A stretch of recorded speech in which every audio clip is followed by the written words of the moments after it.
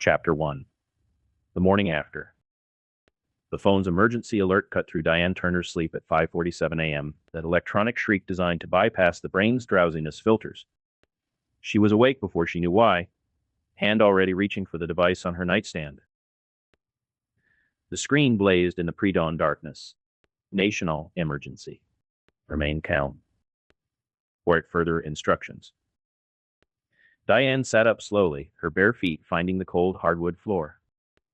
She didn't scramble for the light switch. Didn't call out to anyone. She'd lived alone since Robert passed in 2019.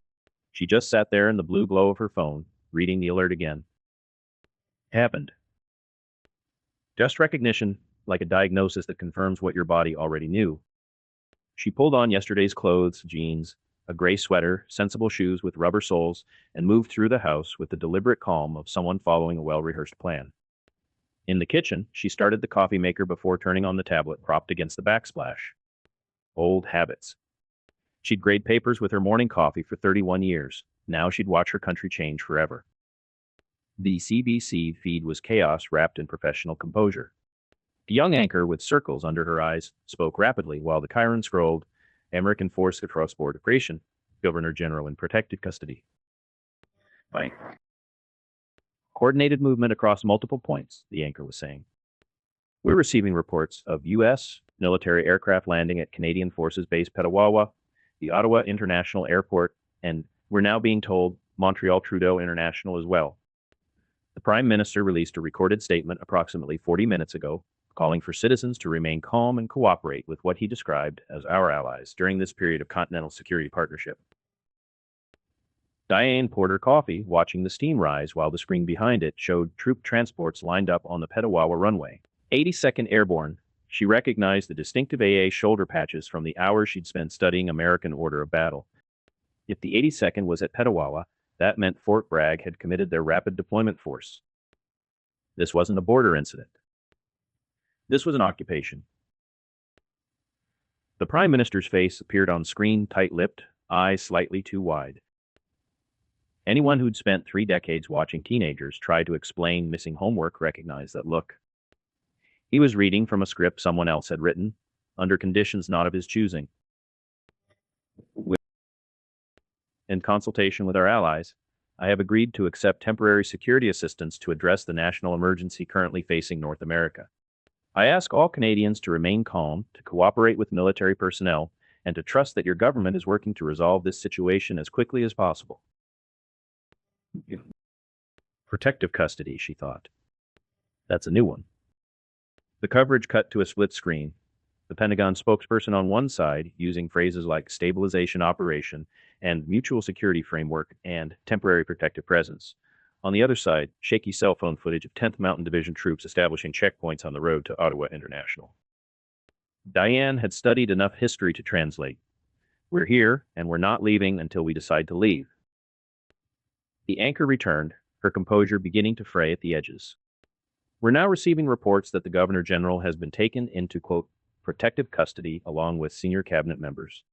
The opposition leader has reportedly been in contact with American officials and is expected to make a statement within the hour. Puppet government, then.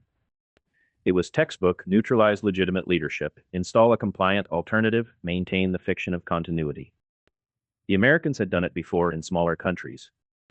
They'd just never done it to a neighbor. Diane muted the tablet when they cut to footage of the 82nd Airborne's flag being raised at Petawawa. She'd seen enough.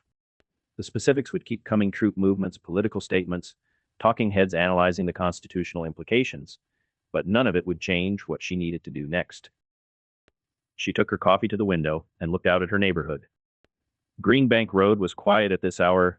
No cars, no joggers, just the gray light of early spring filtering through bare trees. In a few hours, this street would look different. Tech points. Patrols. The visible machinery of occupation settling into place. She had work to do. The basement door was in the hallway off the kitchen, behind a rack of coats, easy to overlook. Diane descended the wooden stairs into fluorescent light, the hum of the fixtures a familiar welcome. Basement was neat, organized, unremarkable, if you didn't know what you were looking at. A craft room, she'd called it for 2 years, scrapbooking. Quilting. The sort of gentle retirement hobbies that made the neighbors smile and stop asking questions. The quilting frame held a project she'd never finish, a half-completed pattern in blues and grays. The scrapbooking supplies gathered dust in labeled bins, stickers, decorative paper, photo corners she'd never used. Cover story. Camouflage. The harmless clutter of an older woman with too much time and no one to spend it with. But the workbenches along the far wall told a different story. 12 reconnaissance drones sat in phone-lined cases, their rotors folded, their cameras dark. She'd built most of them herself from off-the-shelf components.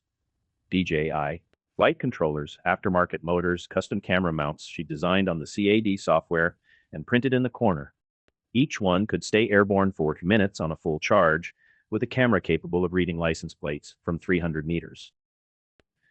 6 more occupied a separate shelf. These had payload bays, modifications you wouldn't find in any hobby shop manual. Nothing too sophisticated. Nothing that required military-grade materials. Just structural reinforcements, release mechanisms, and enough carrying capacity for what the Ukrainian manuals called impact packages. The components for those packages were stored elsewhere, distributed across 3 different locations. Compartmentalization extended to hardware, not just people. Battery banks lined the wall. 48 lithium packs, fully charged, each one labeled with masking tape and a date. Spare motors in a fishing tackle box. Extra controllers, the good ones, with extended range and military-grade encryption. Rolls of antenna wire for boosting signal in dead zones. Soldering station with a magnifying lamp.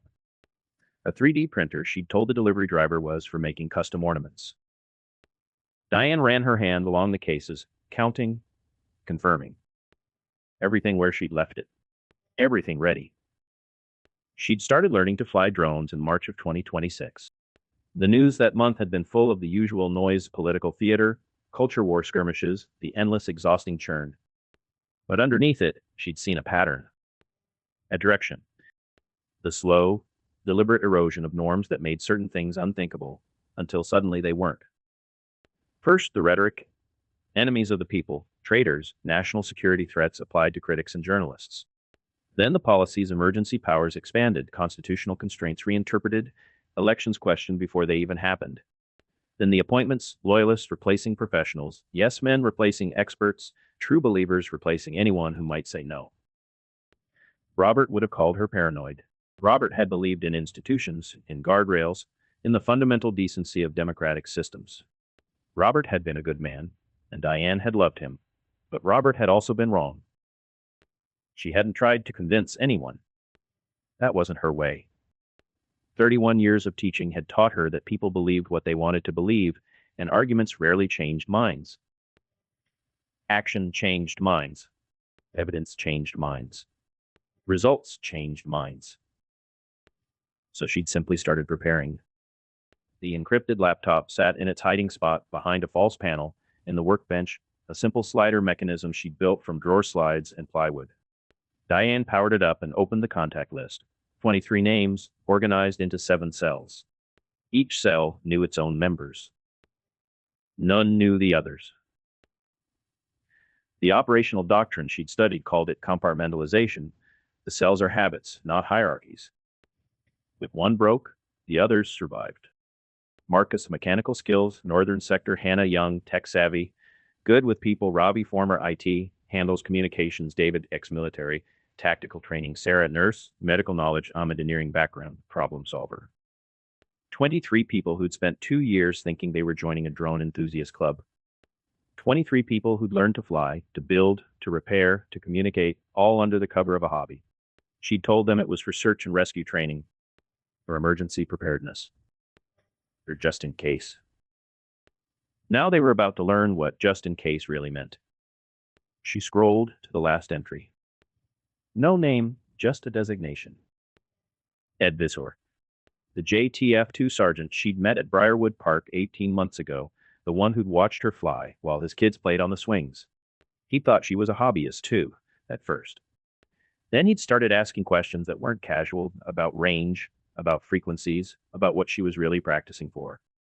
Then he'd stopped asking questions at all and just started showing up to help with the technical stuff. He'd never told her his real mission. He hadn't needed to. A special forces operator with young children, living quietly in the suburbs, showing up to a drone club run by a retired English teacher, he was doing exactly what she was doing. Preparing, positioning, building capability before it was needed. She wondered where he was now.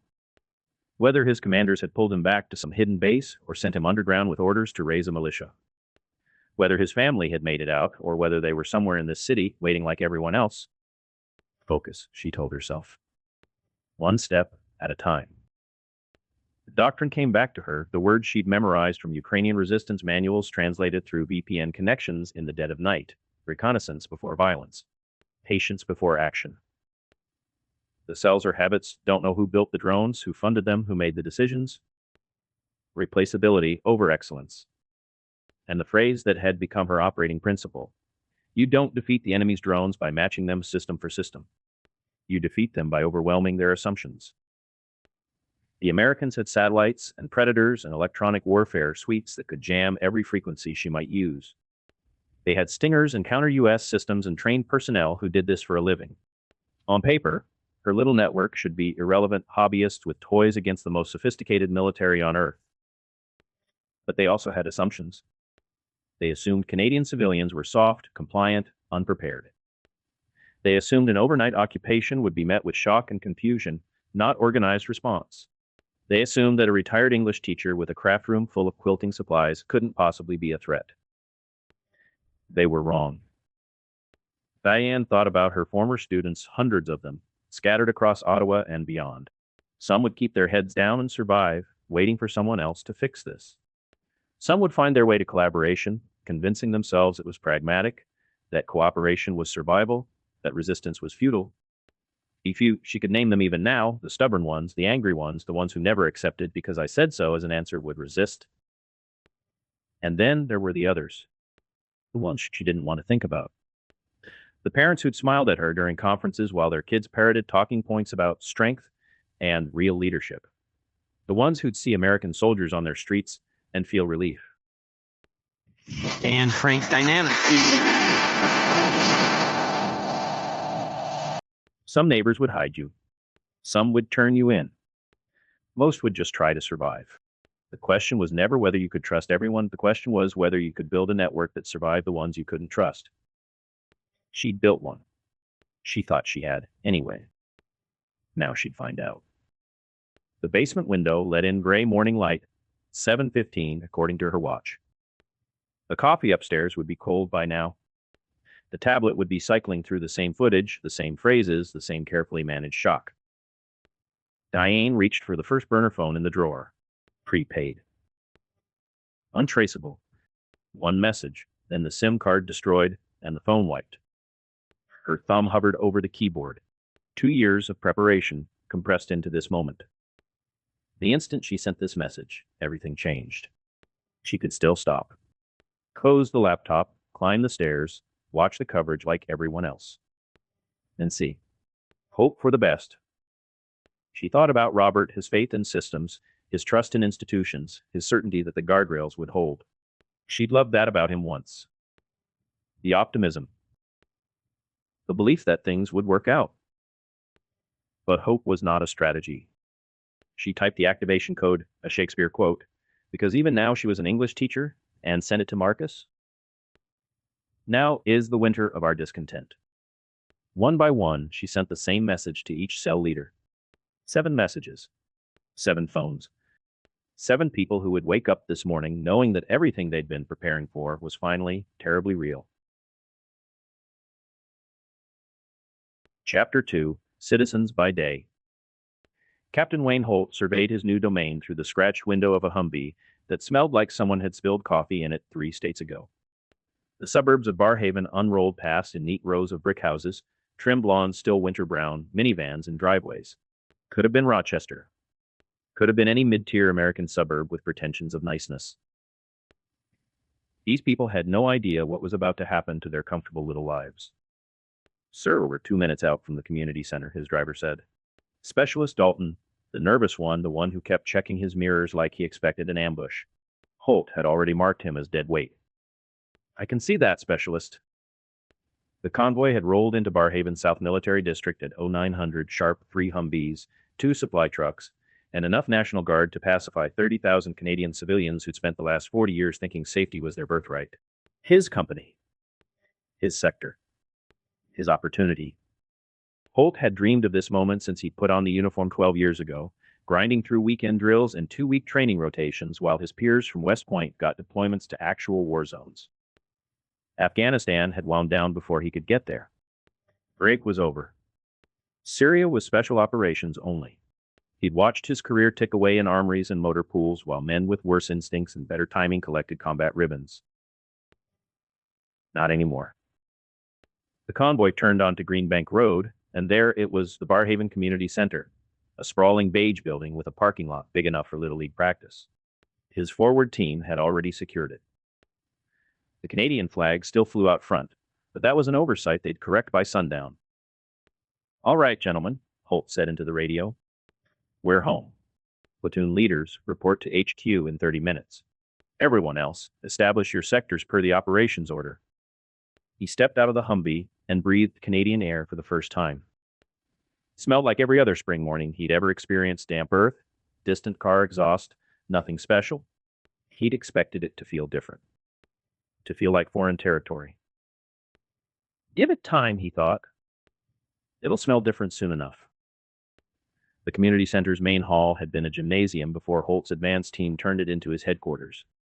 Folding tables now served as desks, maps taped to cinderblock walls, extension cords snaking across the basketball court's faded paint.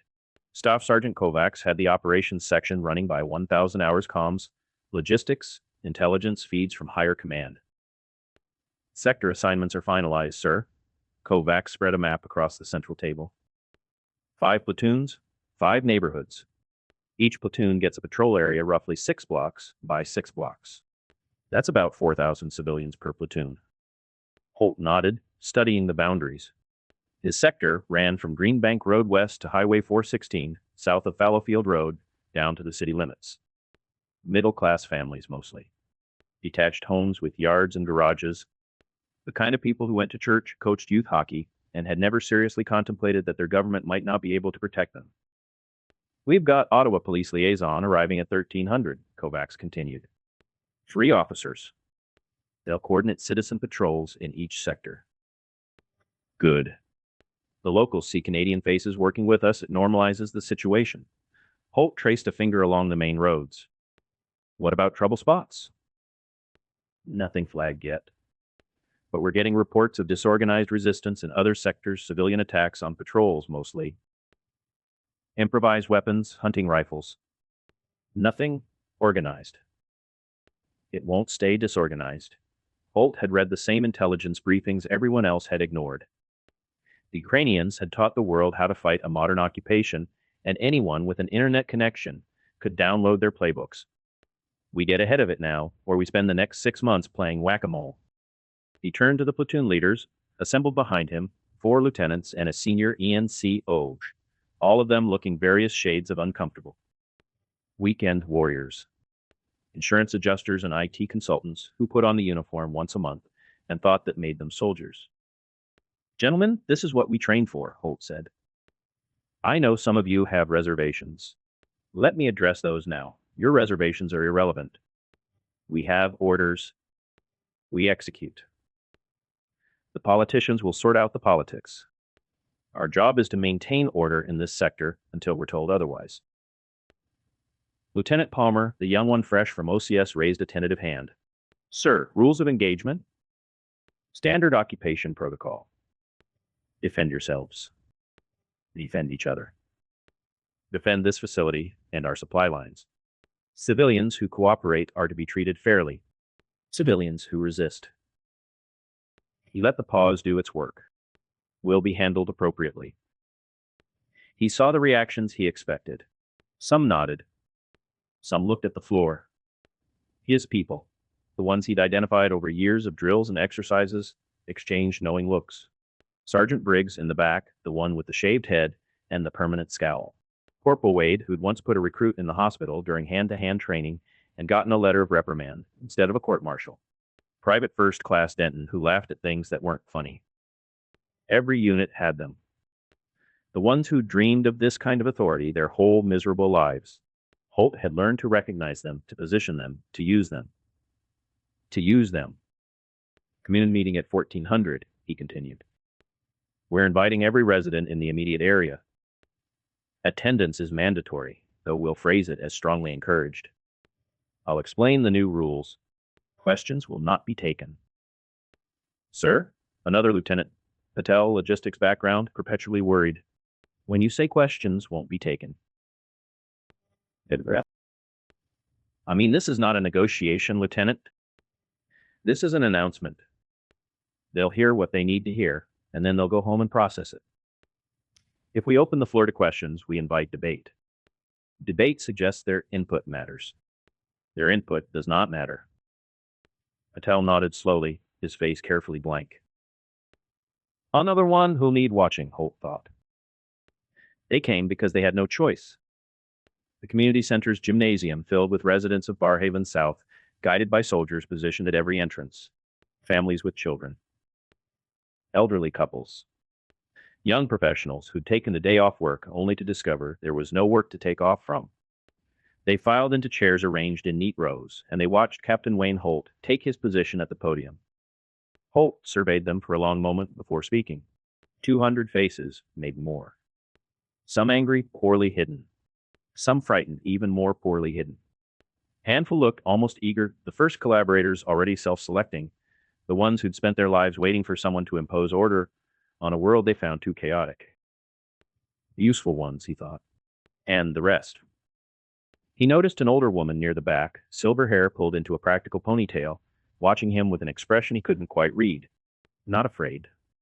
Not angry. Just studying. Like a teacher evaluating a student's presentation. He dismissed her and began. Good afternoon. I'm Captain Wayne Holt, commander of this military district.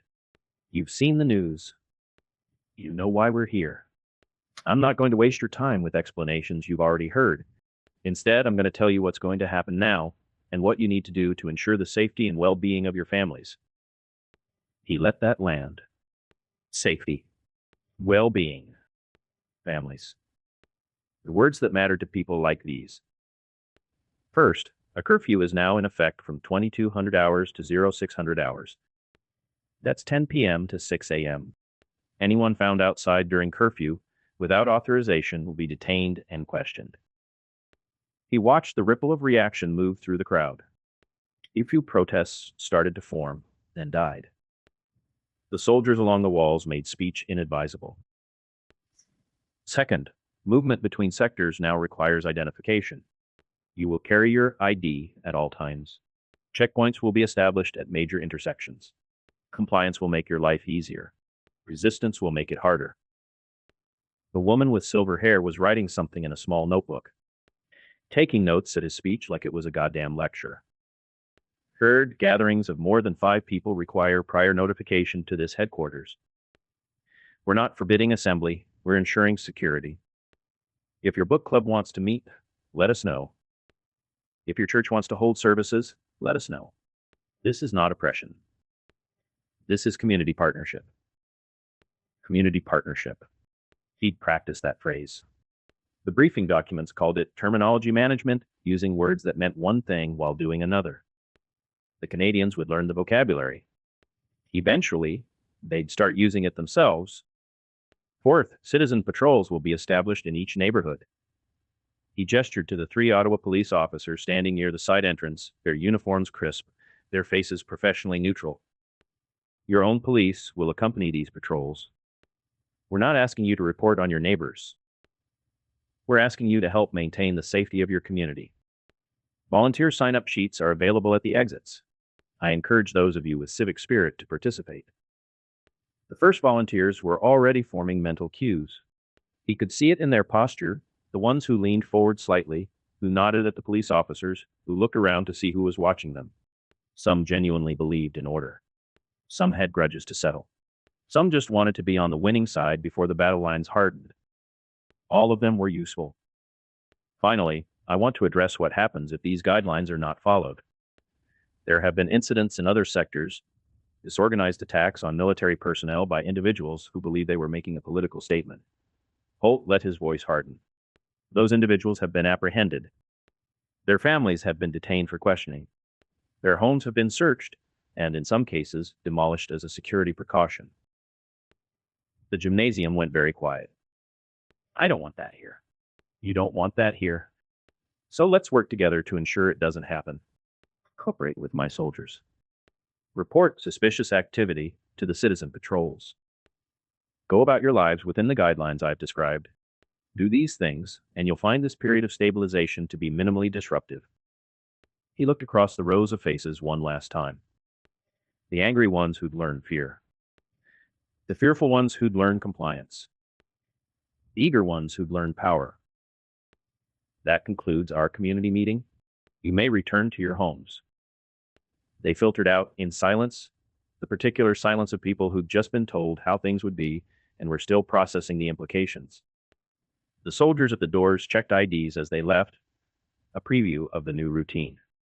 The Citizen Patrol sign-up sheets already had names on them by the time Holt reached the table. 17 volunteers in the first 5 minutes, Sergeant Briggs observed, falling into step beside him. Better than I expected. There'll be more by tomorrow. Fear and opportunism are reliable motivators. Holt scanned the list. Local names, addresses, phone numbers. Any standouts? Guy named Patterson at the top. Former city councilor, apparently. Told Corporal Wade he's been waiting for someone to restore order in this country for years. Put him in charge of the patrol in Sector 3. Give him a vest and a radio. Make him feel important. Briggs grinned, the expression of a man who understood the game. The woman in the back, the one with the notebook. Kovacs flagged her. Why? She's the only one who didn't react. Everyone else showed anger or fear. She just watched. Wrote things down. Left without looking at the sign-up sheet. Holt remembered the silver-haired woman. The teacher's gaze. Name? Turner. Diane Turner. Retired high school English teacher, according to the census data. Lives alone. No flags in the database. Retired English teacher. Holt almost laughed. The most dangerous thing she probably owned was a collection of first editions. Keep an eye on her anyway, he said. But don't prioritize. We've got actual threats to worry about. He walked through the gymnasium toward his office, satisfaction settling into his bones like warmth after cold. His sector. His rules. His opportunity. The collaborators were already lining up. The resistance, if there was any, would be amateurs with hunting rifles and hurt feelings. Higher command would see his reports. A pacified district, a compliant population, a model for how occupation should work. This was going to be easy. Through the window, he watched Diane Turner cross the parking lot toward her car. She moved with the unhurried gait of someone with nowhere particular to be, a retiree heading home to her garden, her television, her quiet, inconsequential life. He never noticed that she hadn't parked in the main lot. That her car was positioned for a quick exit onto a side street. That the route she took home would pass by each of his sector's checkpoints without actually stopping at any of them. Chapter 3. The network wakes. The checkpoint appeared at the Barrhaven boundary like it had always been there.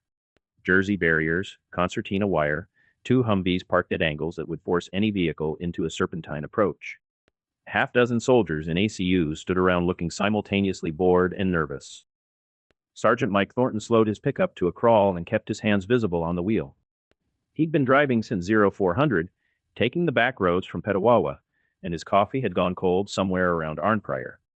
3 days since the 82nd Airborne had dropped on the base. 3 days since CANSIP leadership had made the only smart call available: stand down, disperse, survive. They hadn't surrendered. They'd just gone home. The soldier who approached his window was young, maybe 22. New York Guard, based on the shoulder patch. Weekend warrior who probably sold insurance or taught high school history back in Albany. His rifle was slung, but his hand rested near the grip. Morning, sir. license and registration. Thornton handed over his civilian ID. The legend was simple: private contractor, electrical work, had been on a job site in Pembroke when the borders closed. Just a guy trying to get home to his family. The best covers were the boring ones. Where are you headed? Barrhaven. My house is on Fallowfield, about 2 clicks past Chapman Mills. The soldier studied the ID, then studied Thornton's face. His eyes lingered on the pickup's bed, empty, except for a toolbox and a cooler. The weapons were in a hidden compartment welded under the truck bed. The communications gear was in the false bottom of the toolbox. His CO had spent 14 hours before departure teaching him how to beat an X-ray sweep. You live here? 12 years. Thornton allowed himself a small smile. Kids go to school at Barrhaven. The soldier's posture shifted almost imperceptibly. Kids. School. The magic words that transformed a potential threat into just another dad. These guys weren't monsters.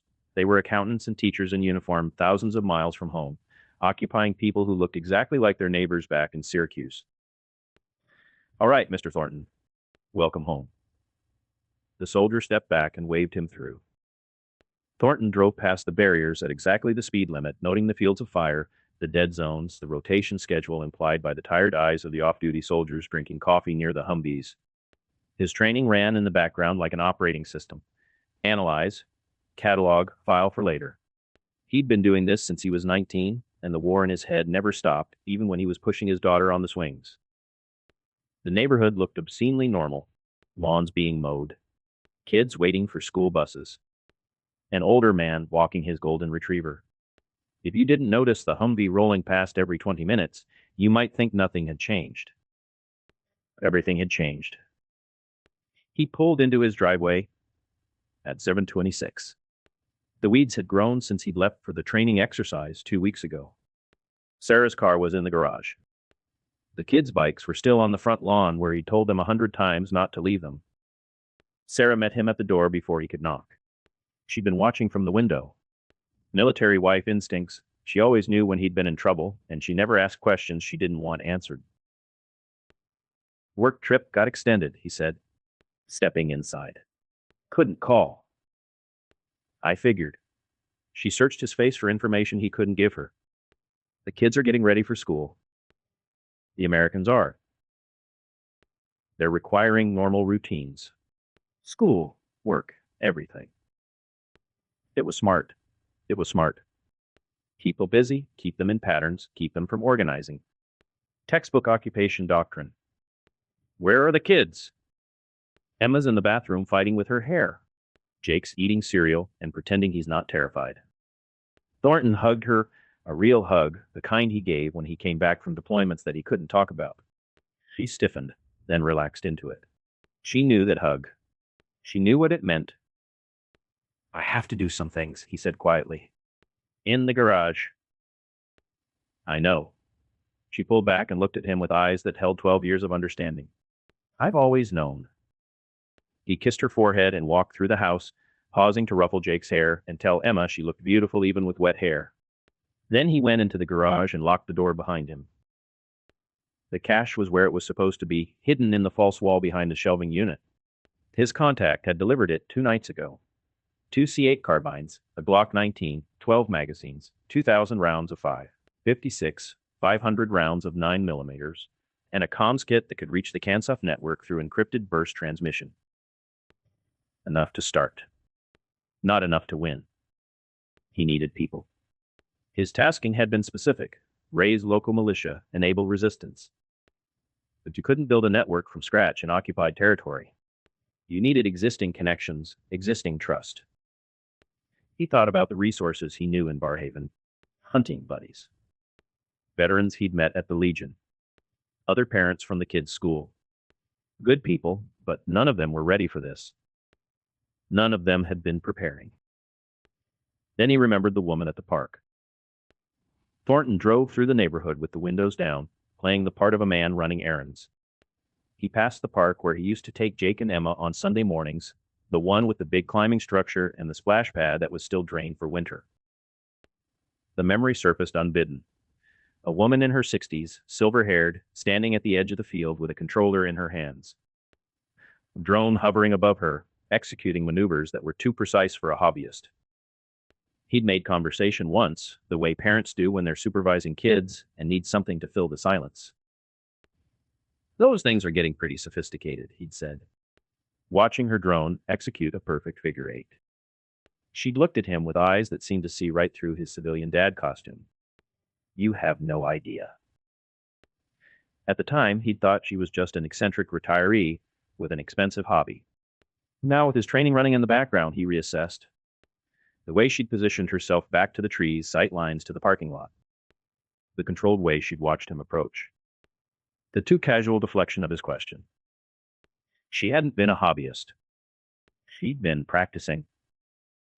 Diane Turner. He'd learned her name later from neighborhood gossip. Retired English teacher.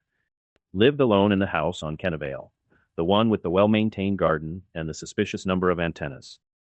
He turned onto her street. Counter-surveillance was habit now, not conscious thought. He parked 2 blocks away, walked a circuitous route that took him past several houses with clear sight lines, doubled back once to check for tails. Pointless, probably. The American patrols were predictable and undermanned, and they weren't looking for him specifically. The habits kept you alive. Diane's house sat at the end of a cul-de-sac, backing onto a greenbelt that connected to the Trans-Canada Trail. Good terrain for exfiltration.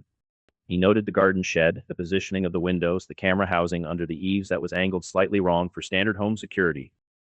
He knocked on the door at 0937. She answered within 30 seconds, wearing reading glasses and a cardigan that made her look like everyone's favorite grandmother. Her eyes tracked his hands, his waist, the outline of his jacket. Then she looked past him, scanning the street with a casualness that wasn't casual at all. Mr. Thornton. Not a question. I was wondering when someone would come. You know who I am. I know what you are. There's a difference. She stepped back from the doorway. Come inside. Quickly. He entered a living room that looked like a retired English teacher's home should. Bookshelves covering every wall, comfortable furniture, photographs of what appeared to be students and grandchildren. But his trained eye caught the details. The books were arranged with gaps that could serve as observation points. The furniture was positioned to create clear fields of fire from multiple angles. And the innocuous cat calendar on the wall was hung at exactly the height to conceal a reinforced panel. You've been preparing, he said. Since 2026, she moved past him toward the basement door. I assume you have tasking from CANSUF Command. Raise militia. Enable resistance. Connect to the network. Yes? He stopped walking. How do you know that? Diane looked back at him with the patience of someone who'd expected this question and was disappointed he'd asked it anyway. Because it's what I would have ordered, she said. If I were running CANSUF, which I'm not, because I'm a retired English teacher who spends her Sundays flying recreational drones. She opened the basement door. The stairs led down to what should have been a standard suburban basement. Laundry room, storage, maybe a workshop. Instead, Thornton found himself in a command center. Tables covered with maps, real paper maps, nothing digital. A charging station with 8 slots, 6 of them occupied by consumer drones modified with external antenna mounts. Filing cabinet that he suspected held more than documents. Whiteboard covered in names and grid references, written in a code he didn't immediately recognize but could probably crack in an hour. You've been ready longer than we have, he said. I've been ready longer than your commanding officers thought anyone could be. Diane moved to the whiteboard and began pulling down papers, revealing a second layer underneath. Network diagrams. Contact protocols. Delivery schedules. I started building this in February 2026, when the rhetoric from Washington shifted from posturing to planning. Most people heard threats. I heard timetables. Thornton studied the network diagram. Cellular structure, 3-person groups, dead drops for communication. Classic resistance architecture, but with modern additions he didn't recognize. Who else knows about this? No one knows everything. That's the point. Diane picked up a controller and powered on one of the drones. It hummed to life with a frequency that suggested modified motors. A cell does not know who built the drone it flies. A builder does not know which cell receives their work. The funding comes through 6 layers of cutouts. Even I don't know everyone. How many cells? In Barrhaven, 12 active, 8 reserve, roughly 60 people. But we're just one node. There are networks in Orleans, Canada, the Glebe. We coordinate through shared intelligence, not shared command. Thornton's understanding shifted. He'd come here, expecting to find a resource, a contact, maybe a few assets he could recruit into the militia he'd been tasked to build. Instead, he'd found a fully operational resistance network that dwarfed anything Kansuf could have assembled in 2 years, let alone 3 days. "What do you need from me?" he asked. Diane smiled, the first genuine expression he'd seen from her. The correct question.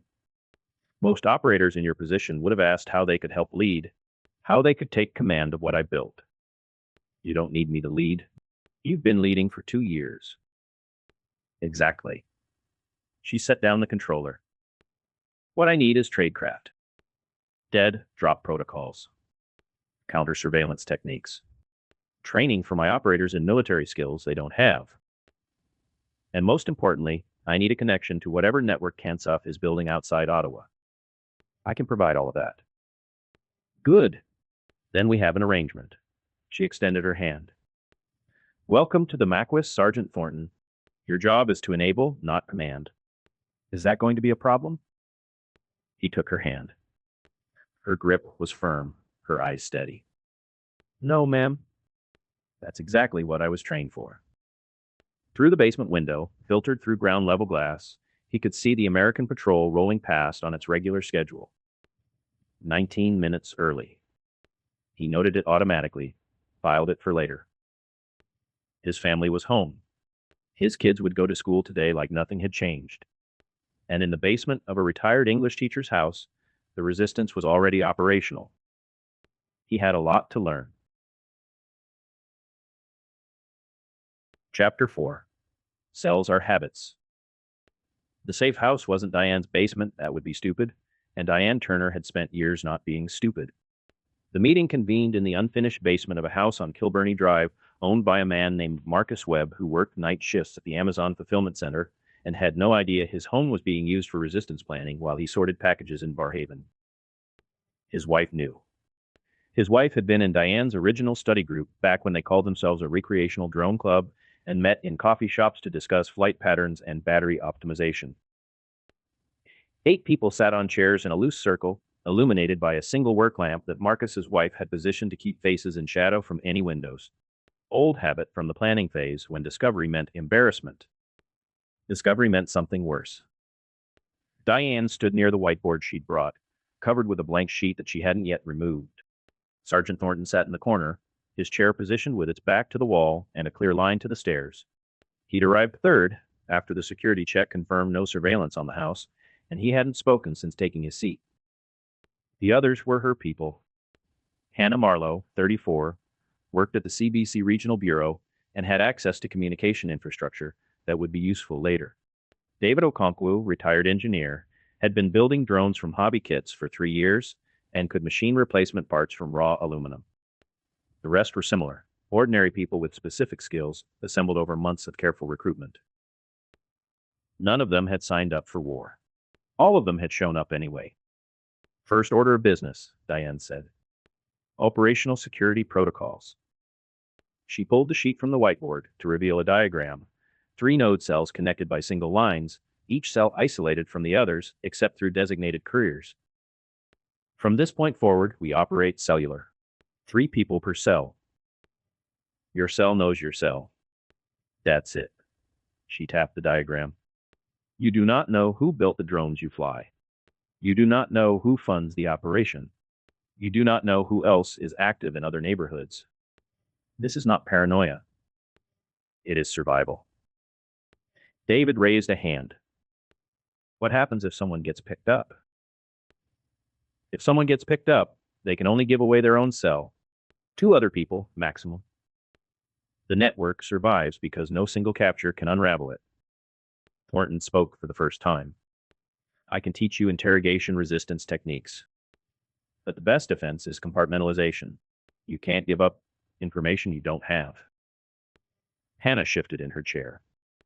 How do we coordinate if we can't communicate directly? Dead drops. Thornton stood and moved to the whiteboard. Diane stepped aside. This was his expertise, and she'd learned to recognize when to cede the floor. Physical locations where written messages are left and retrieved. No electronic signature, no metadata, no phone records. I'll establish a rotation of sites and teach each cell the protocol. He sketched a simple diagram. A marker site that signaled a message was waiting, a separate pickup location, a third site for confirmation of receipt. You check the marker site on your assigned schedule. If you see the signal, you retrieve the message within your window. You confirm retrieval at the third site. If someone misses their window, we assume compromise and rotate all sites. That seems slow, Hannah said. It's slower than a text message. It's also unjammable, unhackable, and doesn't leave a digital trail that someone can subpoena from your phone carrier. Thornton's voice was flat, professional. The Americans have access to every cell tower in the city. Every call, every text, every data packet. We assume they're logging everything. We give them nothing to log. Diane nodded. Speed is a luxury we can't afford. Patience is a discipline we must master. A phone buzzed. Every head turned toward the sound. Marcus's wife, Alicia.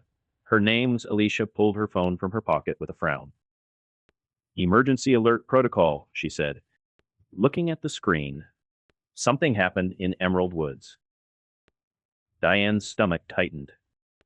Emerald Woods was 4 blocks over, a neighborhood similar to this one. Similar demographics, similar suburban quiet. She'd considered recruiting there, but had decided the network was too thin to extend that far. What kind of something? Alicia's face went pale as she read. Someone shot at a citizen patrol 2 hours ago. The Americans are responding. The room went silent. The reports came in fragments over the next 20 minutes, passed through text chains and whispered phone calls that violated every security protocol Diane had just established. She let it happen. This wasn't a time for operational discipline. This was a time to understand what had changed. The shooter was a man named Gerald Foss. 63 years old, retired machinist, lived alone in a bungalow on Appledale Crescent. His wife had died 2 years ago. His son lived in Vancouver. He had no connection to any organized resistance, just a man with a hunting rifle and a breaking point. He'd fired on a citizen patrol as they walked past his house. 3 shots. One hit a patrol member in the shoulder. The other 2 went wide. Then he'd run. Not far. Into his own backyard, where the American Quick Reaction Force had found him hiding in his garden shed 45 minutes later. What happened to him? David asked. Alicia kept reading, her voice unsteady. Detained. They took him and... She stopped. And what? They demolished his house. Military engineers. Brought in equipment and knocked it down. Took about an hour. She looked up from her phone. There's video. Someone's uploading it to everything. Diane pressed her lips together. Show me? The video was grainy, shot from a distance, probably through a window. It showed a small suburban house, white siding, blue shutters, a garden in the front yard that had been carefully tended. An American military vehicle sat on the lawn. Soldiers stood in a perimeter, keeping neighbors back. Then the sound started. Hydraulics. A tracked vehicle rolling into frame, equipped with a demolition arm. It positioned itself at the corner of the house and began to push. Walls buckled. The roof sagged. In less than 3 minutes, a home where a man had lived for 30 years was reduced to rubble. The video ended with a shot of the debris pile, a soldier planting an American flag on top. Jesus Christ, someone whispered. This is day 5, Diane said. Her voice sounded strange in her own ears, flat and distant. Day 5 and they're already demolishing homes. Hannah was on her feet. We have to do something. We have to respond. Respond how? I don't know. Strike back. Show them they can't do this. Strike back where? How? With what? Diane turned to face her, feeling the weight of all that preparation pressing down on her shoulders. We have 8 drones operational, 12 cells, 60 people who haven't fired a shot in anger. Gerald Foss had a hunting rifle and a grudge. What do you think happens if we attack the soldiers in our neighborhood? Hannah's hands clenched. We can't just... We can. And we will. Diane moved to the basement window, the one that looked out at ground level toward the south. Come here. All of you. They gathered at the window. Through the glass, through the trees, visible against the evening sky, a plume of smoke. That's Emerald Woods, Diane said. That's what happens when you fight in your own neighborhood. Gerald Foss attacked from his own address. They found him in his own backyard. They demolished his own house while his neighbors watched. His family, David started. He lived alone. That if he'd had a family, they'd be in detention right now. Protective custody, they'll call it. You've all seen the news. You know what that means. The smoke rose against the darkening sky like a signal, like a warning. We don't fight here, Diane said. We don't attack the patrols in our neighborhood. We don't shoot at the soldiers who walk past our houses. Do you understand why? Silence. Because those soldiers will know exactly who to look for. They'll have our names, our addresses, our routines. They've been cataloging us since day one. Who cooperates, who looks suspicious, who might be trouble. She turned back to face them. If we attack locally, they don't have to investigate. They already have a list. And that list includes everyone in this room. Hannah's hands were clenched into fists at her sides. So what do we do? Just let them destroy people's homes? We attack distant targets. Thornton's voice cut through the tension. Logistics, communications, fuel, depots, assets that are far from Barrhaven where they have no reason to connect the attack back to us. Reconnaissance before violence, Diane added. We watch, we learn, we map their patterns. And when we strike where they aren't looking. They'll chase ghosts in Ottawa while we smile and wave at the patrols on our street. That's... Hannah shook her head. That's cold. Yes. Diane didn't flinch from it. It's cold. And it's smart. And it's how we survive long enough to actually hurt them. She moved back to the whiteboard and began sketching, a map of Ottawa, with Barrhaven marked in one corner and several X's scattered across the rest of the city. These are our target categories. Airport infrastructure, not the terminal, but the fuel farms, the maintenance hangars. Military supply depots, they're using the old D&D buildings on Alta Vista. Communications relays, there are 3 major nodes we've identified that carry military traffic.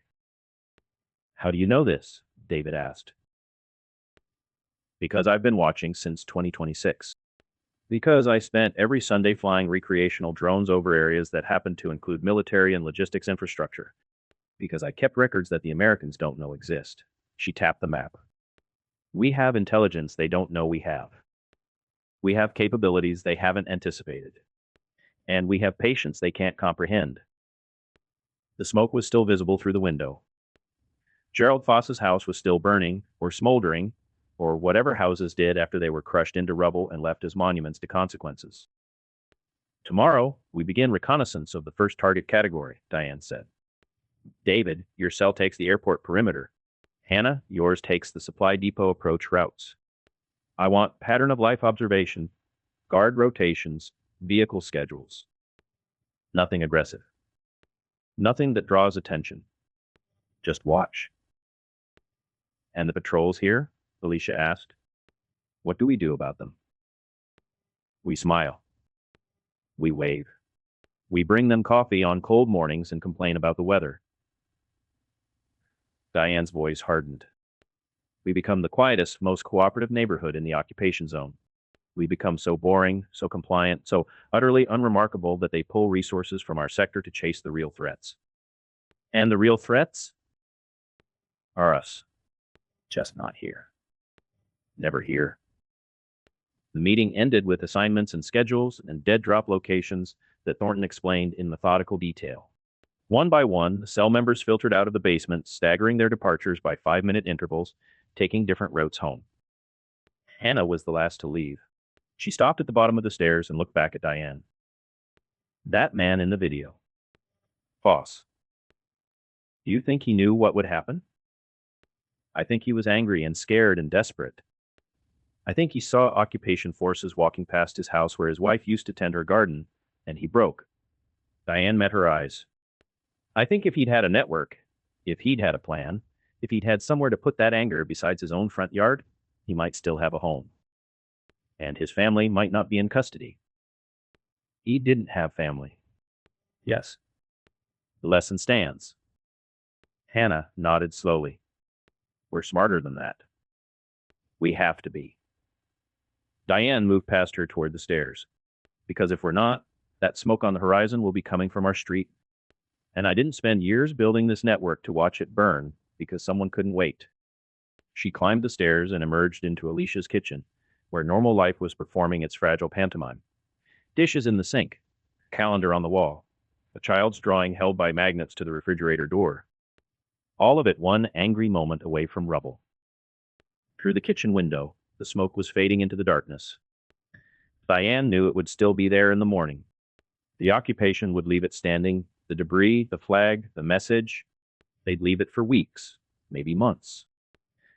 A reminder to everyone who drove past. Chapter 5. The Weekend Warriors. The coffee was watered down instant, from a tin that had probably been military surplus since Desert Storm. Staff Sergeant Mike Kowalski drank it anyway. The community center still smelled like chlorine from the pool they drained for security purposes. Now it smelled like chlorine and feet, and the particular staleness of men who'd been sleeping in shifts on cots for a week. The captain had requisitioned the place on day one, renamed it Company HQ. Hung an American flag where the community bulletin board used to be. Today's patrol covers sectors Charlie and Delta. Kowalski spread the laminated map across the table. His squad leaders leaned in. Sergeant First Class Torres and Sergeant Martinez, both reservists like him. Torres taught 4th grade in Utica. Martinez ran a tire shop. Now they were patrolling a Canadian suburb like they'd trained for this their whole lives. They hadn't. We'll have Ottawa police accompaniment, Kowalski continued. Officer Gagnon. Torres glanced up. Same guy from Thursday? Same guy. Gagnon was already waiting by the door, arms crossed, expression flat. Mid-50s, salt and pepper mustache, the tired of a man watching his own city get occupied and deciding to show up for work anyway. Kowalski didn't know what to make of him. Didn't know what to make of any of them. The door opened, and 3 civilians walked in. The volunteer coordinator, a heavy-set woman named Brenda who'd introduced herself on day 2 with enthusiasm that made Kowalski's skin crawl, waved them forward. These are today's community patrol volunteers. Ted, Janice, and Roger. Ted was mid-60s, wearing a windbreaker and a smile that didn't reach his eyes. Janice looked nervous, clutching a notebook. Roger just looked angry. Before we even start, Roger said, stepping forward, I want to talk about the Hendersons on Longfields. Unit 44. That guy. We'll cover concerns during the patrol, Kowalski cut him off. Not here. Roger's jaw tightened, but he stepped back. Brenda beamed like this was exactly how things should work. Hearts and minds, right, Sergeant? Kowalski didn't answer that. He didn't believe in hearts and minds. He believed in getting his people home alive.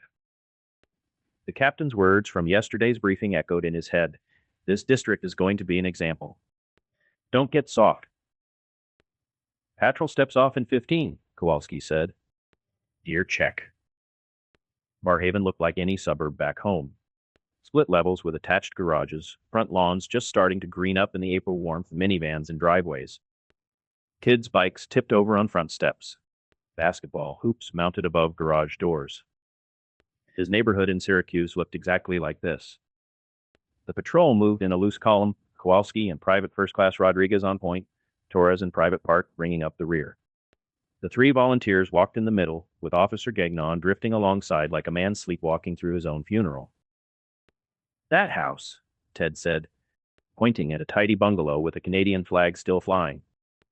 The guy who lives there never came to a single community event. Not one. In 15 years. Kowalski kept walking. I'm just saying, Ted continued. Antisocial behavior is a warning sign. The captain said. I know what the captain said. Janice scribbled something in her notebook. Kowalski tried not to think about what. They passed a woman gardening in her front yard. She looked up, frozen, trowel in hand. Kowalski gave her a small nod. She didn't nod back. A lot of these people, Roger said. Loud enough for everyone to hear. They don't appreciate what we're doing here. Ungrateful. Canada was falling apart before. Keep your voice down, Gagnon said quietly. You're not helping. Roger shot him a look, but shut up. They walked on. A boy, maybe 10 years old, watched them from his bedroom window. Rodriguez, 19, hadn't shaved in 4 days because he couldn't grow a proper beard, waved at the kid. The kid ducked behind his curtain. The woman with the coffee came out of nowhere. Not nowhere, from her front porch where she'd apparently been waiting. 40-something, graying blonde hair pulled back, wearing an Ottawa senator's sweatshirt and carrying a tray with paper cups. Coffee? She said. Fresh pot. I figured you boys might want something warm. Kowalski stopped the patrol with a raised fist. Rodriguez was already reaching. Kowalski said carefully. That's kind of you. My name's Marilyn, she smiled. It looked genuine. That was worse somehow. My husband worked at the civic hospital. He's not sure when they'll let him go back. In the meantime, I figured. She shrugged. You look young. All of you. She wasn't wrong. Rodriguez was 19. Martinez was 23. Even Torres, the old man of the platoon, was only 34. You have kids? Marilyn asked Kowalski directly. 2. Boy and a girl. And 5. Same ages as my grandkids. She set the tray down on her front steps. Take what you want. Leave the rest for whoever passes by. Kowalski hesitated, then took a cup. The coffee was good. Actually good. Real beans, not that instant garbage. Thank you, ma'am. She was already turning to go back inside. At the door, she paused. You didn't choose this. Neither did we. Then she was gone. Ted was already writing in his own notebook. Kowalski hadn't noticed he had one. Janice watched him do it. Friendly house, Ted murmured. Unit 218 at Civic Hospital. Cold dread settled in his stomach. The demolished house appeared around the corner like a wound in the neighborhood's face. Yellow tape. Rubble. The skeleton of what had been a 2-story colonial, now reduced to broken concrete and exposed rebar. A child's bicycle, red with training wheels, half buried in debris. Photo frames scattered across what used to be a lawn. Glass catching the morning sun. Stabilization measures, Brenda had called it on day 4, when the engineers rolled in with their excavators. Kowalski's soldiers went quiet. That's what happens to troublemakers, Ted said. The satisfaction in his voice was unmistakable. The family that lived there, husband got mixed up with the wrong people. Attacked one of your citizen patrols 2 nights ago. Shot a volunteer. Roger nodded approvingly. Fast response. I heard it took less than 2 hours. Officer Gagnon looked away. You know them? Kowalski asked him quietly. Everyone knew him. Gagnon's voice was barely audible. Gerald Voss, 63 years old. Retired machinist.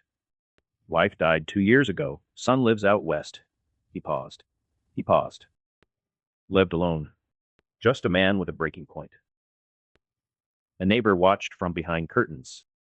As Kowalski looked up, the curtains snapped shut. Rodriguez had stopped moving entirely. He was staring at the red bicycle, its training wheels bent at impossible angles. Kowalski's voice came out harsher than intended. Keep moving. They kept moving. The rubble stayed behind them. The smell of concrete dust didn't. Outstanding patrol, Staff Sergeant. The captain's office was the community center manager's old workspace. Same cheap desk, same fluorescent lights, but now with an American flag pinned to the corkboard and a laminated Barrhaven South Military District sign taped to the door.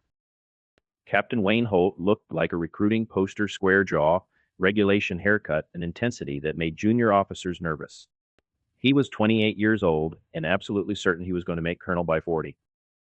Kowalski stood at parade rest and kept his face neutral. The Citizen Patrol program is working exactly as designed, Holt continued. Community partnership. Local eyes. The volunteers are identifying concerns we'd never see on our own. Concerns. Like a man who didn't attend community events. Like a woman who offered coffee. Yes, sir. I heard about the Sergeant Martinez incident yesterday. Holt leaned back in his chair. One of his soldiers accepted cookies from a teenager.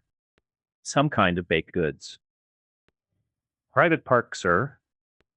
A family offered him. They're gathering intelligence on you. Holt cut him off. Every smile is a weapon. Every coffee, every cookie, every how are your kids, it's reconnaissance. They're cataloging which of your soldiers are soft, which ones might hesitate. Do you understand? Kowalski understood that Mrs. Marilyn from this morning had poured coffee for men who might one day search her house. He understood that Ted had written down her address. Yes, sir. This district is going to be an example, Kowalski. Holt leaned forward. Other sectors are having problems. Drones. Sabotage. IEDs. Not here. You know why. Because they know we won't hesitate. They saw what happened to that house 2 nights ago. That's the message. The red bicycle with bent training wheels flashed through Kowalski's mind. Don't get soft, Holt said. Dismissed. Outside the captain's office, Rodriguez was showing pictures on his phone to 2 local kids, twins, maybe 7 years old, who'd wandered too close to the perimeter and hadn't been shooed away yet. The photos were of Rodriguez's dog back home, a fat beagle named Winston. The kids were laughing. Ted stood 20 feet away, notebook open, watching. Kowalski watched them all. The soldier who missed his dog. The kids who'd never seen a dog that fat. The collaborator recording, which American was friendly enough to approach. We're turning these people against each other, he thought. And they're helping us do it. Marilyn's words echoed back. You didn't choose this. Neither did we. She was wrong about one thing, though. She thought he hadn't chosen. He had. Every day he put on the uniform he chose. The woman who'd offered coffee waved as they passed her street on the way back. She was on her porch again, watching. Kowalski couldn't tell anymore if she was resistance, informant, or just trying to survive. He suspected, could she? Chapter 6. Reconnaissance before violence. Recon drones should be boring. Sergeant Mike Thornton said it like a prayer, like something he'd repeated so many times it had worn grooves in his brain. He was standing in a basement in Nepean, not Barrhaven, never operate where you sleep, watching 3 civilians stare at consumer drones laid out on a table like surgery patients. Boring? He repeated. Excitement is compromise. If your heart rate spikes, you're doing something wrong. The 3 operators nodded. 2 of them, call signs Sparrow and Finch, were in their 20s, IT workers who pivoted from debugging code to debugging occupation infrastructure. The third, Crow, was 50-something and had flown commercial RC aircraft for 2 decades before Diane recruited her. Sparrow was sweating. First real mission. Pre-flight checklist. Thornton pointed at the nearest drone, a modified DJI Mavic that looked stock but carried an extended battery pack and a thermal camera module. Walk me through it. Sparrow stepped forward, wiping his palms on his jeans. Prop secured. Battery 97%. Camera gimbal free. Return to home coordinates set to. He hesitated. 2? Not here. Our parking lot 2 clicks east. Fallback position. Why not here? Because if we lose signal, the drone comes home. If home is this basement, we've given them our location. Thornton allowed himself a small nod. The kid was nervous, but he paid attention. His phone buzzed. Encrypted message from Diane. Eyes only. Nothing else. Don't be heroes. He pocketed it without replying. She didn't need acknowledgement. She needed results. The drive to the launch site took 40 minutes. 3 separate vehicles, 3 separate routes, timed arrivals at 5-minute intervals. Crow went first in a Honda Civic that could have belonged to anyone's grandmother. Followed in a pickup that fit the neighborhood. Thornton and Sparrow came last in a commercial van with Ottawa hating and cooling stenciled on the side. The van was real. Belonged to a cell member's cousin who didn't ask questions. Target is the National Guard Logistics Depot, Thornton said as they drove. Southeast corner of the airport perimeter. Fuel storage, vehicle maintenance, supply staging. They've had it operational for 8 days. How do you know that? Because I watched them build it. Thornton kept his eyes on the road. Pattern of life observation. Day 1 through day 6 was construction. Day 7, they started running supply convoys. Day 8, they stopped posting guards outside the wire. They stopped. Internal security only. Too confident. He turned onto Hunt Club Road. That's what we're verifying tonight. Guard positions, patrol timing, blind spots. Entry vectors for future operations. Sparrow was quiet for a moment. When you say future operations. And I mean someone else's problem. Our job is to look. Nothing more. The parking lot was perfect.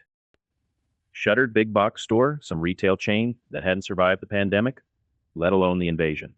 Empty lot, good sight lines, 2 clicks from the depot perimeter. Crow and Finch were already there, parked at opposite corners. Thornton checked his watch. 1847 hours. Dusk in 17 minutes. Optimal launch window. Remember what boring looks like, he said. Let's go fly a drone. The screen glowed amber in the fading light. Sparrow held the controller like it might bite him, thumbs hovering over the sticks with the tension of a man defusing a bomb. Thornton stood 3 feet behind, watching both the operator and the display. The drone had climbed to 200 meters and was now cruising toward the depot at a steady 15 kilometers per hour. Consumer speed. Recreational altitude. Nothing to see here. Approaching perimeter fence, Sparrow murmured. Don't narrate. Watch. The depot materialized on screen in grainy thermal, a collection of prefab structures, connexes stacked 4 high, a motor pool with 8 vehicles visible. The fuel dump was unmistakable. 4 massive ladders glowing warm in the evening cool, surrounded by nothing more than Jersey barriers. Sloppy, Thornton thought. They've been sloppy. Guards were visible, 4 at the main gate, 2 walking a lazy perimeter, their heat signatures bright against the cooling asphalt. Their body language screamed boredom. No vigilance. No fear. Why would they fear? They owned the sky. They had jammers and radar and air superiority. They just hadn't turned any of it on. Mark the patrol route, Thornton said quietly. Time a stamp when they passed the fuel bladders. There. They're not really checking anything. Sparrow sounded surprised. Just walking. Muscle memory patrol. They've been doing it for 8 days without incident. Now they do it on autopilot. Thornton watched a guard stop to check his phone. You could set a watch by the gaps. The drone drifted east, capturing the motor pool. Humvees, cargo trucks, 2 recovery vehicles. The mechanic's bay with its doors open, light spilling out. Someone inside welding, the flare registered white hot on thermal. Communication array. Thornton pointed at a cluster of antennae on the depot's northern edge. Mark it. GPS coordinates. Sparrow's hands were steadier now. The panic of takeoff had faded into focused work. He swept the drone in a slow arc, cataloging everything: entry points, blind spots, the shadow cast by the conic stacks where cameras couldn't reach. Then he froze. Sergeant.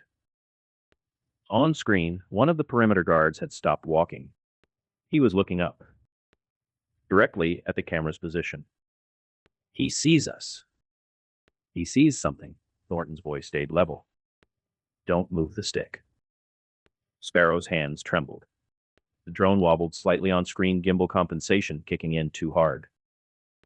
I said don't move. I'm not. Your grip is too tight. You're inducing oscillation. Relax your hands. Let the stabilizers work. The guard below was pointing now, saying something to his partner. The second guard looked up, shrugged, looked away. The first kept staring. Thornton counted seconds.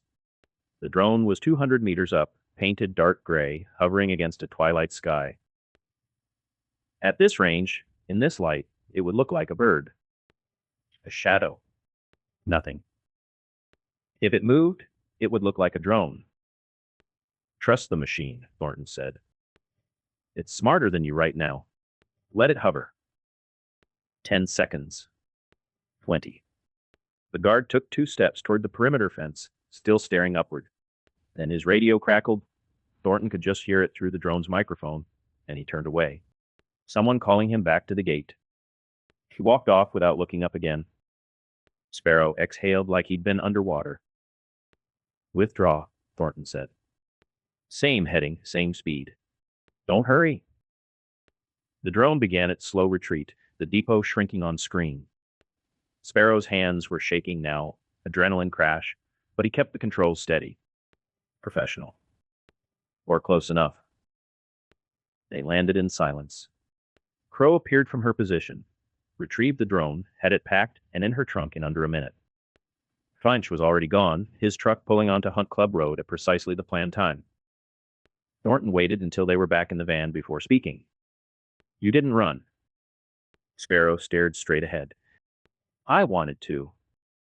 Everyone wants to. You didn't. That's what matters. His hands were steady behind his back, and he meant it. The kid had been tested.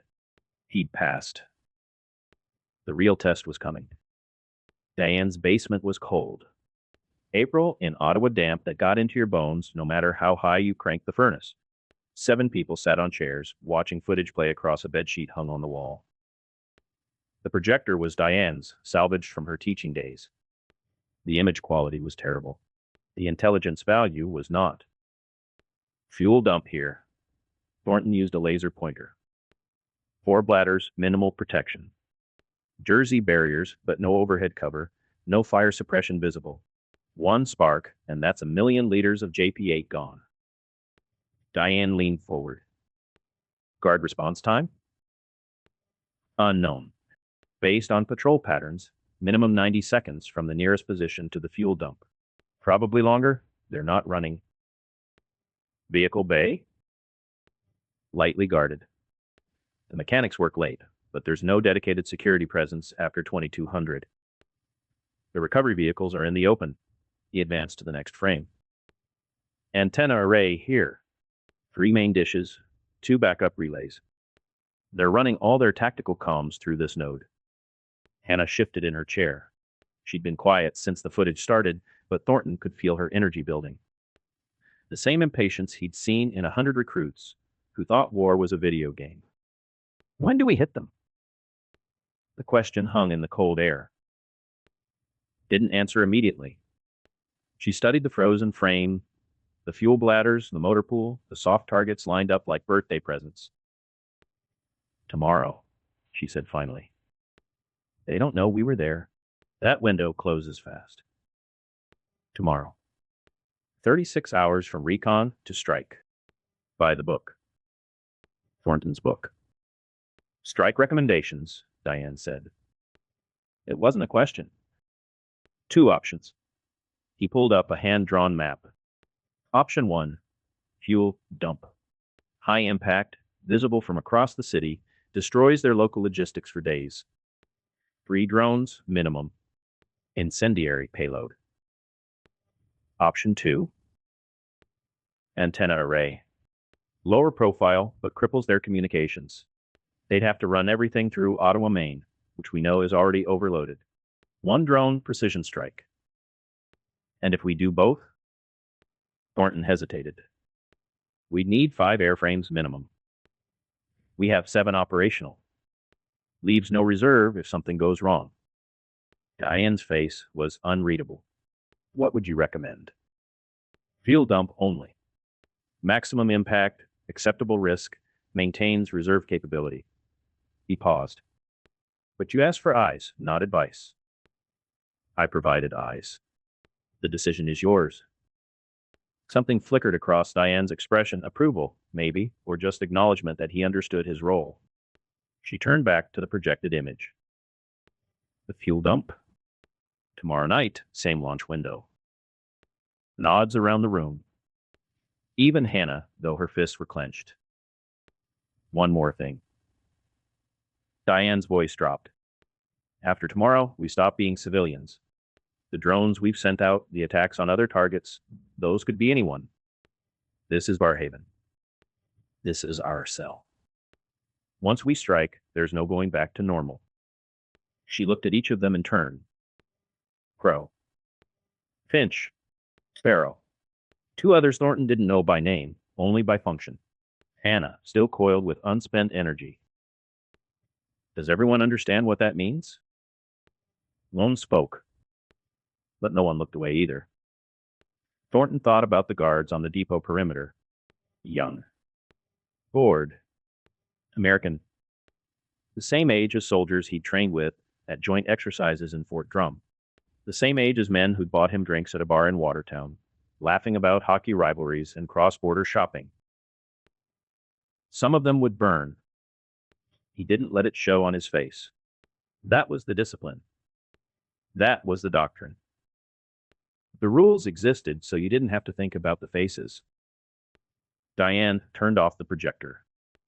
The basement went dark except for the single lamp in the corner. Go home. Act normal. Tomorrow, we start a war. Chapter 7. First Blood. The clock on Diane's mantel ticked with the maddening precision of something that didn't know what was about to happen. 2:47 a.m. The glow of her phone screen was the only light in the living room, casting blue shadows across the furniture she'd owned for 30 years. TPS coordinates. Nothing else. Just numbers representing a point on a map where men were about to die because she'd said so. Drones are in position. The sergeant's voice came through the phone speaker, flat and professional. He was somewhere in the suburbs, too, probably watching the same feed on a different screen. 60 seconds to target. Her hands were steady. They lay still in her lap, folded like she was waiting for a parent-teacher conference. 30 seconds. She thought about Romeo and Juliet. About the way she used to explain to teenagers that tragedy wasn't about bad luck, it was about choices that locked people onto paths they couldn't escape. 2 households, both alike in dignity. Choices made generations ago, playing out in blood. She'd made her choices 2 years ago, the first time she saw the news from Ukraine and understood what was coming. The kids in her drone club hadn't known they were training for war. Neither had she, really.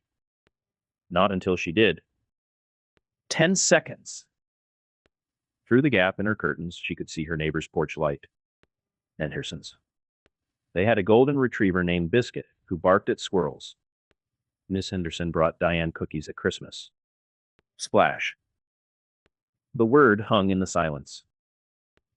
Multiple secondaries. Fuel is going up.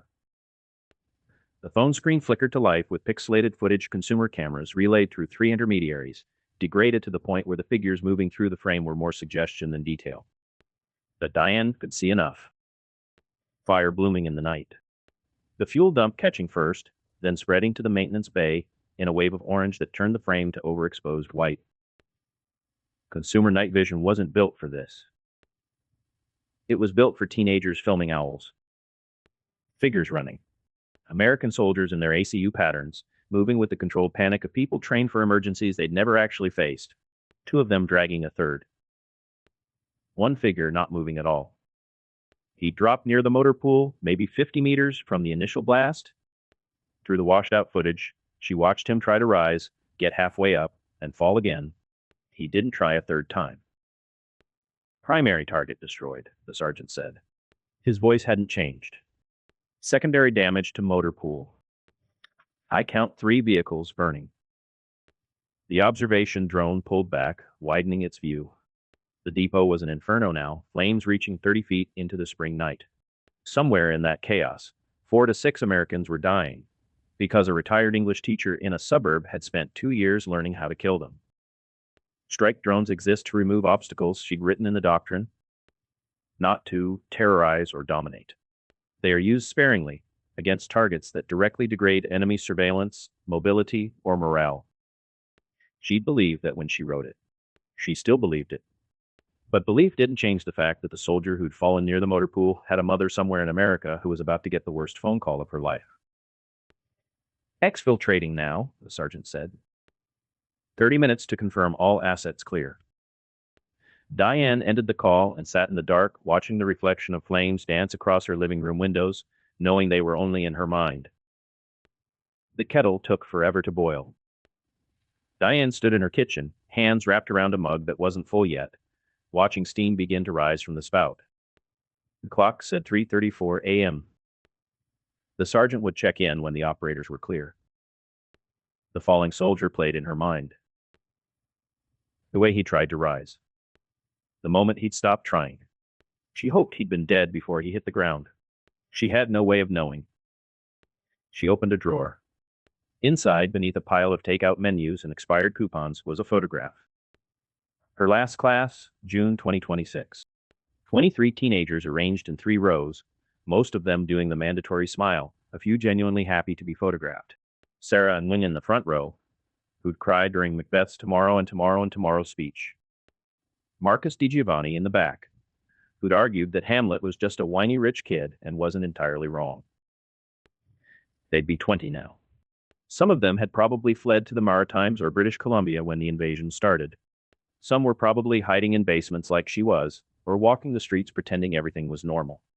Some might even be in cells like hers, preparing to do what she'd just done. She closed the drawer.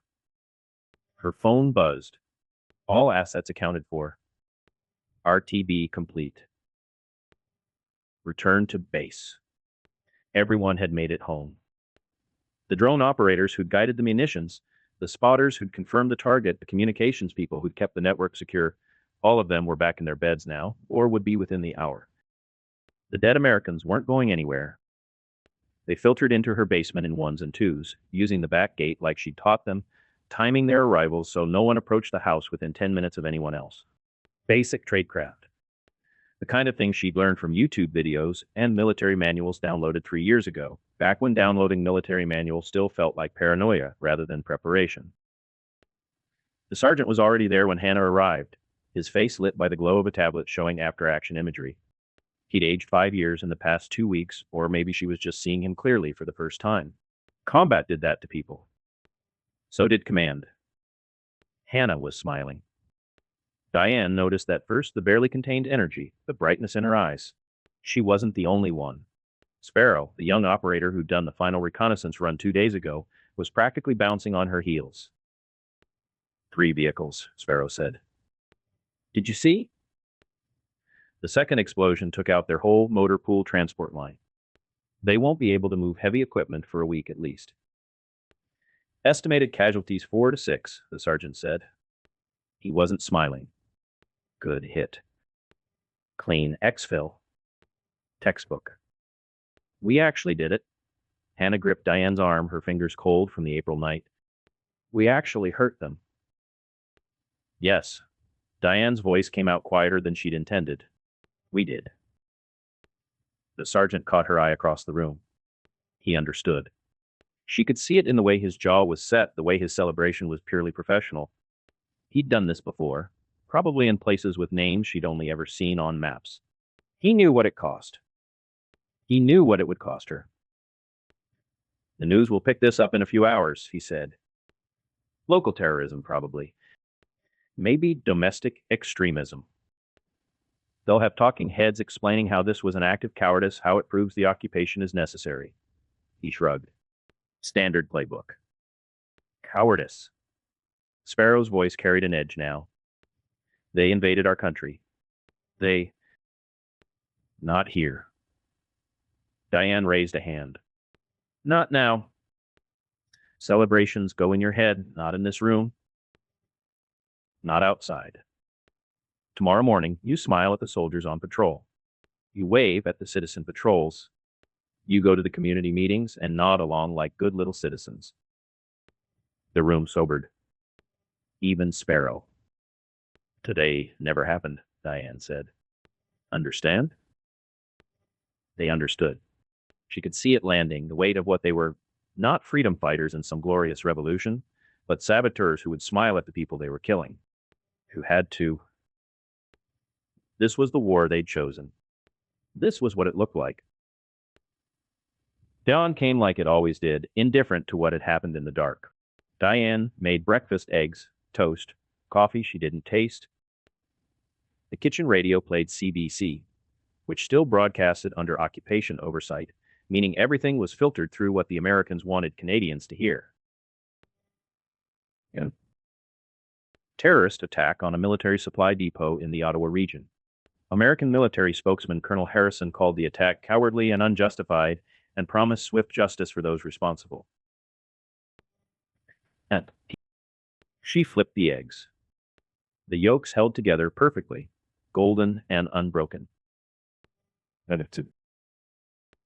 Early reports indicate multiple casualties. The attack appears to have used improvised explosive drones, similar to those employed by insurgent forces in. And she turned off the radio. She already knew what they'd say. The same things she would have said if she'd been writing the script. Domestic extremists, isolated incident, the vast majority of Canadians support the stabilization efforts. Words designed to make resistance seem small, pathetic, doomed. Let them think that. Let them underestimate the housewives and teachers and IT workers who met in basements and communicated through dead drops. Let them believe they were facing amateurs. By the time they realized the truth, it would be too late. A patrol passed outside her window. She saw them through the kitchen curtain, 3 soldiers in ACU, weapons slung, moving with the cautious boredom of men who didn't expect trouble in this quiet suburban neighborhood. One of them glanced toward her house. Diane raised a hand. Small wave, the kind neighbors give neighbors. The soldier waved back. Smiled even. Just a kid, probably younger than Sarah and Wynne and Marcus DiGiovanni, doing what he'd been told was right. I killed your friends last night, Diane thought. And I'll do it again. She sipped her coffee and watched the patrol disappear down the street. Her hand was steady around the mug. That scared her more than the shaking would have. Someone who could watch a man die on a phone screen and still wave at his friends the next morning. She didn't know if that was strength or damage. She wasn't sure it mattered anymore. Chapter 8. Building Trust. The photograph was the size of a playing card, printed on regular paper, already creasing at the edges from being folded and unfolded too many times. Hannah held it under Diane's basement lights and studied the face that looked back at her. Young. 22, according to Diane's intel.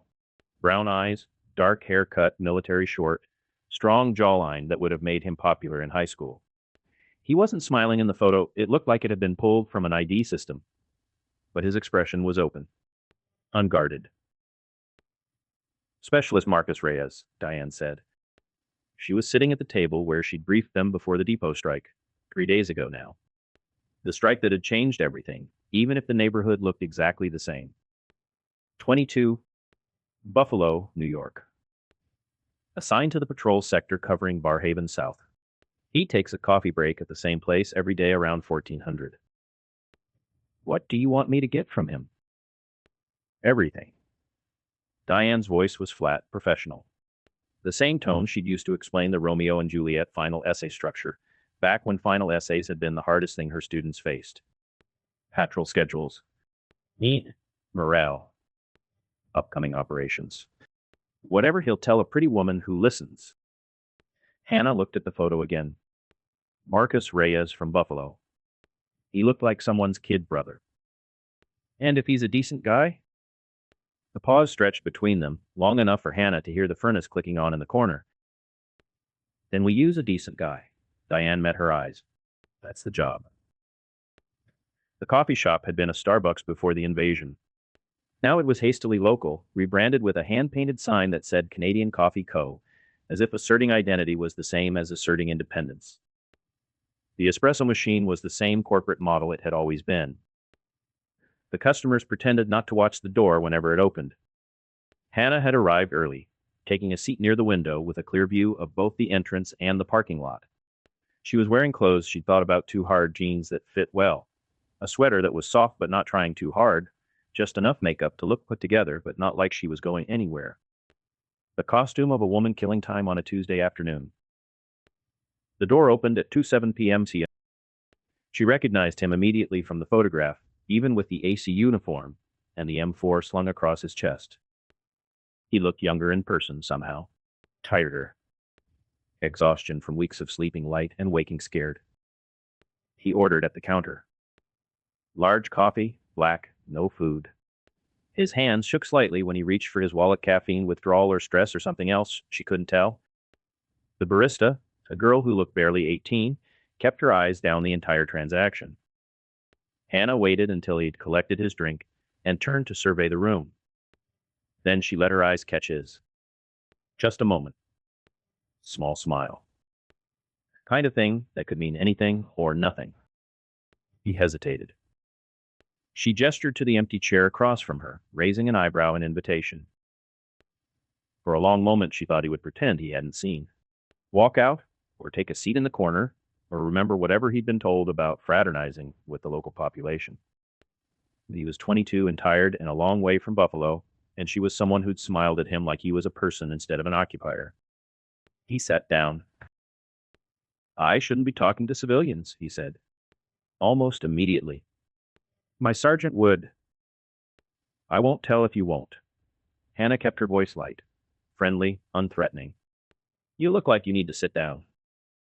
Marcus Reyes exhaled, and his shoulders loosened by a fraction. You have no idea.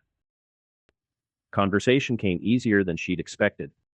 He was nervous at first, kept glancing toward the door, kept his rifle position where he could grab it, but 20 minutes in, his coffee half finished, he was talking like a man who'd been starving for someone to listen. We were supposed to be here for 2 weeks, he said. That's what they told us when we mobilized. 2 weeks stabilization operations, then home. That was 6 weeks ago. That must be hard. Hannah meant it, and that was the problem. She did mean it. Being away from home that long. My mom calls every night. When the phones work. He laughed, but there was no humor in it. She keeps sending me care packages like I'm at summer camp. Cookies and socks and these little notes telling me to be safe. His voice caught slightly. Like being safe is something I can just choose. Watched him talk. The way his hands wrapped around the coffee cup like he was cold, even though the shop was warm. The way his eyes kept darting to the other customers, cataloging threats that weren't there. This was the enemy. This was what occupied her country, what patrolled her streets, what made her neighbors lower their eyes and walk carefully. Ideology given form in ACU patterns and corporate-issued rifles. But he was also just a kid who missed his mom. What's Buffalo like? She asked. His face changed, softened, cold. He leaned back in his chair. I'm from the west side, by Delaware Park. In the summer, you can hear people at the food trucks, music from the porches, kids playing street hockey until it gets dark. I never thought I'd miss it so much. Sounds nice. It is. He paused, looking at her properly for the first time. What about you? You grow up here? She had a cover story prepared. Diane had drilled it into her, but she found herself giving pieces of the truth instead. The neighborhood she'd actually grown up in, the high school she'd actually attended, the way Ottawa winters felt when you knew spring was finally coming. Real details, mixed with careful omissions. The old rapport, Diane had said. But never give them anything they could use against you. Hannah gave him just enough truth to taste real. The intelligence emerged naturally, almost by accident. He didn't know he was giving it to her. He was just talking, the way lonely people talk to anyone who'll listen, and she was just asking questions, the way curious people ask about things they don't understand. 3 shifts? She sounded impressed. That seems like a lot of ground to cover. It is. He shook his head. We're supposed to have 4 platoons at full strength, but we've got 3. Command keeps saying reinforcements are coming. They've been saying that for a month. Low morale. Understaffed. She filed the information away, kept her expression sympathetic. And the drones? She let worry creep into her voice. I heard about the attack. It was all over the radio. His shoulders tensed. Yeah. That was. He trailed off, staring into his coffee. Some of those guys, I knew them. Not well, but, you see them in the mess hall. Ask them on patrol. I know, she thought. I watched the footage. I saw them die. It must be terrifying, she said instead. Not knowing when. We don't have the equipment yet. The words came out like he hadn't meant to say them. Counter-drone systems, the things they've got in the real combat zones. We're National Guard. We're not set up for this kind of fight. They keep telling us it's coming, but... He shrugged. Took a long drink of coffee. Counter-drone equipment delayed. Minimum several more weeks, probably longer. That was worth the price of coffee and conversation. That was worth every minute she'd spent pretending this was innocent. I should go. He checked his watch, and his face fell. My patrol partner's probably wondering where I am. Hannah nodded, keeping her expression carefully neutral. It was nice talking to you, Marcus. You too. He hesitated, standing half out of his chair. Can I? See you again? Outside the coffee shop, the April afternoon was cool and bright. Marcus stood on the sidewalk, rifle at his side, looking at her with an expression that was trying very hard not to be hopeful. That's probably not a good idea, Hannah said. His face fell. Yeah, you're right. I don't know what I was. She touched his arm. Just briefly, just enough to stop him. I didn't say no. I said it's not a good idea. There's a difference. She reached into her pocket and pulled out a slip of paper. The number on it traced to a burner phone purchased with cash, linked to nothing. Diane had given it to her that morning, along with careful instructions about what never to say on it. Marcus took the paper like it was something precious. I'll text you, he said.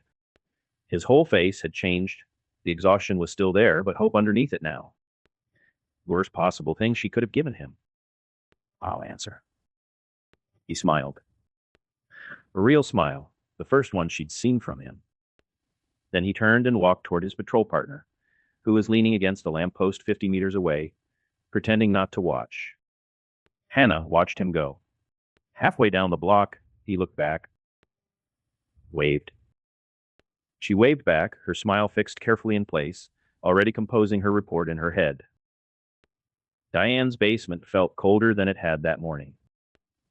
Maybe it was the evening chill, or maybe it was just that Hannah could feel what she'd done settling into her bones. Contact made, she said. Relationship initiated. Initial intelligence gathered.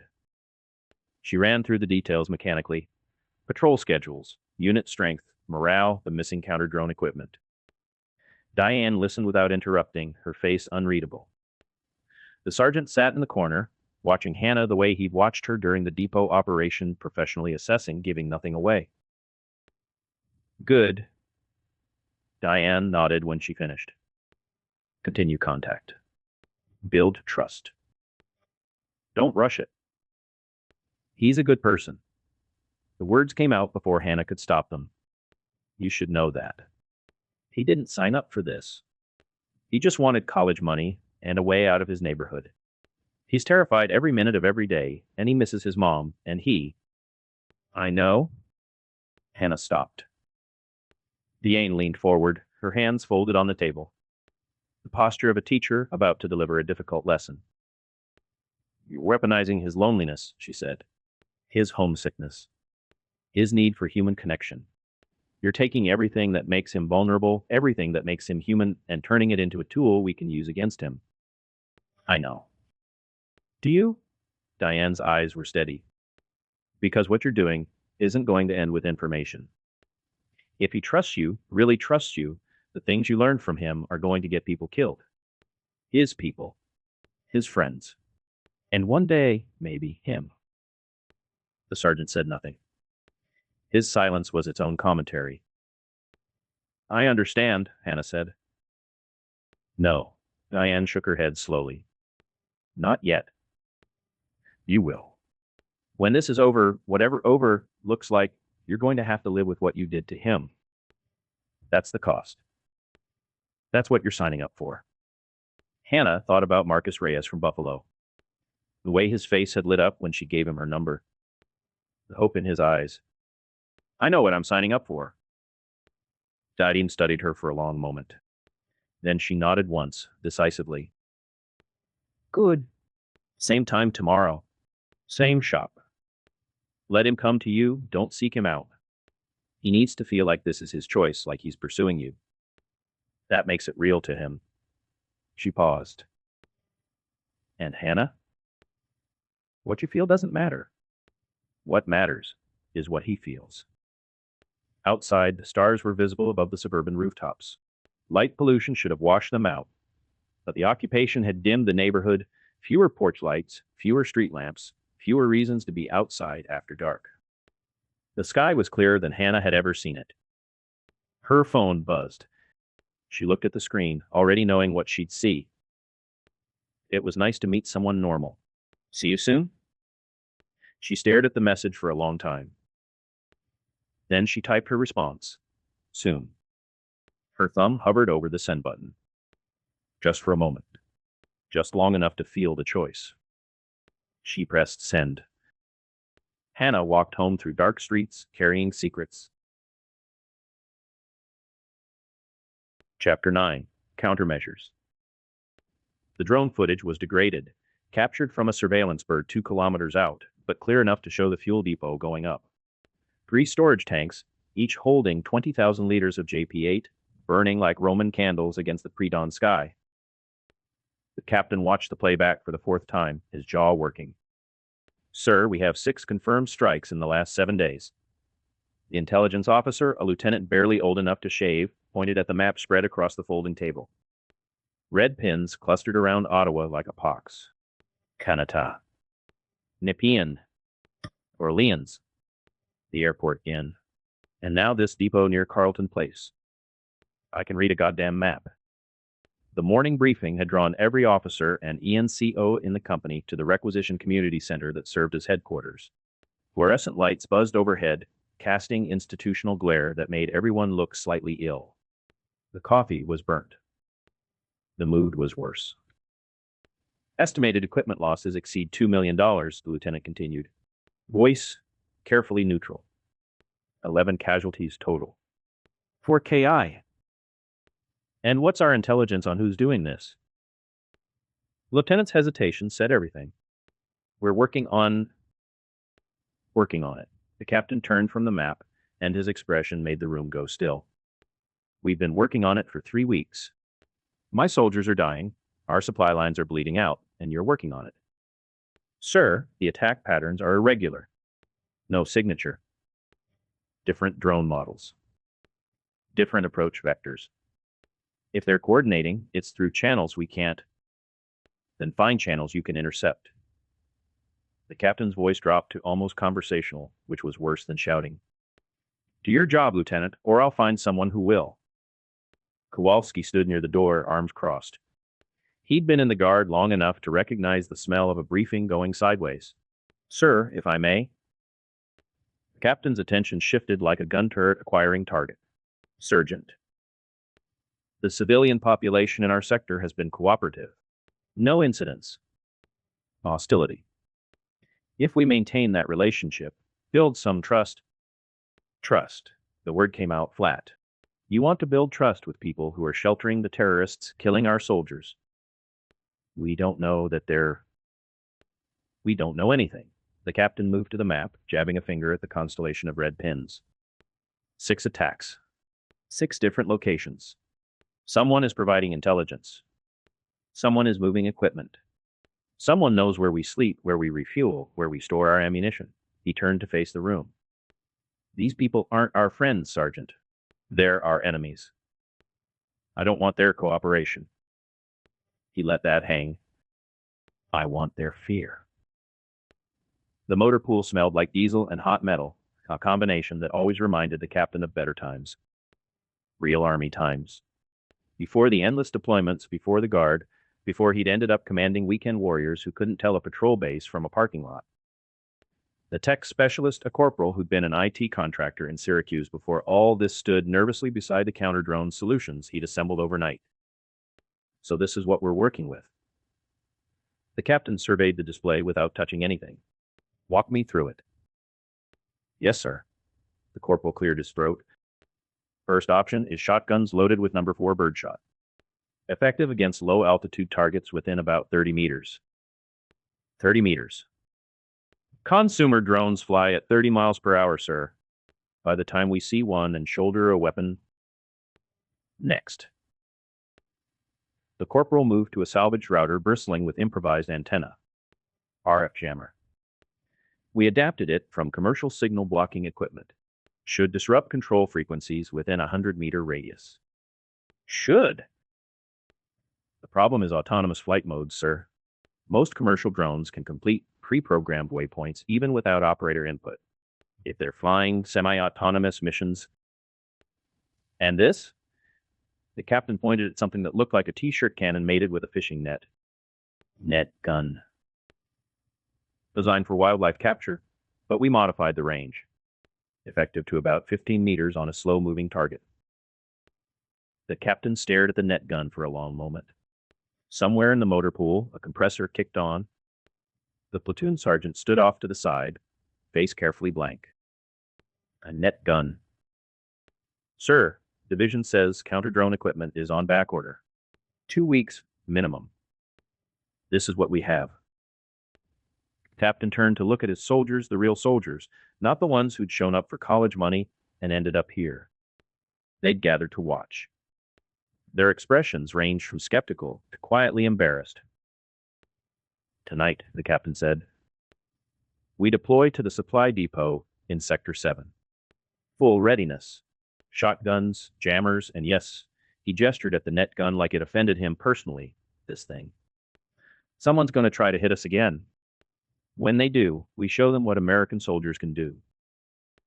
The soldiers nodded without enthusiasm. The captain didn't notice. He was already walking away. The radio crackled at 2:22 and 14 hours. Contact. Drone signature, bearing northwest, altitude approximately 50 meters. The captain was 2 kilometers away, monitoring from the TOC Tactical Operations Center, which tonight meant the back of a Humvee with a laptop and a radio. Heed the handset. Engage. All elements weapons free. The audio that followed would have been comical if it weren't so pathetic. First, the boom of a shotgun. Then another. Then someone shouting, "It's too fast, I can't." Jammer active. Jammer is active. Pause. It's still coming. It's still... Net gun. Net gun. A sound like a giant sneezing, followed by cursing. Missed. God damn it, I missed. It's... The explosion was loud enough to come through the radio as distortion. The captain's hands tightened on the handset. Report. Generators hit. Generators down. We've got... Wait, there's another one. There's 2 more. More shotgun fire. More shouting. A burst of automatic weapons fire someone had abandoned the approved methods entirely. Got one. I got one. That was a decoy, you idiot. The payloads are... Another explosion. Screaming. The captain's jaw worked. His knuckles were white around the handset. All elements report status. The radio was chaos for 90 seconds. When it sorted itself out, the picture was clear. One drone destroyed after it had already completed its attack run. 2 more drones had successfully hit a supply trailer and a fuel bladder. Minor casualties: burns, shrapnel, nothing life-threatening this time. The captain threw the handset against the Humvee's door. Bounced off and clattered to the floor.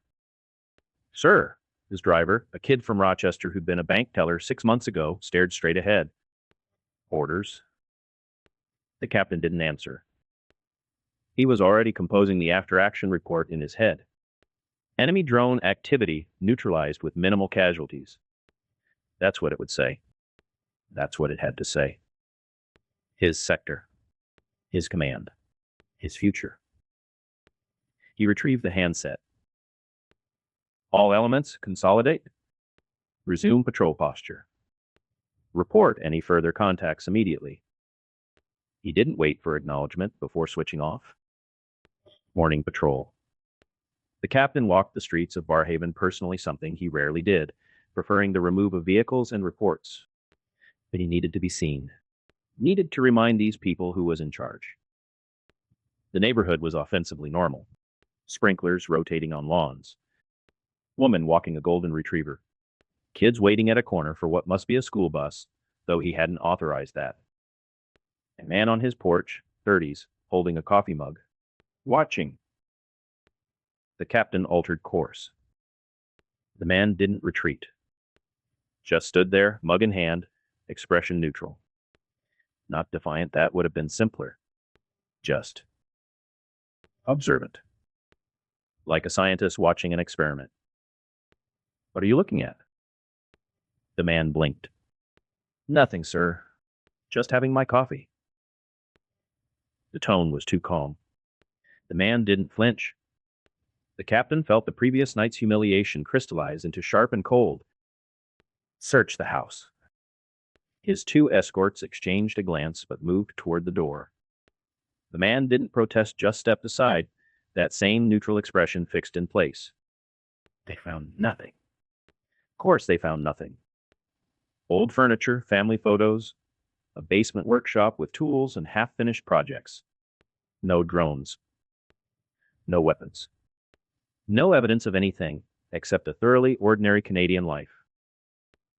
The captain returned to the porch where the man waited. "Your name?" "Davidson." "Peter Davidson." The captain nodded slowly. Then, without warning, he knocked the coffee mug from Davidson's hands. It shattered on the porch steps, spreading dark liquid across the concrete. "Next time," the captain said. "Look away." He walked off without waiting for response. His soldiers followed, one of them glancing back with what might have been apology. Peter Davidson stood on his porch, hands shaking, and watched them go. The office had been a community center manager's workspace before. Now it held a folding cot, a laptop, and a map of the region covered in pins and annotations.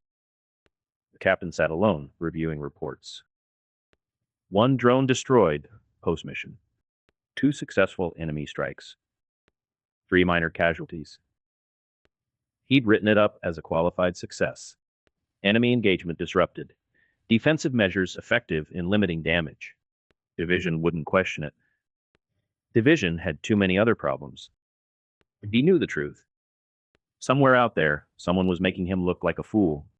Invisible enemies with toy drones and a budget smaller than his monthly ammunition allocation.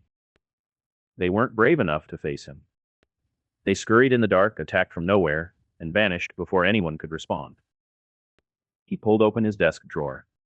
Inside, a growing file of names. Citizen patrol reports.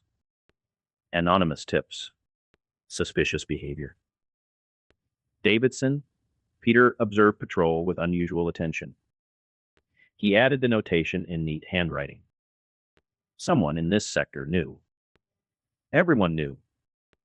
The man with the coffee. The woman with the dog. The kids at the bus stop. They all had eyes. They all had mouths. They could be convinced to use them. The captain began reading.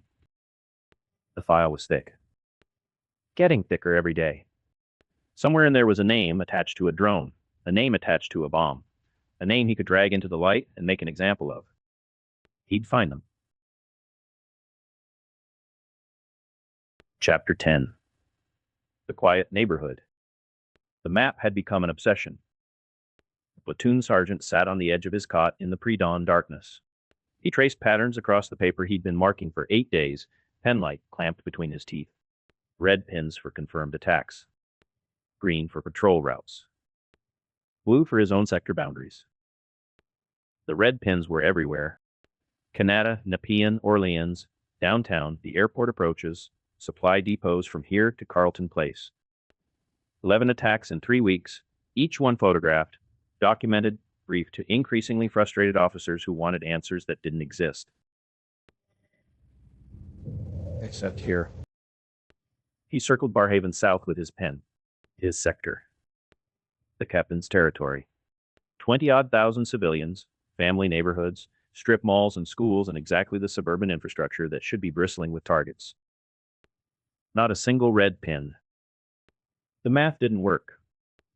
Every other sector of comparable size had been hit at least twice, some 3 or 4 times. The 10th Mountain's main logistics hub near the airport had taken fire 6 days in a row until they'd finally moved it. And here nothing. Not a single drone. Not a single incident. He wrote one word in the margin. Why? The morning patrol felt different now that he was looking for it. Barrhaven unfolded around his fire team like a postcard from before. Sprinklers arcing across impossibly green lawns. A woman jogging with earbuds in, not even glancing at the soldiers walking past. A man washing his car in the driveway, soap suds sliding down the hood of a Subaru Outback that probably had a soccer ball in the back. Morning, fellas. The car washing man gave them a wave. Hot one today. Yes, sir, one of the soldiers responded, and there was no irony in his voice. No tension. Just 2 people acknowledging each other in passing. The platoon sergeant's phone buzzed. A text from Martinez, 2nd Platoon, assigned to the Canada sector. Lost 2 more last night. Drone swarm hit our checkpoint. How's your AO? He typed back. Quiet. Then he stared at the word. They passed a coffee shop, one of those ubiquitous Canadian chains that seemed to exist on every corner, and through the window he could see soldiers and civilians sharing space. A corporal from his own platoon sat at a table with a pair of local teenagers, showing them something on his phone. They were laughing. This should be a good thing. This was what a pacified sector looked like. This was hearts and minds in action, the textbook outcome that every commander claimed to want. So why did it feel like something was watching him? A jogging woman passed again, completing a circuit. She didn't make eye contact. A car drove by, unhurried, windows down, music playing. Everything was normal. Everything was fine. His soldiers had relaxed. He could see it in the way they carried their weapons, barrels dipped, fingers off triggers.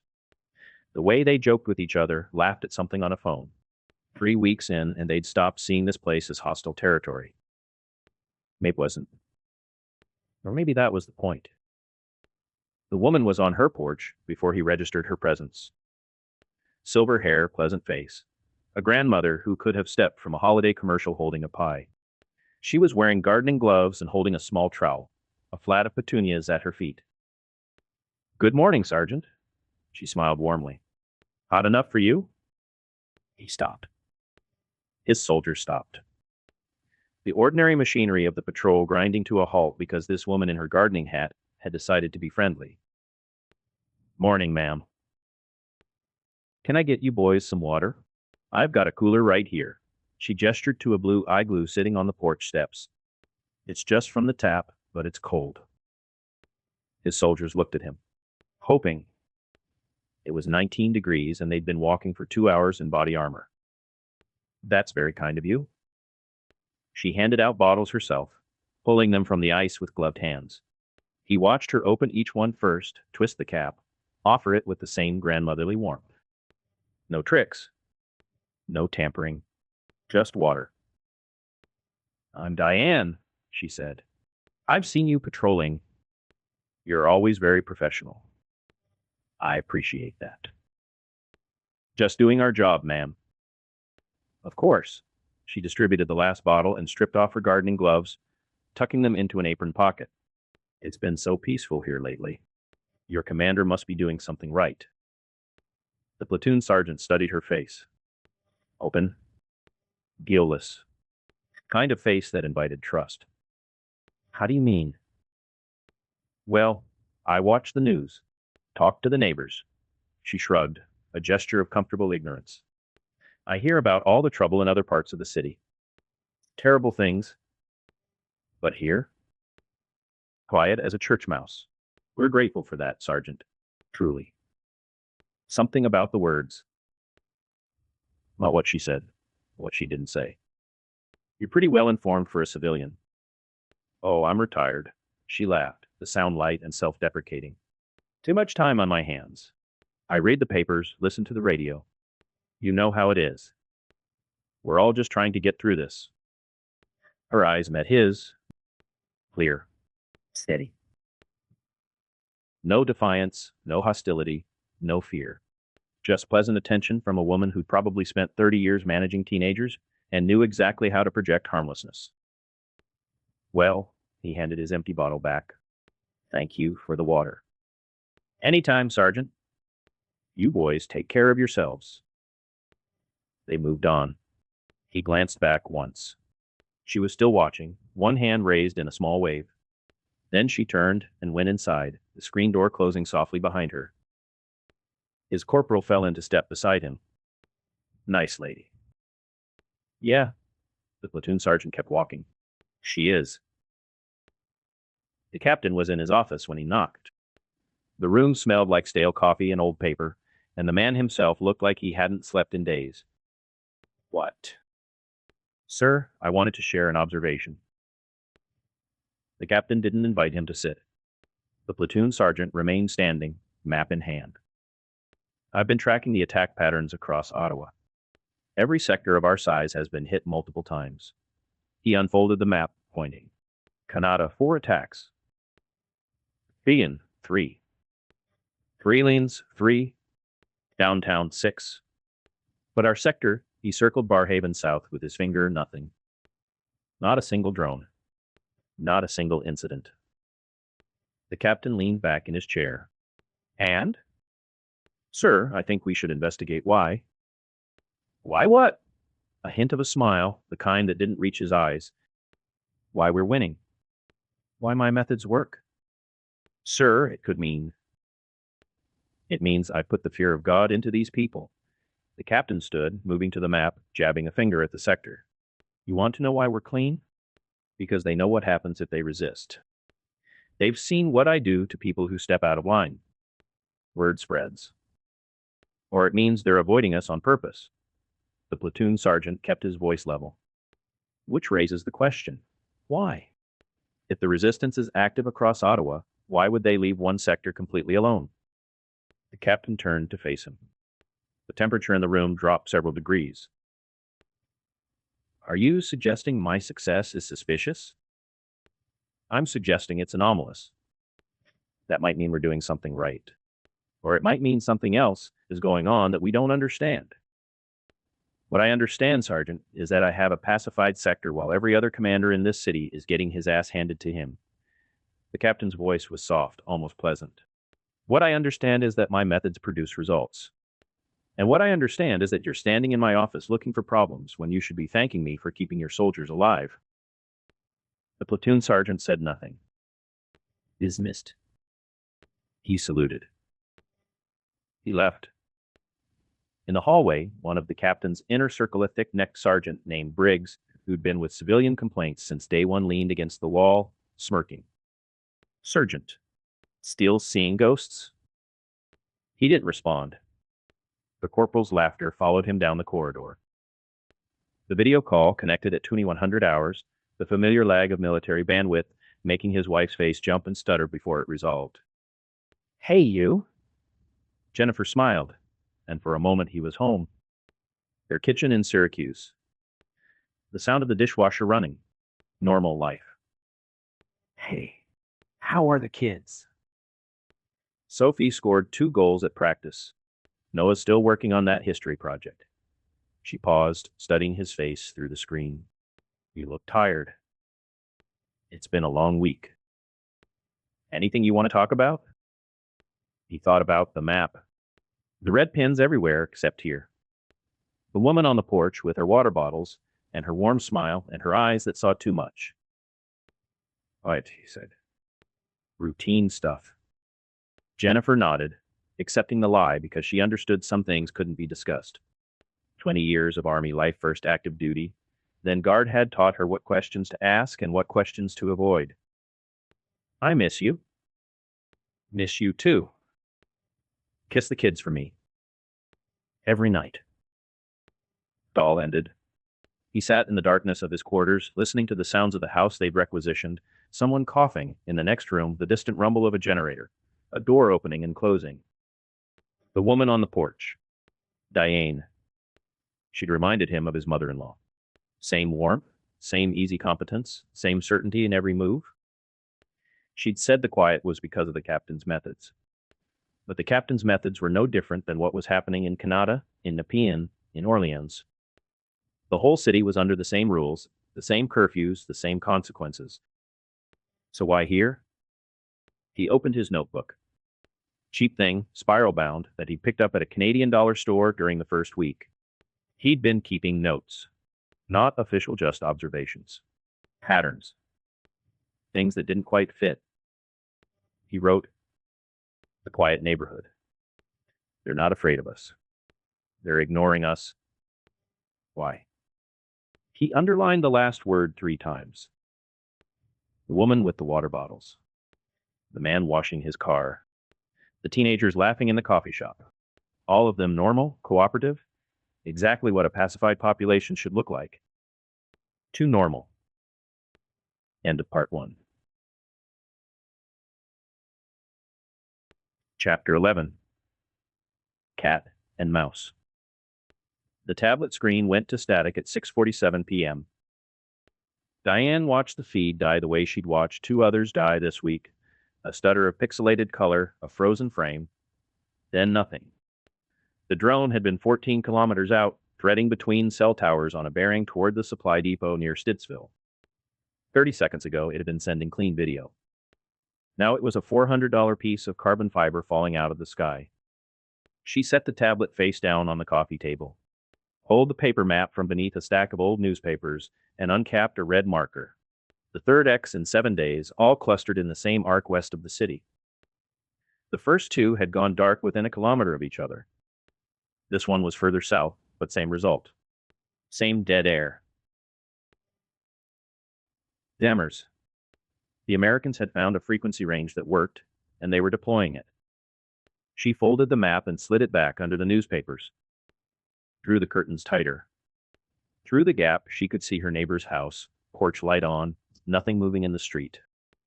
Barrhaven at dusk. Quiet as a postcard. The back door opened and closed. She didn't turn around. 3 for 3, the sergeant said from the kitchen doorway.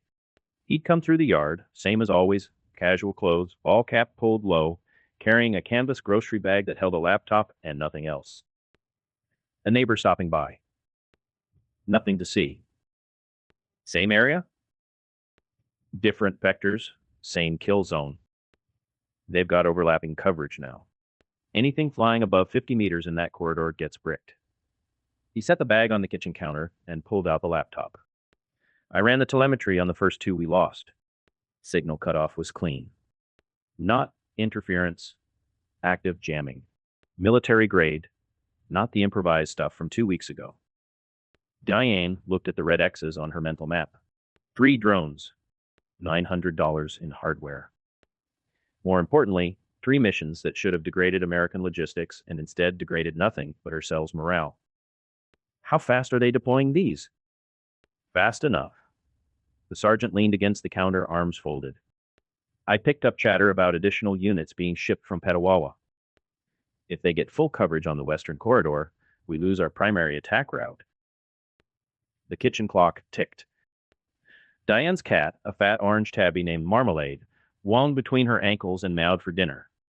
She opened a can of food, set it on the floor, wiped her hands on a dish towel. "We need to talk," she said. "Tonight?" The basement belonged to a man named Lafleur, a retired electrician who joined Diane's network 8 months before the invasion and never asked a question she didn't answer first. His house was 3 streets over, backing onto a ravine that gave decent concealment for approach. The basement itself was unfinished, concrete floor, exposed joists, a furnace that hummed loud enough to mask conversation at normal volume. 5 people sat in a loose circle on folding chairs. Diane, the sergeant, Hannah, who'd arrived 10 minutes early and spent those minutes staring at her phone with the particular stillness of someone composing herself.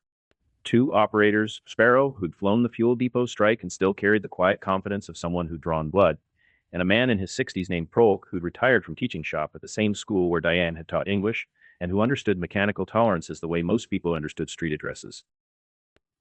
The single lamp in the corner threw long shadows across the concrete. "Free missions failed this week," Diane said. No preamble. Same cause. American jamming has gone from nuisance to operational threat. If we keep flying the same profiles, we keep losing drones and accomplishing nothing. Sparrow shifted in her chair. "Can we fly lower?" "Buildings would block their signal." Sergeant shook his head. "Helps with line-of-sight jammers, but they're using omnidirectional coverage now. Terrain masking buys you a few hundred meters at most. And flying low means obstacles.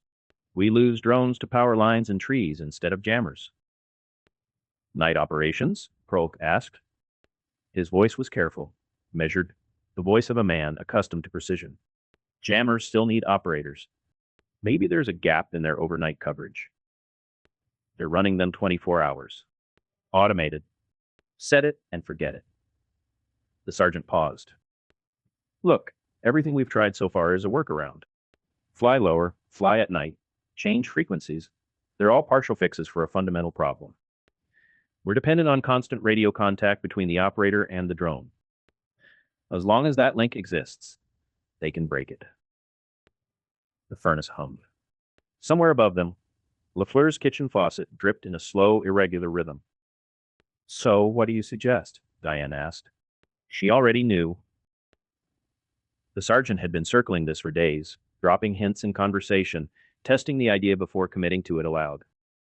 He leaned forward, elbows on his knees. "Semi-autonomous programming.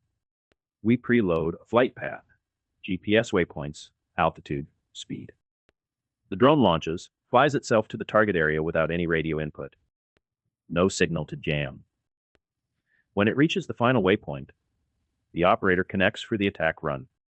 If the connection doesn't happen, the drone circles until its battery dies and falls." The room was quiet. Not the quiet of agreement.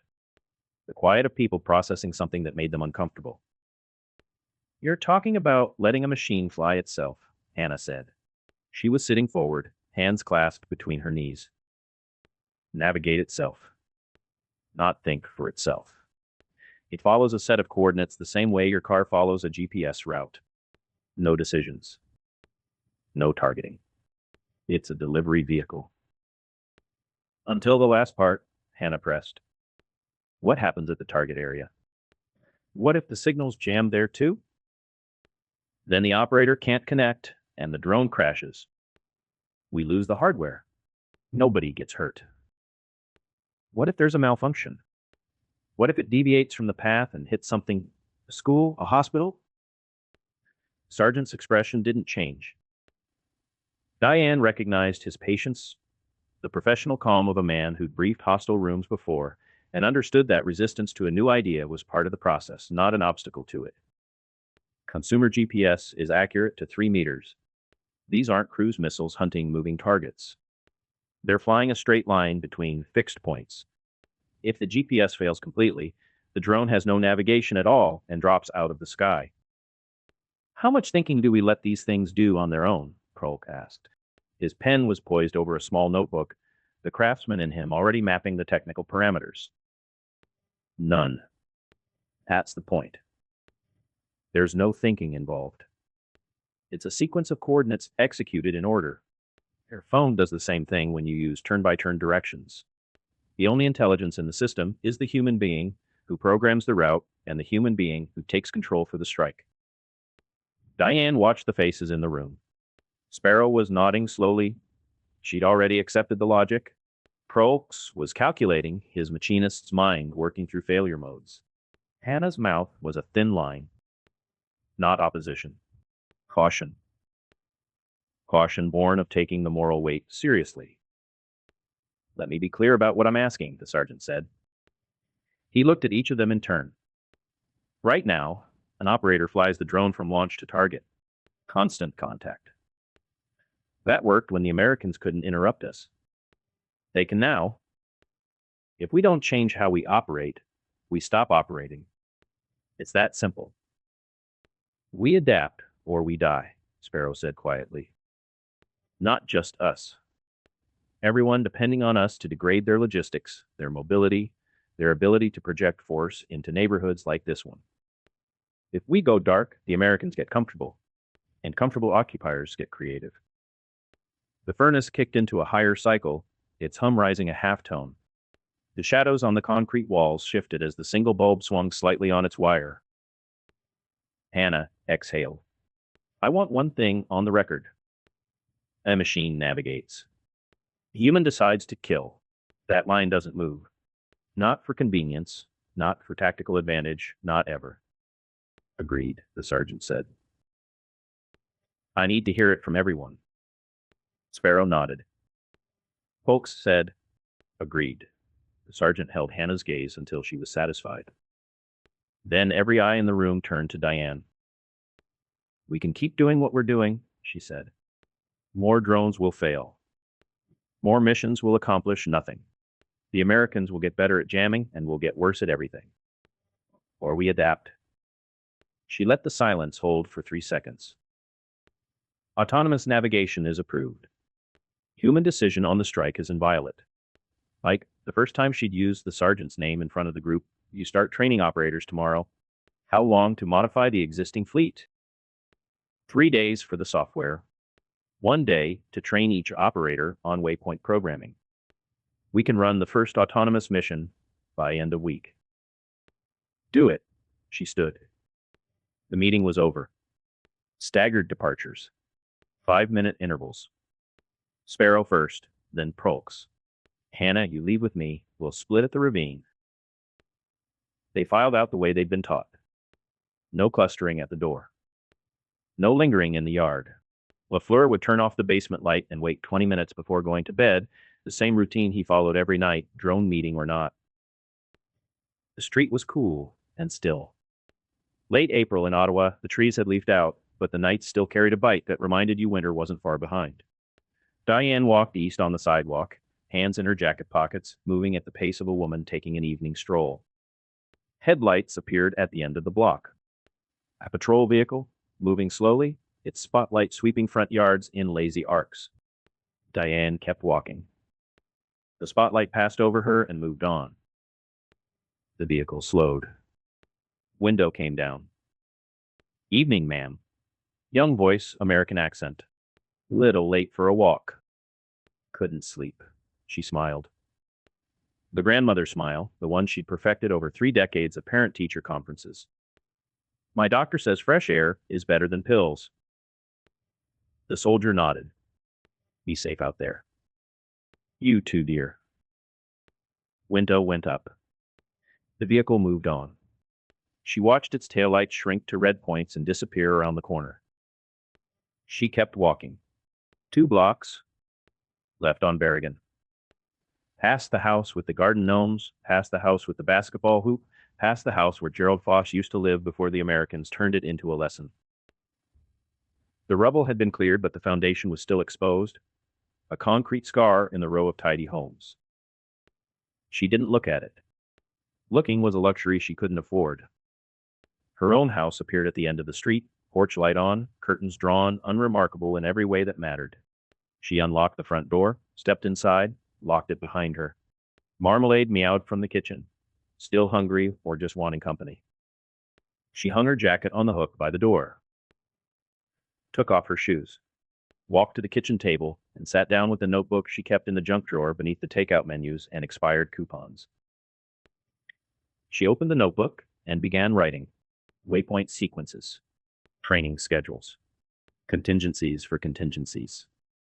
The handwriting was small and precise, the handwriting of a woman who'd spent 30 years marking essays and knew the value of clarity. She wrote until midnight, then closed the notebook and put it back in the drawer. Washed her face. Brushed her teeth. Set her alarm for 6. Tomorrow she'd wave at the patrol. Tomorrow she'd plant petunias and chat with the neighbors and be exactly what the Americans expected her to be. And tomorrow, in a basement somewhere in Ottawa, a retired English teacher's drones would learn to fly themselves. Chapter 12. Learning to walk. The tracking brackets locked on at 03117 hours. Captain Wayne Holt stood behind the operator's shoulder, watching the monitor as a green box framed the incoming drone against the thermal wash of the pre-dawn sky. A counter-drone system, a CUS unit he'd spent 3 weeks screaming at logistics to deliver, tracked the target with the smooth precision of something that didn't care about politics or supply chains or the careers of men who used it. Target acquired, the operator said. Range 400 meters. Inbound bearing 095. Speed 32 knots. Engage. The system didn't ask twice. A burst of directed RF energy, invisible, silent, nothing like the movies, hit the drone at 300 meters. On screen, the tracking brackets turned red. The green dot that represented the target wobbled, lost altitude, and then the kinetic interceptor launched. The explosion was small. Pop, not a bang. On the thermal feed, it bloomed white for half a second, then scattered into falling debris that the system tracked all the way to the ground. Target destroyed. Clean intercept. Behind Holt, actual applause, absurd in a community center at 3 a.m.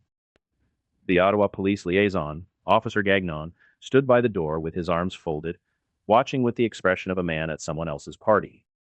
Holt didn't applaud. He smiled. The smile of a man who'd been right and could prove it.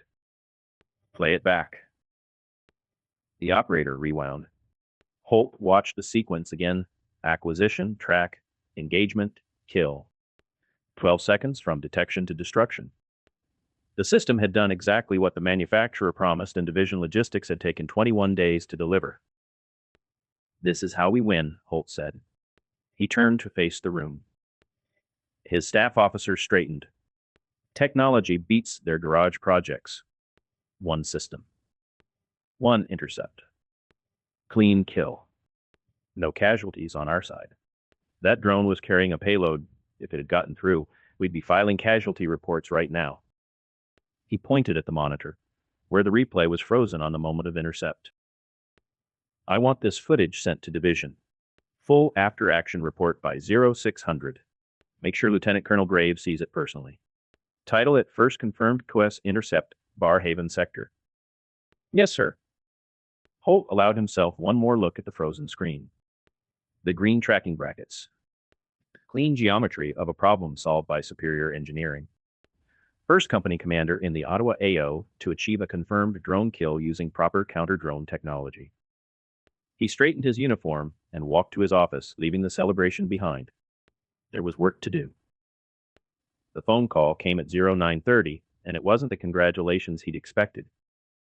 Captain, I understand your request, but the allocation timeline hasn't changed. The logistics officer at Division sounded like he was reading from a script, which he probably was. 6 additional CUS units are in the pipeline. Current estimated delivery is 3 to 4 weeks. Holt's hand tightened around the receiver.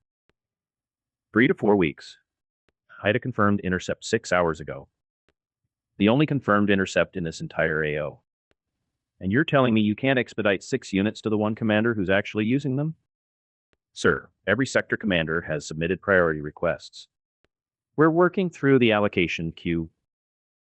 Queue. He tasted the word like something spoiled. I have one system covering one patrol route. 1. The rest of my sector is wide open. Every other approach is undefended. You understand what that means? I understand your concern, Captain. I'll flag your request for priority review. You'll flag it? That's the process, sir. Holt hung up. Not slammed, placed the receiver down with the deliberate control of a man who understood that visible anger was a weakness subordinates remembered. He sat behind his desk, both hands flat on the surface, and stared at the sector map pinned to the wall. One green pin. His QS position, covering the eastern approach to the command post and the main supply route. One pin in a sector that stretched 8 kilometers north to south and 5 east to west. 40 square kilometers of suburban terrain with exactly one defensive system that worked. The rest of his sector was protected by men with shotguns, improvised jammers, and procedures written by people who'd never been shot at. What one fight wasn't a campaign. And the drones wouldn't stop coming just because he'd killed one. He picked up the daily intelligence summary. 3 incidents overnight in adjacent sectors. UPN had lost a fuel bladder. Canada reported another surveillance drone mapping patrol routes. Orleans had taken a hit on a checkpoint, 2 wounded, 1 serious. His sector, 1 intercept. 0 damage. 0 casualties. He circled the statistics with a red pen and set the report aside. The briefing room smelled like coffee and cleaning solution. Holt stood at the map, pointer in hand, facing his platoon leaders and the senior NCOs who ran the day-to-day operations. Kowalski was in the second row, spiral notebook open, face unreadable. Intelligence from division indicates the resistance is operating some kind of training pipeline, Holt said. A drone school. New operators being recruited and trained somewhere in the region. The attacks are too coordinated and too consistent to be random individuals. Someone is teaching these people. He tapped the map. Red circles marked the areas of highest drone activity. Our mission today is twofold. First, maintain defensive posture around priority infrastructure. Second, and this is the priority I want every squad leader to hear, find the school. Find where they're training. Shut it down. And went up. Lieutenant Ferris, 2nd Platoon. Sir, what are our search parameters? Do we have a suspected location? If I had a suspected location, Lieutenant, I wouldn't need you to find it. Check everywhere.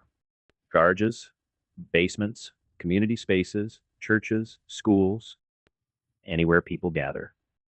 I want 12 house sweeps in sectors Bravo through Delta. Coordinate with the citizen patrols for local intelligence. Rules of engagement for the searches, sir? Kowalski's voice, flat and professional from the second row. Standard procedure. Enter, search. If they cooperate, be professional. If they don't, Holt let the sentence finish itself. Every operator we eliminate is 1 less drone in the sky. I don't care how many doors we open. Find them. Holt followed 2nd Platoon's sweep through Sector Bravo 3 from his command vehicle, monitoring the radio traffic. Kowalski's squad was working Greenbank Road, the 12th address that afternoon. The house belonged to a family named Fournier. Mother, father, 2 children under 10. Holt watched through binoculars from 2 blocks away as Kowalski positioned his squad in the driveway while the family stood on the lawn. Standard procedure. The soldiers filed through the front door. The mother held both children against her legs. One of the kids, small, pigtails, pressed into her mother's thigh. Holt lowered the binoculars and checked his watch. Average search time was running 8 minutes per residence. Kowalski's squad had maintained that pace all day. Efficient. Professional. From his position, he could hear the muffled sounds of the search. Boots on hardwood. Doors opening. The mechanical rhythm of trained soldiers executing a mission. Rodriguez emerged from the side door, carrying something red. Holt raised the binoculars again. Oh, a car. Remote controlled, by the look of it, antenna sticking up from the roof. Kowalski's hand dropped to his sidearm, then relaxed. Words were exchanged. Holt couldn't hear them from this distance, but he saw the father's mouth moving, hands still raised. After a moment, Rodriguez took the toy back inside. The squad finished the sweep and filed out. Kowalski stood in the driveway for a few seconds, then moved his squad to the next address. Alpha 6, this is Alpha 2. Kowalski's voice came through the radio, flat and professional. Greenbank sweep complete. Negative contact. Proceeding to next address. Holt keyed his handset. Copy, Alpha 2. I want a status update at 1600. Roger. Holt logged the result in his notebook. 12 houses searched. 12 negative contacts. No drones. No flight controllers. No training materials. But that was the nature of this work. You searched until you found something, or until the searches themselves created enough pressure to make mistakes. The resistance would slip eventually. They always did. He directed his driver to the next checkpoint and continued monitoring the radio traffic. By 1600, his platoons had searched 42 residences across 3 sectors. 42 negative results. Holt had patience, and he had time. The school existed somewhere. Every operator had to learn somewhere. His soldiers would open the right door. The fluorescent lights in Holt's office buzzed at a frequency that burrowed into the base of his skull. He'd been staring at the sector map for 40 minutes, tracing the pattern of red pins drone attacks across Ottawa over the past 3 weeks. They clustered at the edges. Canada. Nepean. Orleans. The airport approaches. Supply depots on the ring roads and highway interchanges. The pins formed a rough circle around the city, like the spokes of a wheel with no hub. And in the center, in his sector, in Barrhaven South, almost nothing. The one intercepted drone from this morning. Before that, nothing at all. A knock. Staff Sergeant Paulson, his intelligence officer, entered with the daily summary. End of day report, sir. 3 incidents in adjacent sectors. Nepean lost another supply trailer. Canada had a surveillance overflight. Orleans checkpoint took harassment fire from a modified quadcopter, no casualties. And us? 1 intercept, 03117 hours. Otherwise quiet. Your sector has the lowest incident rate in the division, sir. Holt nodded slowly. He pulled a red pen from his desk and drew a circle around Barrhaven South on the map. The circle enclosed the quiet zone, the sector where his aggressive posture, his searches, his demolitions, his citizen patrols had produced what every commander in Ottawa wanted, and none of them had achieved. Compliance. That's what happens when you don't negotiate with these people, he said. Paulson nodded and placed the report on the desk. Anything else, sir? The search results from today. 12 residences searched. No actionable intelligence. No drone equipment recovered. Expand the search grid tomorrow. Double the houses. If the school is mobile, we increase the surface area until we catch them moving. Yes, sir. Paulson left. The door closed with a soft click. Holt stood and walked to the map. He placed his finger on Barrhaven South and held it there, feeling the paper beneath his skin. The quiet sector. His sector. He pulled out his notebook, the one with the growing list of names, addresses, and observations compiled from citizen patrol reports and his own surveillance, and added a line at the bottom. Drone school. Location unknown. Mobile. Expand search radius. Increase checkpoint frequency. Request additional CUS units. Again. Brief division on sector success model. Recommend adoption across AO. He underlined the last item twice. You didn't win an occupation by being liked. You won it by being feared. He closed the notebook and checked the time. 230. He turned off the light and went to his cot, satisfied that tomorrow would bring more of the same. The map stayed on the wall, red pins circling the empty center like wolves around a fire they couldn't reach. He never asked why the wolves weren't trying. Chapter 13. The school. The basement smelled like laundry detergent and cold concrete. Someone had left a load of towels in the dryer upstairs, and the faint chemical sweetness drifted down through the floor joists, mixing with the mineral bite of unfinished walls. Sergeant Mike Thornton set his laptop on the folding table and opened it. The screen cast a blue-white glow across the 6 faces arranged in a loose semicircle on mismatched chairs. Amping chair. 2 plastic lawn chairs. 3 metal folding chairs that could have come from any church basement in Ontario. He'd carried them in himself. 2 trips through the back gate. because the homeowner was at work and wouldn't know anyone had been here until the scuff marks on the concrete faded. "You're not here to become drone pilots," he said. "You're here to become replaceable." The six looked at each other. A young man in his 20s, close-cropped hair, the hard build of someone who'd worked construction before the invasion shut the sites down.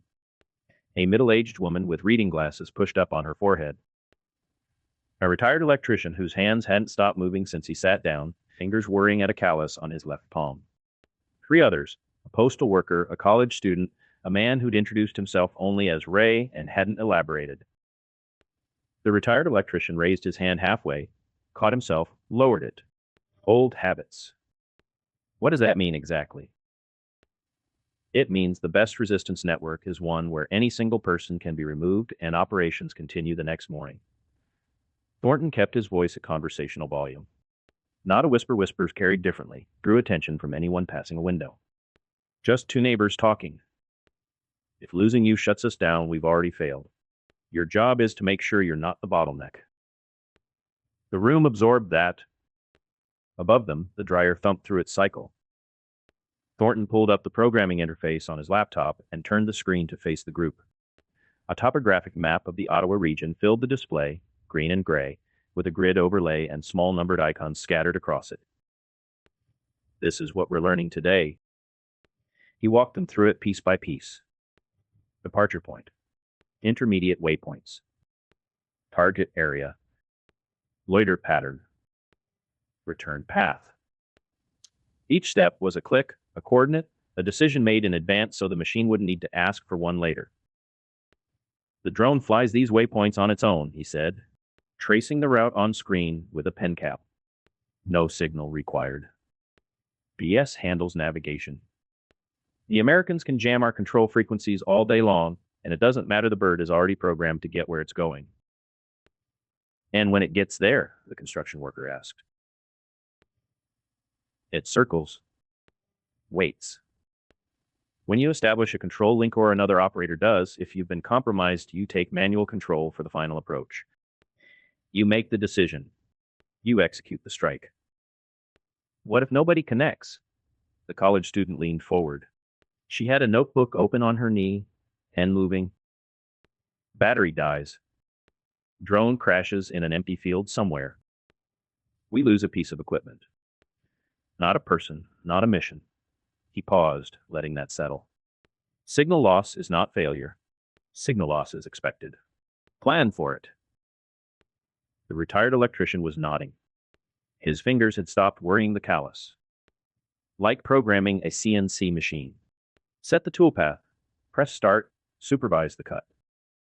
Exactly like that. Thornton turned the laptop back around. "Who wants to go first?" The electrician stood before anyone else could move. Thornton walked him through the interface, standing close enough to point, but not so close that the man couldn't operate independently. Set the departure coordinates. Select 3 intermediate waypoints, not in a straight line, never in a straight line, always offset to avoid predictable approach vectors. Define the target area with a radius. Set the loiter altitude and pattern. Diagram the return path different from the approach. The electrician's hands were steady on the keyboard. His inputs were clean, deliberate. 40 years of working with machines had given him an intuition for systems that needed parameters. "Check your return path," Thornton said. The electrician studied the screen. Caught it. The return route overlapped with the outbound leg for 2 kilometers. He adjusted, rerouting through a different corridor. Good. That was obvious. It's obvious now. At 2 in the morning, running a mission while your hands are shaking, it won't be. Thornton looked at the rest of the group. "This is why we practice in basements instead of learning in the field. Every mistake you make here is free." One by one, the others took their turns. The middle-aged woman fumbled the interface at first, then found the rhythm. The postal worker was methodical, slow, double-checking every coordinate. Ray said nothing, worked quickly, got it right the first time. The college student asked 3 questions for every step, wrote everything down, then executed flawlessly. The construction worker was last. His inputs were rough but functional. Thornton corrected his loiter altitude too low, would clip the tree line and had him redo the return path twice. "That'll work," Thornton said when he finished. "That's it? That's it. You don't need to be exceptional. You need to be adequate, and you need to be one of 20 people who can do this same thing tomorrow." He closed the laptop. That's what replaceable looks like. The training wound down. Thornton explained the departure protocol. 2-minute intervals, different directions, nobody walking together. The construction worker lingered at the foot of the stairs. He'd been focused through the training, hands steady, jaw set. But something else was working behind his eyes. He turned back to face Thornton. "Why don't we hit them here?" The question landed like a drop tool. The college student stopped on the third step. Gray, already wearing his jacket, went still. "The patrol on my street," the young man continued. "I know their schedule. Same re-guys, same route, every day. They stop at the Tim Hortons on Strandard at 10:15. They leave their truck running." His voice was low, controlled, but the tendons in his neck were taut. "I could do it with a rock and a lighter." Thornton studied him. 23, maybe 24. The age where patience was a foreign language and inaction tasted like cowardice. "What's your name?" "Liam." "Liam, that patrol trusts your neighborhood. They relax when they turn onto your street. They wave at your neighbors. One of them bought a popsicle from a kid's lemonade stand last week." Liam's jaw flexed. So the moment you hit them there, that trust dies. Every soldier in this sector goes to full alert. Every house on your block gets searched. Your neighbors, the ones with kids, the ones who are hiding people, the ones who smile at the patrols so the patrols don't look too closely, all of them become suspects. They're already suspects. No. Right now, they're cooperative citizens in a quiet neighborhood. That's cover. That's the most valuable thing we have. More valuable than drones, more valuable than operators, more valuable than anything you learned today. The furnace clicked on. Warm air pushed through the floor vents, carrying the smell of dust and old insulation. Outside, a car passed, its headlights sweeping briefly across the basement window wells. Everyone held still. The lights moved on. "When we spend that cover," Thornton said, "it'll be for something that changes the math. Not one patrol. Not 3 soldiers drinking coffee. Something that makes every patrol in this city stop and reconsider whether they want to be here at all." Liam's hands were fists at his sides. He opened them deliberately, finger by finger. "When we're ready. When the target's right." Thornton met his eyes. "Not yet. We're building something. Don't waste it." The young man held the stare for 3 seconds. Then he turned and went up the stairs without another word. The college student followed, keeping her distance. Thornton waited until the house above was silent. He packed the laptop into a backpack that looked like it belonged to a university student, checked the basement for anything left behind: a pen, a scrap of paper, a hair tie, anything that said people were here, and found it clean. He folded the chairs and leaned them against the water heater, turned off the single bulb. He left through the back door, crossed the yard in darkness, and stepped through the gap in the cedar hedge that connected this property to the one behind it. Standard exit. A different route than his entrance. The guard patrol was at the intersection of Strandard and Longfields when Thornton crossed their path. 2 soldiers in ACUs, rifles slung, walking the easy pace of men who didn't expect trouble. The one on the left raised a hand. "Evening." "Evening." Thornton kept walking. Baseball cap, dark jacket, the shuffling gait of a man heading home from a friend's place after a few beers. Nothing to see. He took the long way to Diane's house, circling the block twice to check for tails. Found none. Entered through the backyard, stepping over the garden hose. She never moved because leaving it there meant she'd hear anyone who tripped on it. The kitchen light was on. Diane sat at the table with a cup of tea and a composition notebook, the kind with the black and white marbled cover. She looked up when he came in. 6 more certified," he said, pulling out a chair. 3 strong, 2 adequate, 1 who will need another session. "The electrician?" Strong. Natural with the interface. He'll be running his own training sessions within the week. Diane opened the notebook to a page covered in handwriting. Thornton caught a glimpse of names, locations, capability codes of paper database that would never show up in a digital search, never ping a server, never leave a trace on any network the Americans could monitor. That gives us 23 trained operators across 7 cells, she said. Geographic coverage from Barrhaven to Canada.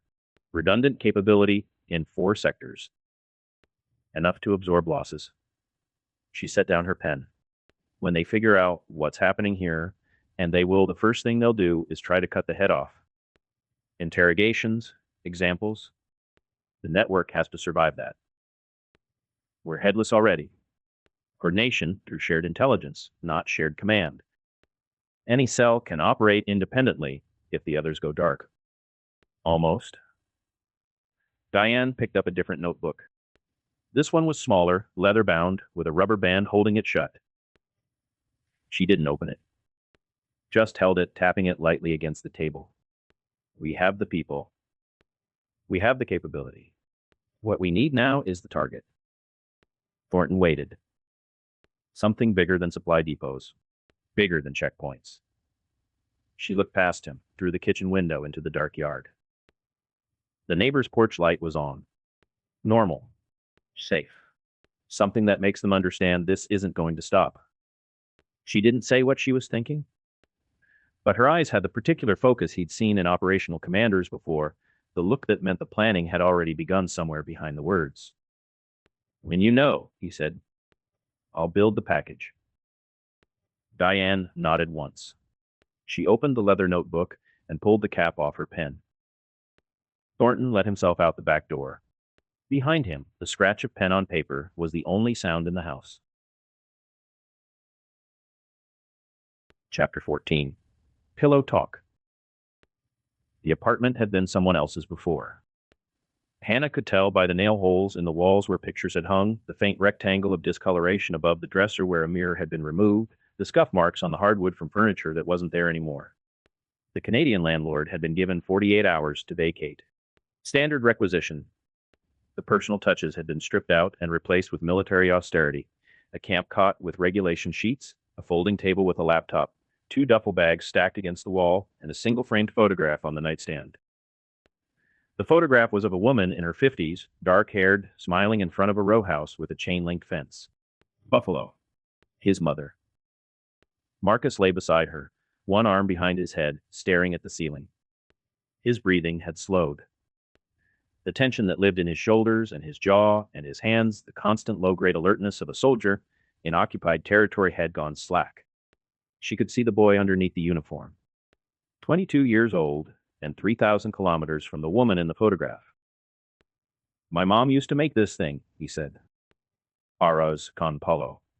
Rice and chicken, but the way she did it, sofrito, olives, these little peppers from the bodega on Steinway. You could smell it from the hallway. He exhaled slowly. I'd kill for a plate right now. Sounds amazing. It is. A half smile. She sends me instant oatmeal in her care packages. Maple brown sugar. It's not the same. Hannah pulled the sheet higher and turned on her side to face him. His dog tags had shifted during the night and lay against his collarbone, the stamped metal catching light from the street lamp outside. She read the letters without moving her eyes. Raise Marcus A. O. Pos. O. Pref. No religious preference.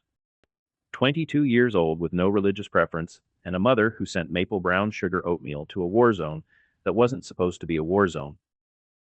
How long do you think you'll be here? She asked. Nobody knows. First it was 2 weeks. Then a month. Now they don't even give us dates anymore.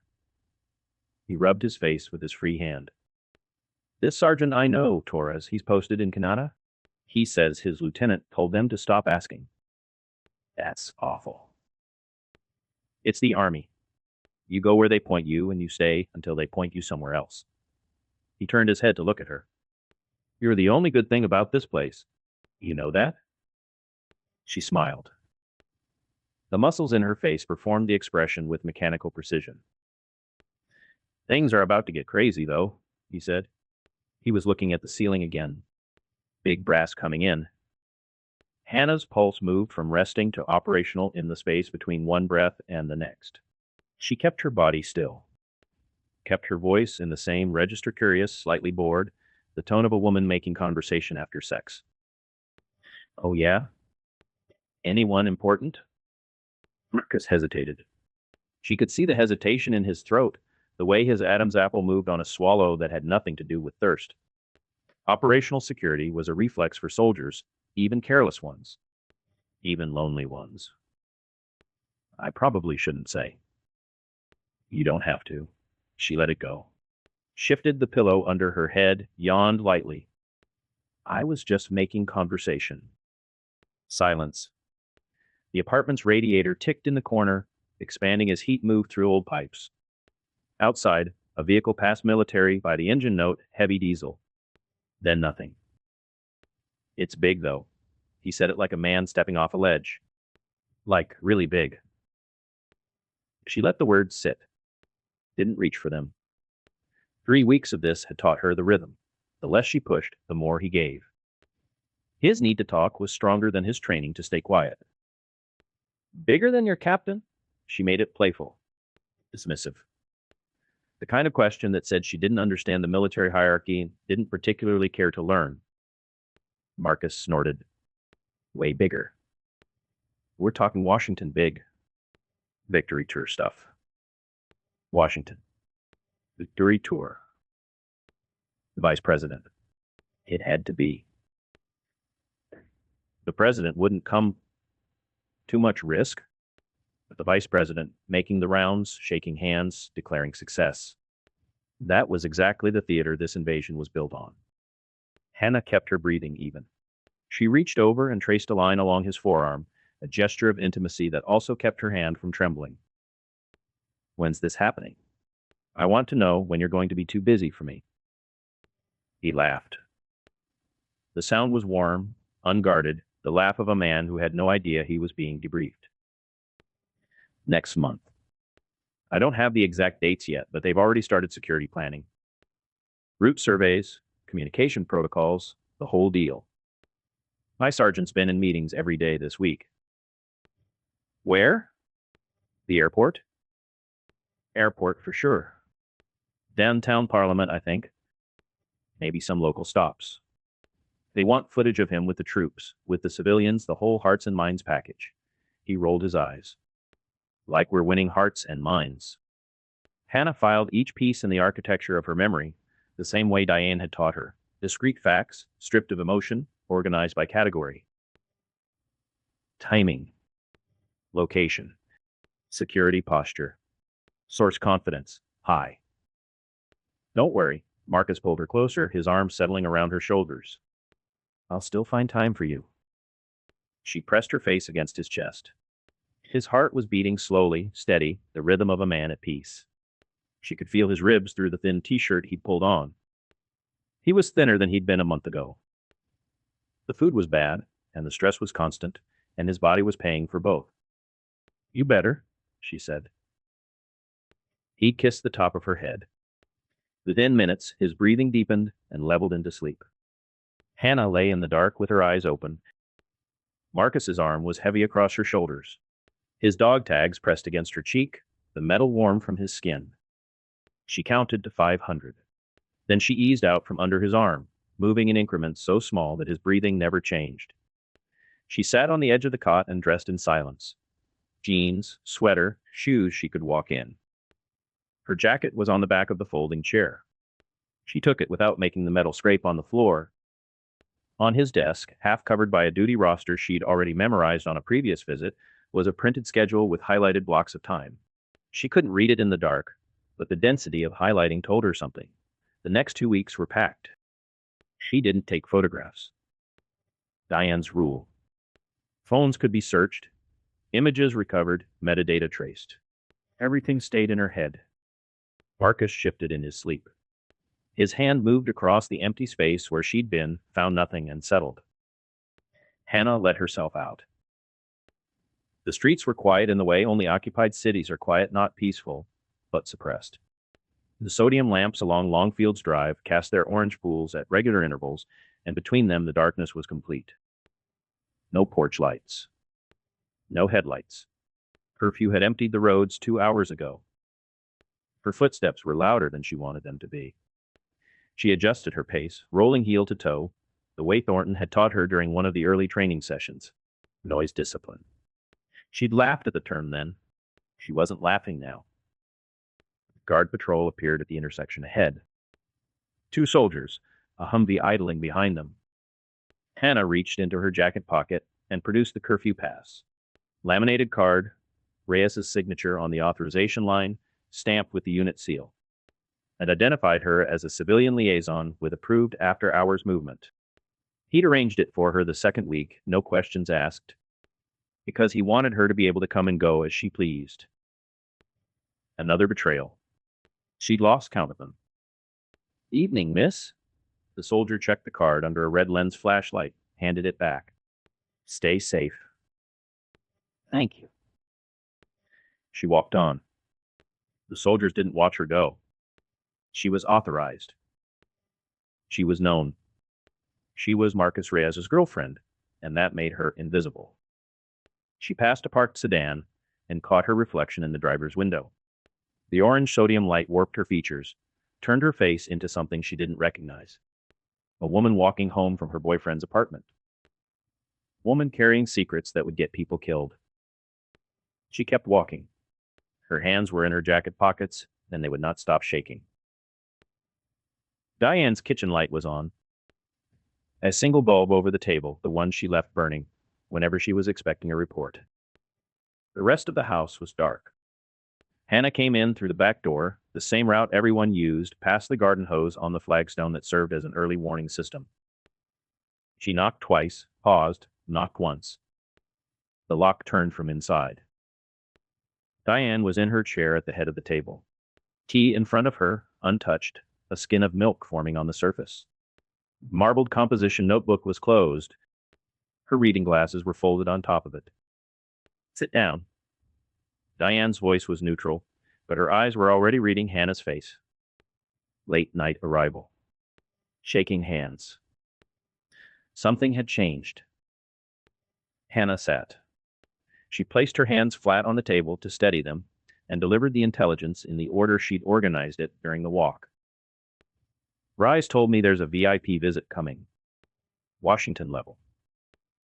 Based on the preparation scale, it's the vice president.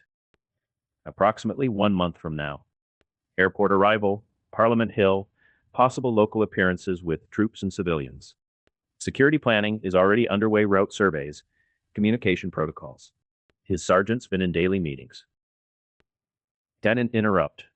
Complete attention. No reaction until all the data was in. "His exact words," Diane said. "Washington big. Victory tour stuff." "Yes." "Did he say vice president specifically?" "No. That the preparation profile matches. The president wouldn't come. Too much political risk, and the optics of visiting an active occupation." "Agreed." Diane picked up her glasses, turned them in her hands, set them down again. "Confidence level?" "High." He wasn't speculating. His unit has been tasked with preparation. "Does he know you're reporting this?" "No." The word hung between them. Diane studied her for a moment that stretched long enough for the refrigerator compressor to cycle on and off.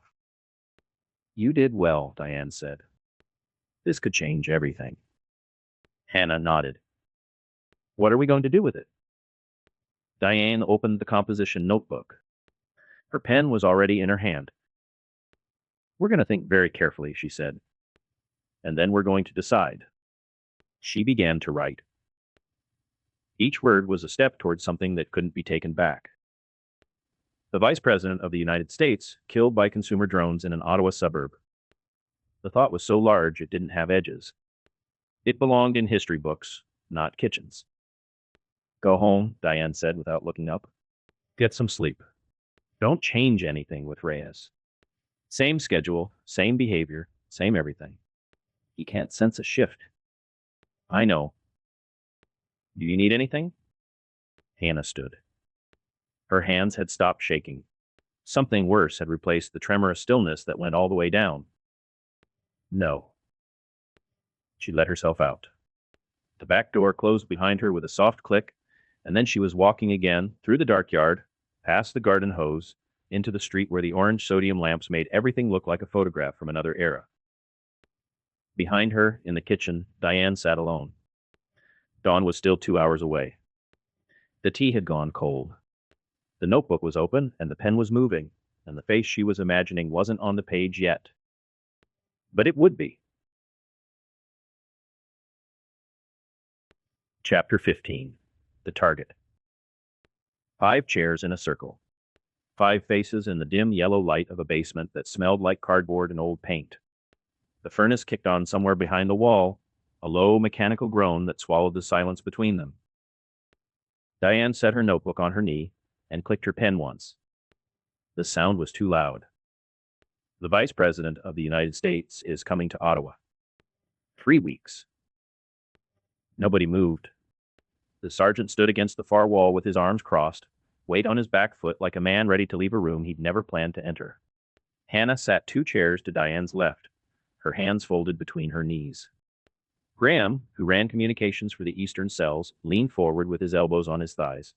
Nor, who coordinated logistics across 4 suburbs, pressed her back against the cold concrete wall.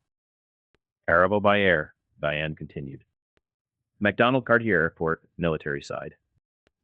Appearances at Parliament Hill, possibly the War Museum, possibly a troop rally at one of the forward bases. Departure same route. 1 day, maybe 2. Source? Graham's voice was low.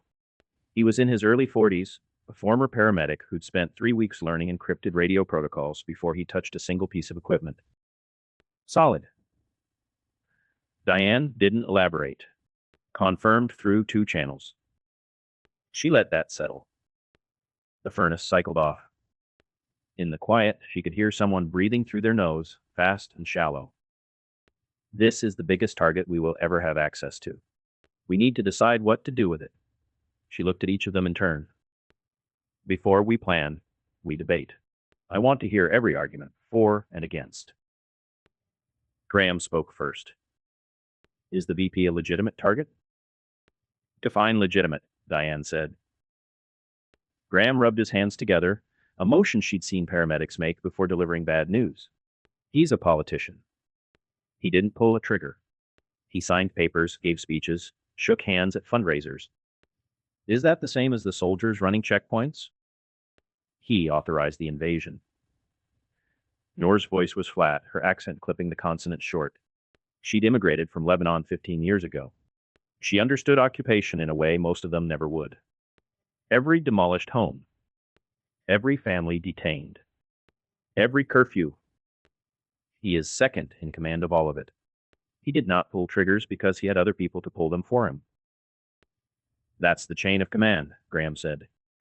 By that logic, every voter who elected the president is complicit. Not every voter sent soldiers across the border. The sergeant shifted his weight but said nothing. Diane watched him. He'd speak when he was ready. He always did. Graham pressed on.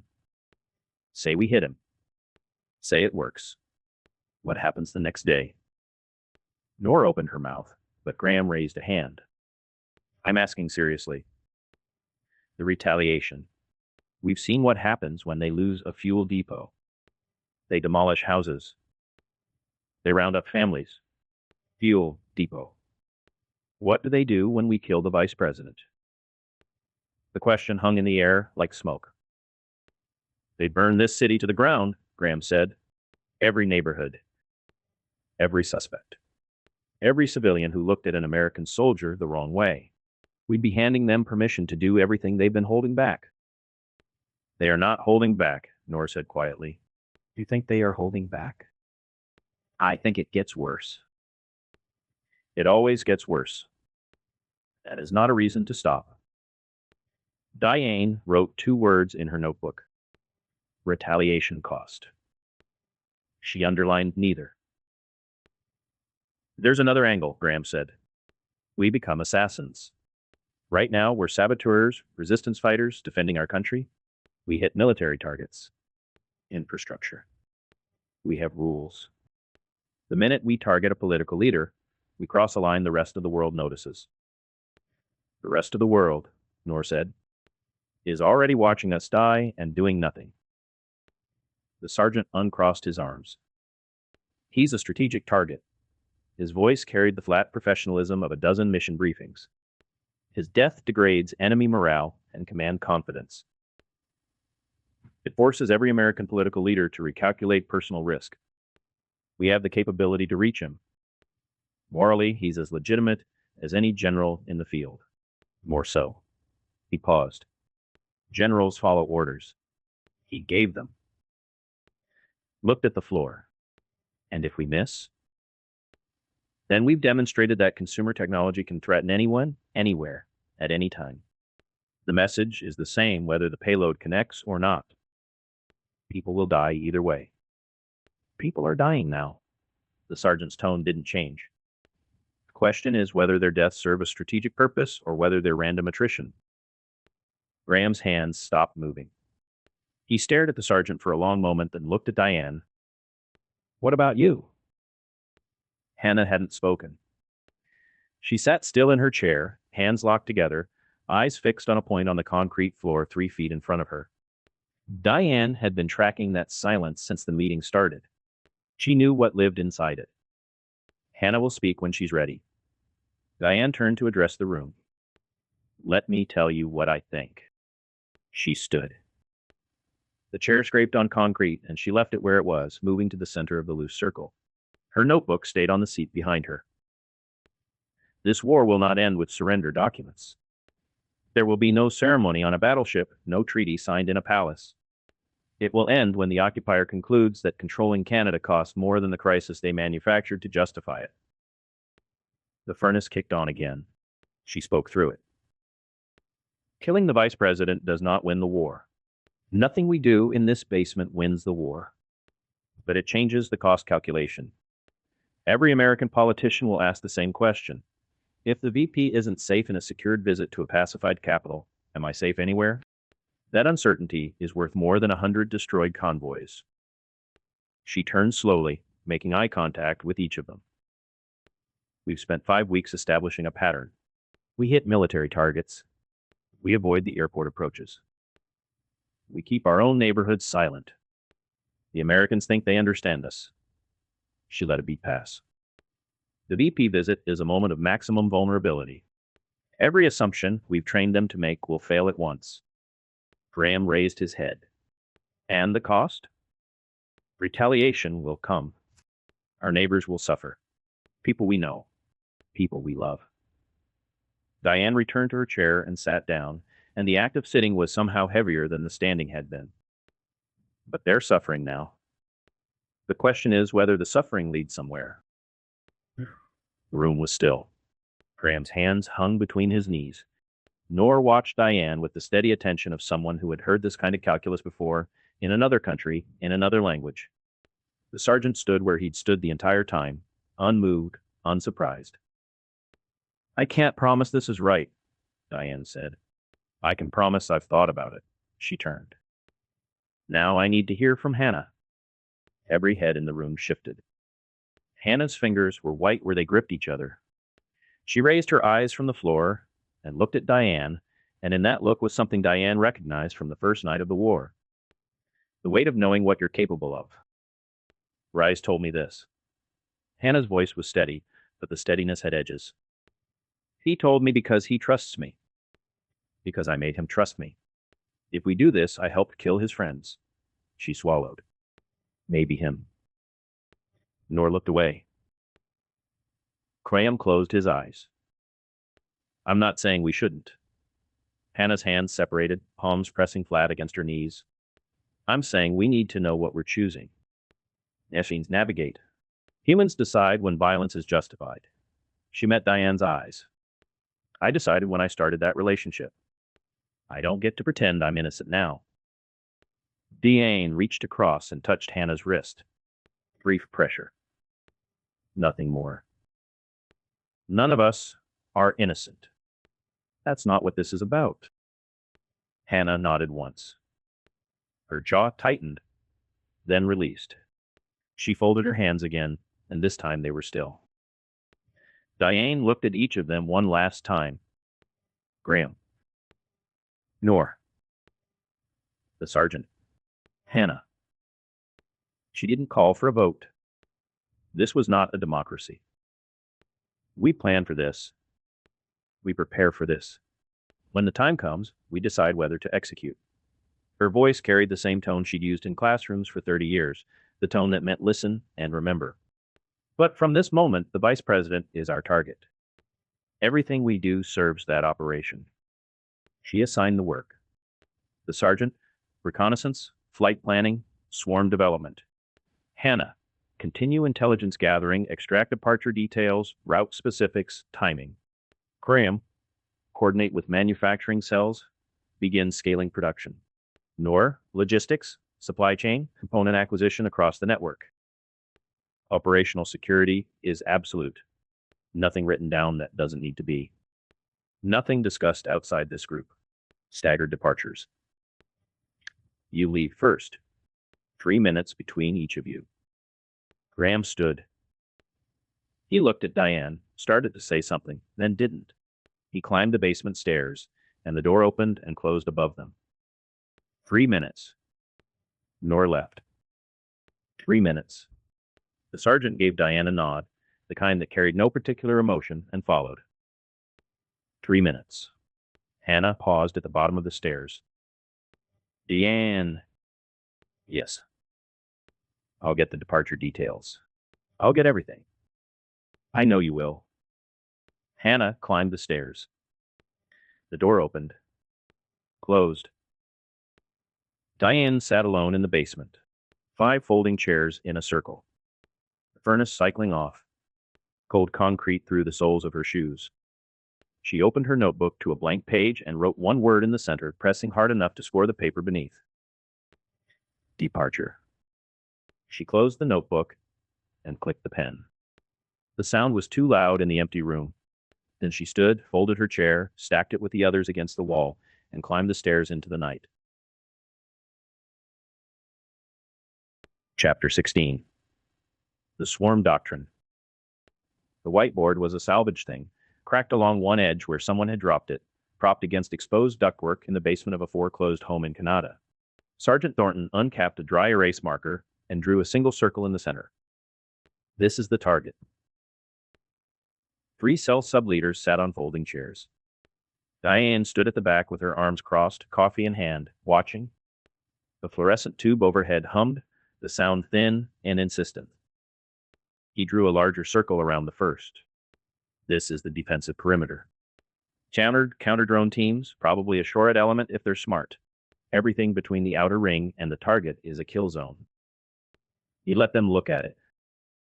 1 drone does not get through that. 2 don't. 10 don't. He drew X marks around the outer circle, a cluster of them, and crossed each one out. They shoot down the first wave in seconds. RF jammers knock out anything running on a standard frequency. Net guns, shotguns, directed energy, if they've gotten the equipment by then. A single drone against a prepared defense is a dead drone. One of the subleaders, a heavyset man named Firth who'd managed a Costco distribution center before the invasion, shifted in his chair. So what's the play? Thornton drew a swarm. Dozens of small arrows converging from every direction, filling the space between the circles. He drew them fast, the marker squeaking against the board, until the diagram looked like a starburst. You launch 100. The room went quiet. 95 get destroyed. Jammers kill 30. Counter-drone teams get another 40. Small arms fire, electronic warfare, nets, whatever else they've got, they chew through everything you throw at them. He circled the 5 arrows that reached the inner ring. But they can't stop all of them. Not 100. Not from every direction at once. 5 get through. He tapped each surviving arrow. 5 drones with payloads. That's mission success. Firth did the math out loud. 100 drones. In 3 weeks. 21 days, Thornton said. 5 drones a day average with ramp-up time. It's tight. The woman to first left, Priya, who ran a cell in Gloucester and had spent 15 years as a systems engineer at Nortel before it collapsed, leaned forward. You've done this before? No, Thornton didn't dress it up. Nobody has. Not at this scale, not with consumer hardware, not against a prepared defense. We're inventing this. Then how do you know it works? The math works. Eve Crane proved the concept with smaller numbers against less prepared targets. We're scaling the principle. He set the marker down. The swarm isn't about precision. It's about forcing defensive overreaction. Every jammer they activate reveals its position. Every counter-drone team that engages is a team that isn't watching something else. Every round they fire at a decoy is a round they can't fire at a payload carrier. He pointed at the 5 surviving arrows again. The 95 that die aren't wasted. They're doing their job. Diane spoke from the back of the room. Can we build that many? Thornton turned to face her. The overhead light caught the lines around his eyes. He'd slept 4 hours in the last 2 days, and it showed in the hollows beneath his cheekbones. That depends on you. They drove separately to Diane's house. Different routes, different timing. Thornton arrived last, parked 2 blocks away, walked through a neighbor's backyard, and in through the back gate. Standard procedure.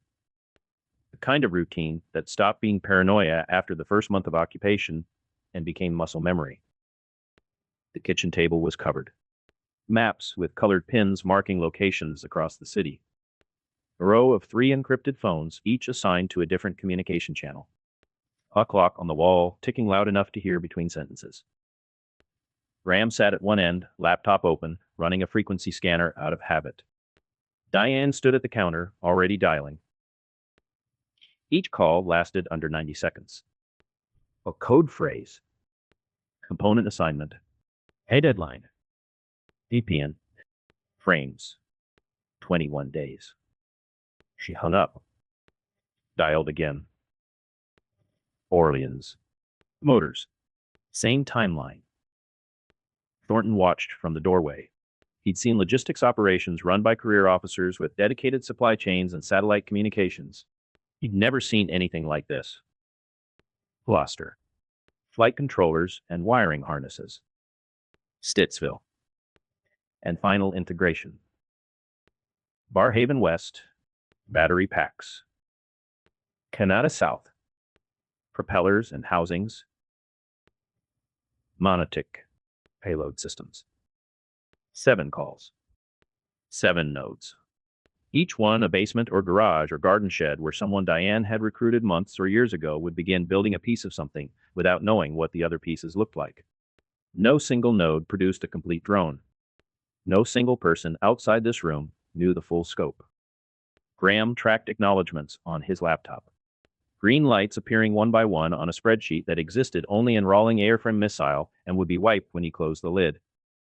7 confirmed, he said. 3 more pending. They'll confirm by midnight. Diane poured herself coffee from a pot that was always on. They always do. Thornton crossed to the table and studied the pin map. The nodes formed a loose ring around the city, none closer than 8 kilometers to another, none in Barrhaven proper.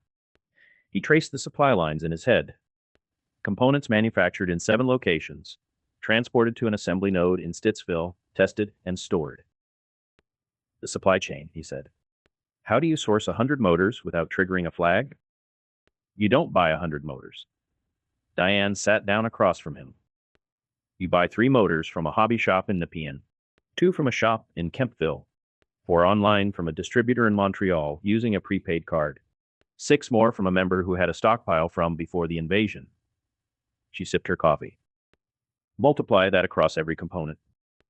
Frames, controllers, batteries, propellers, small quantities from dozens of sources. Nothing bulk, nothing traceable to a single buyer. You planned this? I planned for something like this 2 years ago. She set the mug down. I didn't know the target would be the vice president. I knew we'd need to scale. Thornton looked at the map again. The pins. The nodes. The supply routes, sketched in pencil, erasable, deniable. He'd spent his career in units that took months to plan operations with billion-dollar budgets. Diane had built this between grocery runs and neighborhood watch meetings. The 10th node, he said. Quality control and testing. That's yours. The garage in Stittsville smelled like solder and motor oil. Someone had pushed a Toyota Corolla onto the driveway to make room for 2 folding tables covered in drone components. Overhead fluorescence threw hard shadows across the workbenches.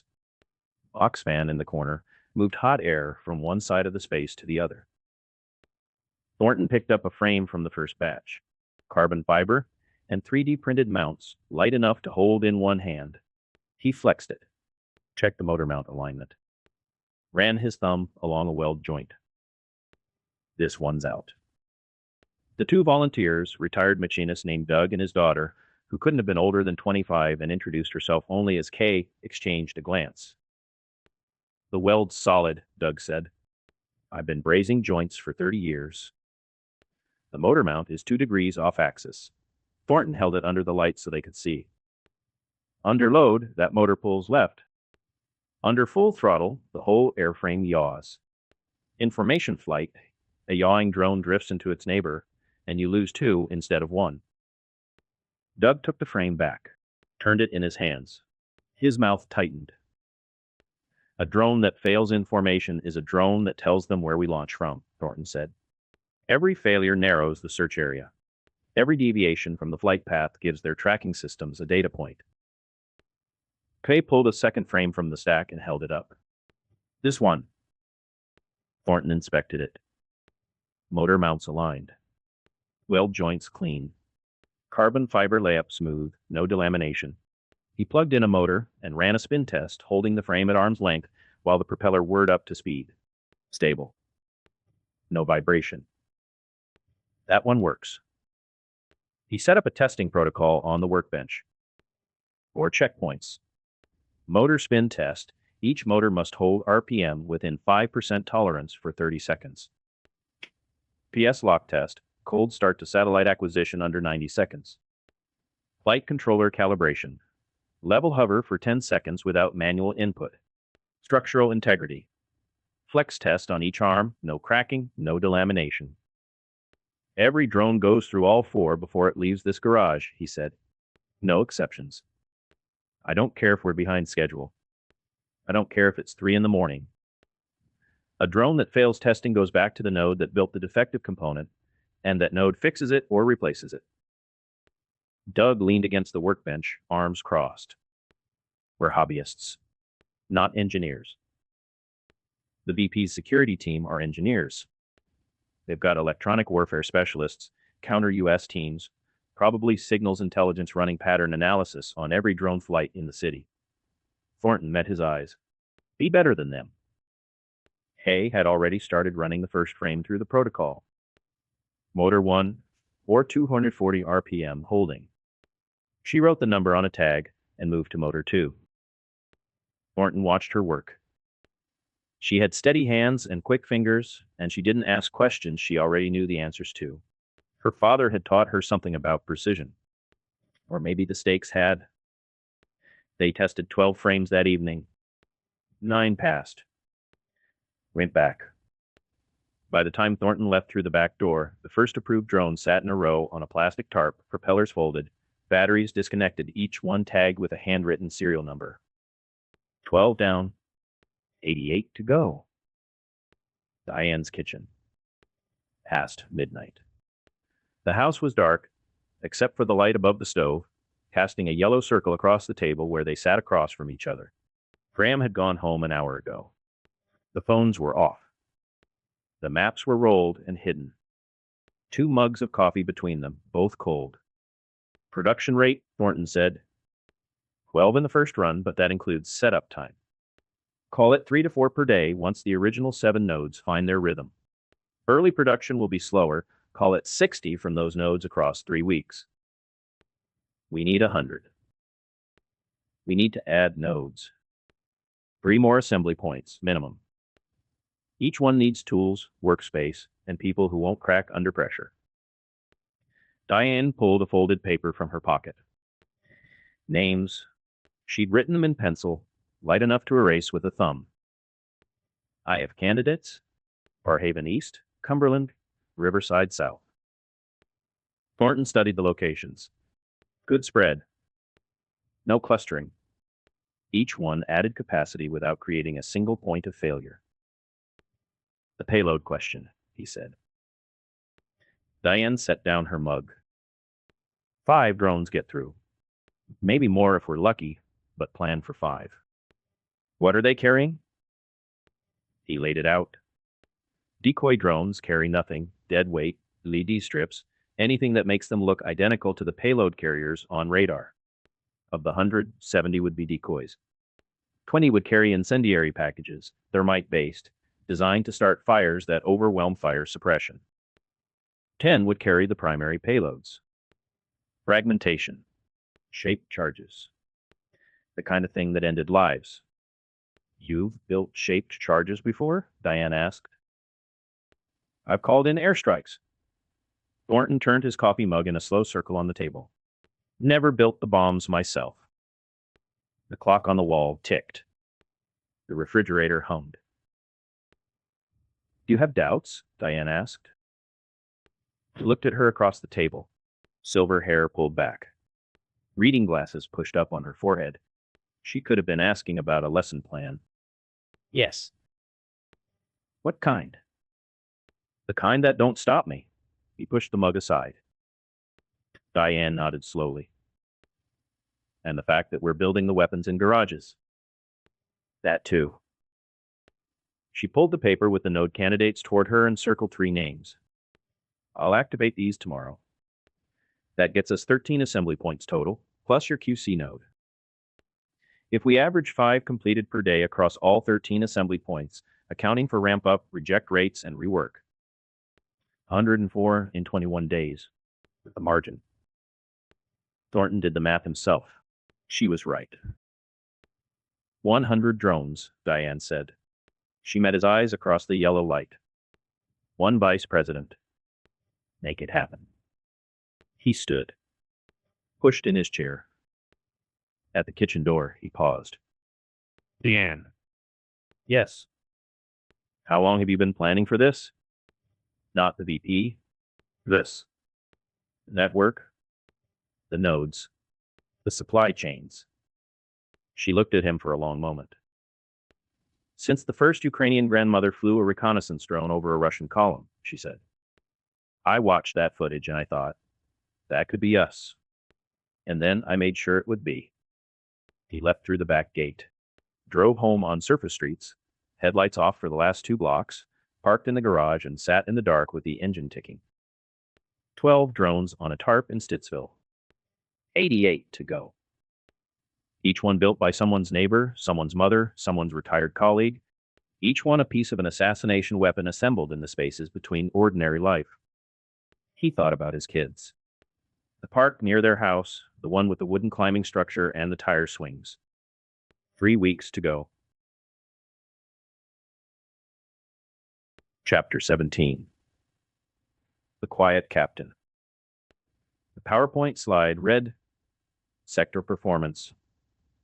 Week 5 in blocky white letters on a blue field. Captain Wayne Holt straightened in his chair and looked at the numbers he already knew by heart. The Ottawa Area Joint Operations Center occupied the 3rd floor of the Shaw Center, a convention facility the division had requisitioned during the first week. Fluorescent lights hummed over rows of folding tables that didn't match the room. The carpet still bore the indentations of exhibit booths. American flags flanked a projection screen at the front, and the air smelled like burnt coffee and uniform sweat. 6 company commanders sat in a loose horseshoe facing the screen. Battalion Commander Lieutenant Colonel Graves stood to one side, arms folded, watching his officers the way a man watches dogs he's considering putting down. The slide changed.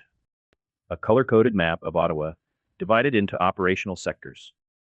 Red for high threat, orange for moderate, yellow for elevated, and 1 sector in green, Barrhaven South. Canada sector, the briefing officer read from his notes. For drone engagements this period. 2 casualties, 1 vehicle destroyed. In 3 engagements, 1 casualty. Orleans. 5 engagements, significant damage to a logistics node. Downtown core. 6 engagements, 1 KIA. The numbers kept coming. Red and orange washing across the map like a rash. Holt watched the other commanders absorb the data. Captain Morales from Canada had bags under his eyes and a twitch in his left hand he probably didn't know about. Captain Steed from Orleans was chewing the inside of his cheek. None of them looked like men who were winning. Barrhaven South, the briefing officer continued, and paused. 0 engagements. 0 casualties. 0 incidents. Heads turned. Holt met their eyes and didn't blink. Lieutenant Colonel Graves stepped forward. Captain Holt, walk us through your approach. Holt stood. 28 years old, 6'1", shoulders squared like he was posing for a recruiting poster. He moved to the screen and planted himself in front of the green sector like a man claiming territory. Sir, the difference is leadership. He let the words sit. My sector runs on 3 principles. Aggressive presence, my soldiers patrol every street, every day, visible and ready. Citizen accountability, we've recruited a civilian patrol network that reports suspicious activity directly to my command post. And 0 tolerance. Anyone who steps out of line faces immediate consequences. No warnings. No second chances. Morales shifted in his seat. What kind of consequences? Kind people remember. Holt didn't elaborate. He didn't need to. The population in my sector understands that cooperation is in their interest. That understanding didn't come from asking nicely. Silence in the room. The other commanders exchanged glances, distaste maybe, or envy dressed up as distaste. Results speak, Graves said. He studied the green sector on the map for a long moment. Captain Holt, the Vice President's visit is in 17 days. The motorcade route includes a segment through the southern suburbs. I am assigning you security coordination for that leg. The words landed like a metal pin to his chest. Holt kept his face controlled, but his pulse kicked. This was it. The assignment that turned a guard officer from Rochester into someone who mattered. I won't let you down, sir. See that you don't. Graves moved on to logistics updates, but the meeting was already over for Holt. He sat down, folded his hands, and allowed himself a single thought. They're going to know my name. The detained man sat in a plastic chair in the community center that served as Holt's forward operating base. Zip ties on his wrists. Swollen lip where Briggs had been enthusiastic during intake. Holt walked in at 10:30 hours, energized, moving with the loose stride of a man who owned everything he could see. Briggs and 2 others from his inner circle, thick-shouldered soldiers who'd found their calling in the occupation, stood along the wall. Name. Holt dropped into the chair across the folding table. Robert Carruthers. I already told your. Told my people what? I was photographing birds. The man's voice was steady despite the lip. Mid-50s, glasses, tilly hat still on his head. Purple martins. They nest in the eaves of the school on Greenbank. I have a bird-watching log if you. You were photographing my soldiers. I was photographing birds near your soldiers. There's a difference. Holt picked up the man's phone from the table, swiped through the gallery. Blurred shots of a roofline. A dark shape that might have been a bird or might have been a smudge. Family photos, a woman, 2 grown children, a golden retriever. Christmas dinner. Birthday candles. Nothing. He set the phone down. Mr. Carruthers, you understand the security protocols in this sector? I understand you've made up protocols that don't exist under any law I'm familiar with. Holt leaned forward. The man didn't lean back, which was either brave or stupid. Holt tasted the word. Mr. Carruthers, the law in this sector is what I say it is. And I say photographing military personnel and positions constitutes a security threat. Pending further investigation. For how long? Until I'm satisfied. Holt stood, buttoned his jacket, and walked toward the door. Behind him, Briggs cracked his knuckles. A habit, probably, but also a message. Captain, the man's voice followed him. Those are purple martins. They've nested there for 6 years. Your soldiers happen to be standing under them. Holt didn't turn around.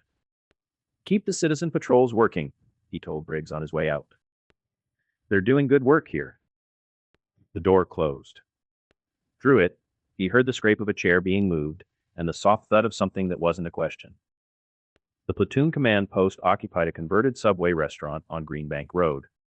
The bread ovens had been removed, but the smell lingered, yeast and processed meat baked into the walls, covered the menu boards. Radios sat where the sandwich station used to be. Lieutenant Palmer was waiting outside.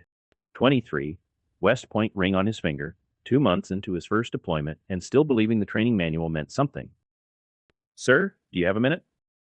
Holt checked his watch. He had places to be. But Palmer's platoon ran the Eastern Patrol routes, and his numbers were fine, so Holt gave him 30 seconds of eye contact that said he was already losing patience. What is it? Sir, the Citizen Patrol reports from this week. 17 tips. 0 confirmed threats. That's consistent with the last 3 weeks. Palmer held up a tablet with a spreadsheet he'd assembled himself. We're generating false positives at a rate that's consuming patrol time and alienating potential cooperative contacts. Alienating. Sir, yesterday we detained a retired schoolteacher for 45 minutes because she was carrying a backpack. She was bringing books to a neighbor. Before that, we pulled over a teenage girl on a bicycle because someone reported suspicious cycling patterns. Palmer paused, choosing his next words carefully. I think we could get better intelligence by de-escalating. Building actual relationships instead of. Instead of what, Lieutenant? Palmer's mouth opened and closed. He'd walked into the question and now stood in the middle of it with nowhere to go. You want to make friends. Holt stepped closer. His voice stayed conversational, which made it worse. While your brothers in Canada are burying their dead. While Captain Morales is pulling shrapnel out of his soldiers. You want to sit down with these people and have a chat. Sir, I'm suggesting that. I know what you're suggesting. You're suggesting my methods are wrong. That the 0 attacks in my Sector 0, Palmer, are somehow unrelated to my approach. That I should soften up so we can all hold hands. Palmer's face reddened. 3 soldiers at the radio station had stopped pretending not to listen. Maybe you'd be more comfortable in logistics. Holt let the words fall like a verdict. Pushing paper somewhere, nobody shoots at you. Would that suit you better, Lieutenant? No, sir. Then get back to your platoon and run the patrols I've assigned. Follow the protocols I've established. And if a citizen patrol brings you a tip, you act on it. Every time. Without hesitation. Without questioning whether the person filing the report might have their feelings hurt. Palmer came to attention. Yes, sir. He left. Holt watched him go, then turned to the radio station, where Staff Sergeant Kowalski stood near the map board with a clipboard in his hand and an expression that had been carefully emptied of opinion. Keep an eye on that one, Holt said. Kowalski nodded. His eyes said nothing. The evening patrol was Holt's idea. He didn't usually ride along. That was for platoon sergeants and squad leaders, the mechanical work of presence. But tonight he wanted to see his domain through the windshield of a Humvee, and so he sat in the passenger seat while Kowalski drove and the radio chattered with routine check-ins from his 5 platoons. Barrhaven unrolled around them like a suburb that had forgotten it was occupied. Lawns mowed. Kids on bicycles, pedaling home before curfew with the unhurried pace of children who weren't afraid. Porch lights coming on as the sun dropped below the tree line. Slow down here, Holt said. They passed the lot where a house had stood 2 weeks ago. Rubble now. Yellow tape. The foundation visible like exposed bone. A message the neighborhood had received, and, Holt was certain, understood. That's how you communicate with a population, he said. No one had asked, but he said it anyway. Not with flyers. Not with town halls. You communicate through consequences. Kowalski kept his eyes on the road. They turned onto a residential crescent. A woman stood on her porch, silver hair, gardening apron, a watering can in her hand. She saw the Humvee. and raised a hand in a friendly wave. Stop. Kowalski pulled over. Holt studied the woman through the window. Grandmotherly. Harmless. The kind of person his own mother would head over for coffee. Who is she? Local. Name's Turner, I think. Retired teacher. She gives the patrols water sometimes. Kowalski's voice was neutral, freshenly empty. The woman was still smiling. She gestured toward a cooler on her porch steps, an offering, the universal language of suburban hospitality. They're gathering intelligence on us, Holt said. Every one of these friendly interactions is a data point. They watch our routes, our timing, our personnel. Want me to move on, sir? Holt considered. The woman's smile was patient, undemanding, the smile of someone who had nowhere to be and nothing to hide. Let the soldiers drink. We're not savages. He stayed in the vehicle while two soldiers from the trail vehicle accepted water bottles, exchanged pleasantries, and returned to their posts. The woman watched them go with the same warm expression she'd worn when they arrived. They drove on. A man walking his dog moved to the sidewalk as the convoy passed, eyes down, shoulders hunched. Holt noted the posture. That's how you know they understand, he said. The ones who look away. They've gotten the message. The patrol completed its circuit. Quiet streets. Cooperative civilians. Not a single incident. Holt looked out the window at his sector and saw exactly what he expected to see. A population that had been brought to heel. Behind them, the woman on the porch set down her watering can. Her smile dropped like a mask removed. She turned and walked inside. The screen door closed behind her with a sound Holt didn't hear. Holt walked inside HQ. The office still smelled like insurance, the particular staleness of copier toner and paper files that no amount of military occupation could erase. Holt sat behind the desk he'd claimed on day one and spread the VP visit briefing package across its surface. Maps. Timelines. Security requirements. Threat assessments from Division Intelligence, color-coded by sector. His sector, green. No additional assessment required. He traced the motorcade route with his finger. Downtown, across the Rideau Canal, south through Nepean, then the segment through Barrhaven, his segment before continuing to the airport. VP would see a peaceful suburb. Orderly streets. American soldiers in clean uniforms conducting professional operations. He pulled a green marker from the cup on his desk and circled Barrhaven South on the security map. Wrote, "No threat," in block letters. Drew a second circle around it, thicker, like a wall. The drone attack overlay sat beneath the security map. He pulled it out and studied it. Red pins scattered across Ottawa like a disease. Canada, Nepean, Orleans, downtown, the airport perimeter. Dozens of strikes, hundreds of rounds, a resistance that was active and aggressive and seemingly everywhere. Everywhere except here. The question a different man would have asked never formed. He began drafting the security plan. More patrols during the visit.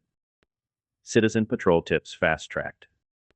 Every intersection manned, every rooftop cleared, every angle covered.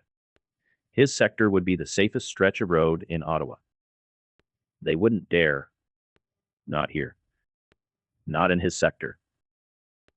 He started composing the after-action summary for tomorrow's briefing in his head. Barrhaven South sector remains secure. VP motorcade segment assessed green. Recommend Barrhaven security protocols be adopted division-wide. Graves would like that last part. Maybe even push it up to core. Holt slid the briefing package back into its folder, turned off the desk lamp, and walked out into the night air. The streets were dark and still. Porch lights burned in neat rows. Nothing moved. On his desk, under the green circle he'd drawn with such confidence, his security assessment read, "No threat." Chapter 18. The pattern. The map spread across the Formica like an autopsy. Staff Sergeant Mike Kowalski had been at it since 0430, working by the blue-white glow of a battery lantern in the back office of the Subway restaurant that served as his platoon command post.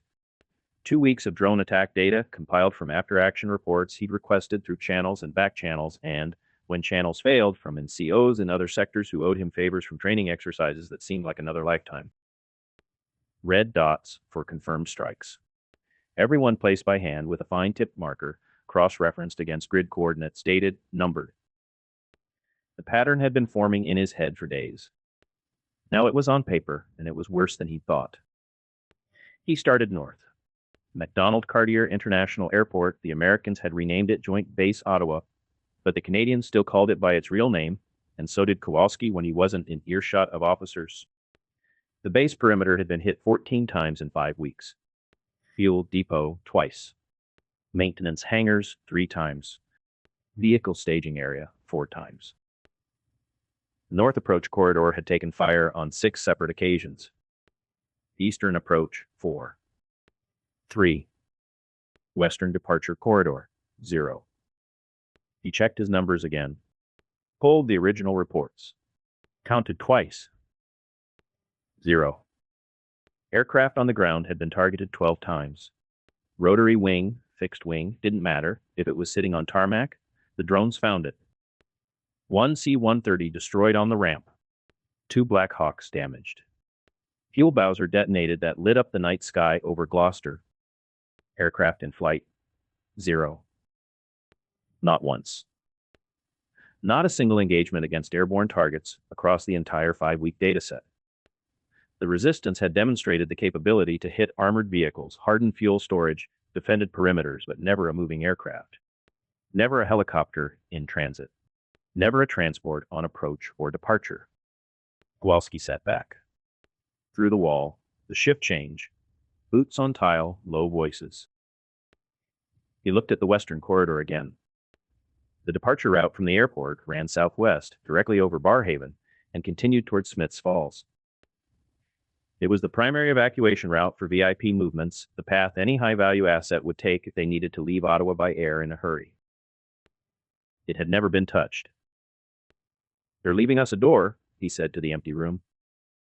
He gathered the maps, the data sheets, his notebook, and headed for the captain's office.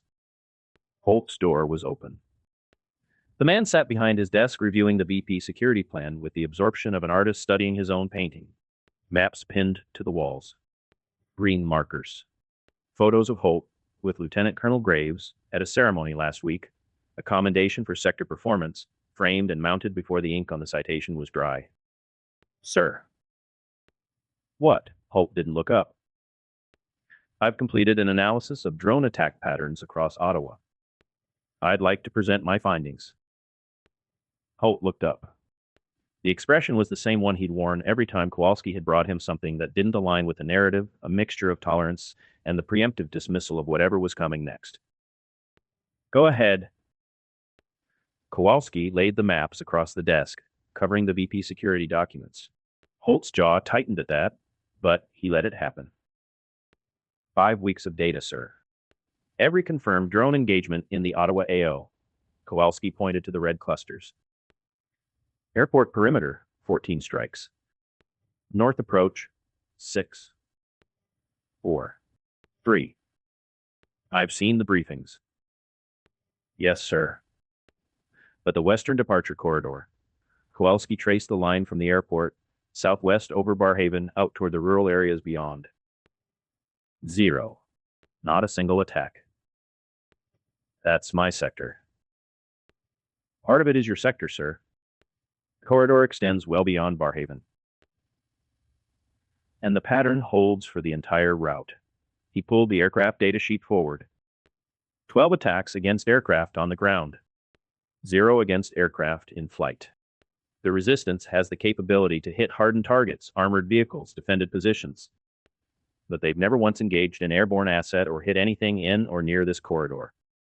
Holt leaned back. They're afraid of our air defense. We have Stinger teams along the flight paths.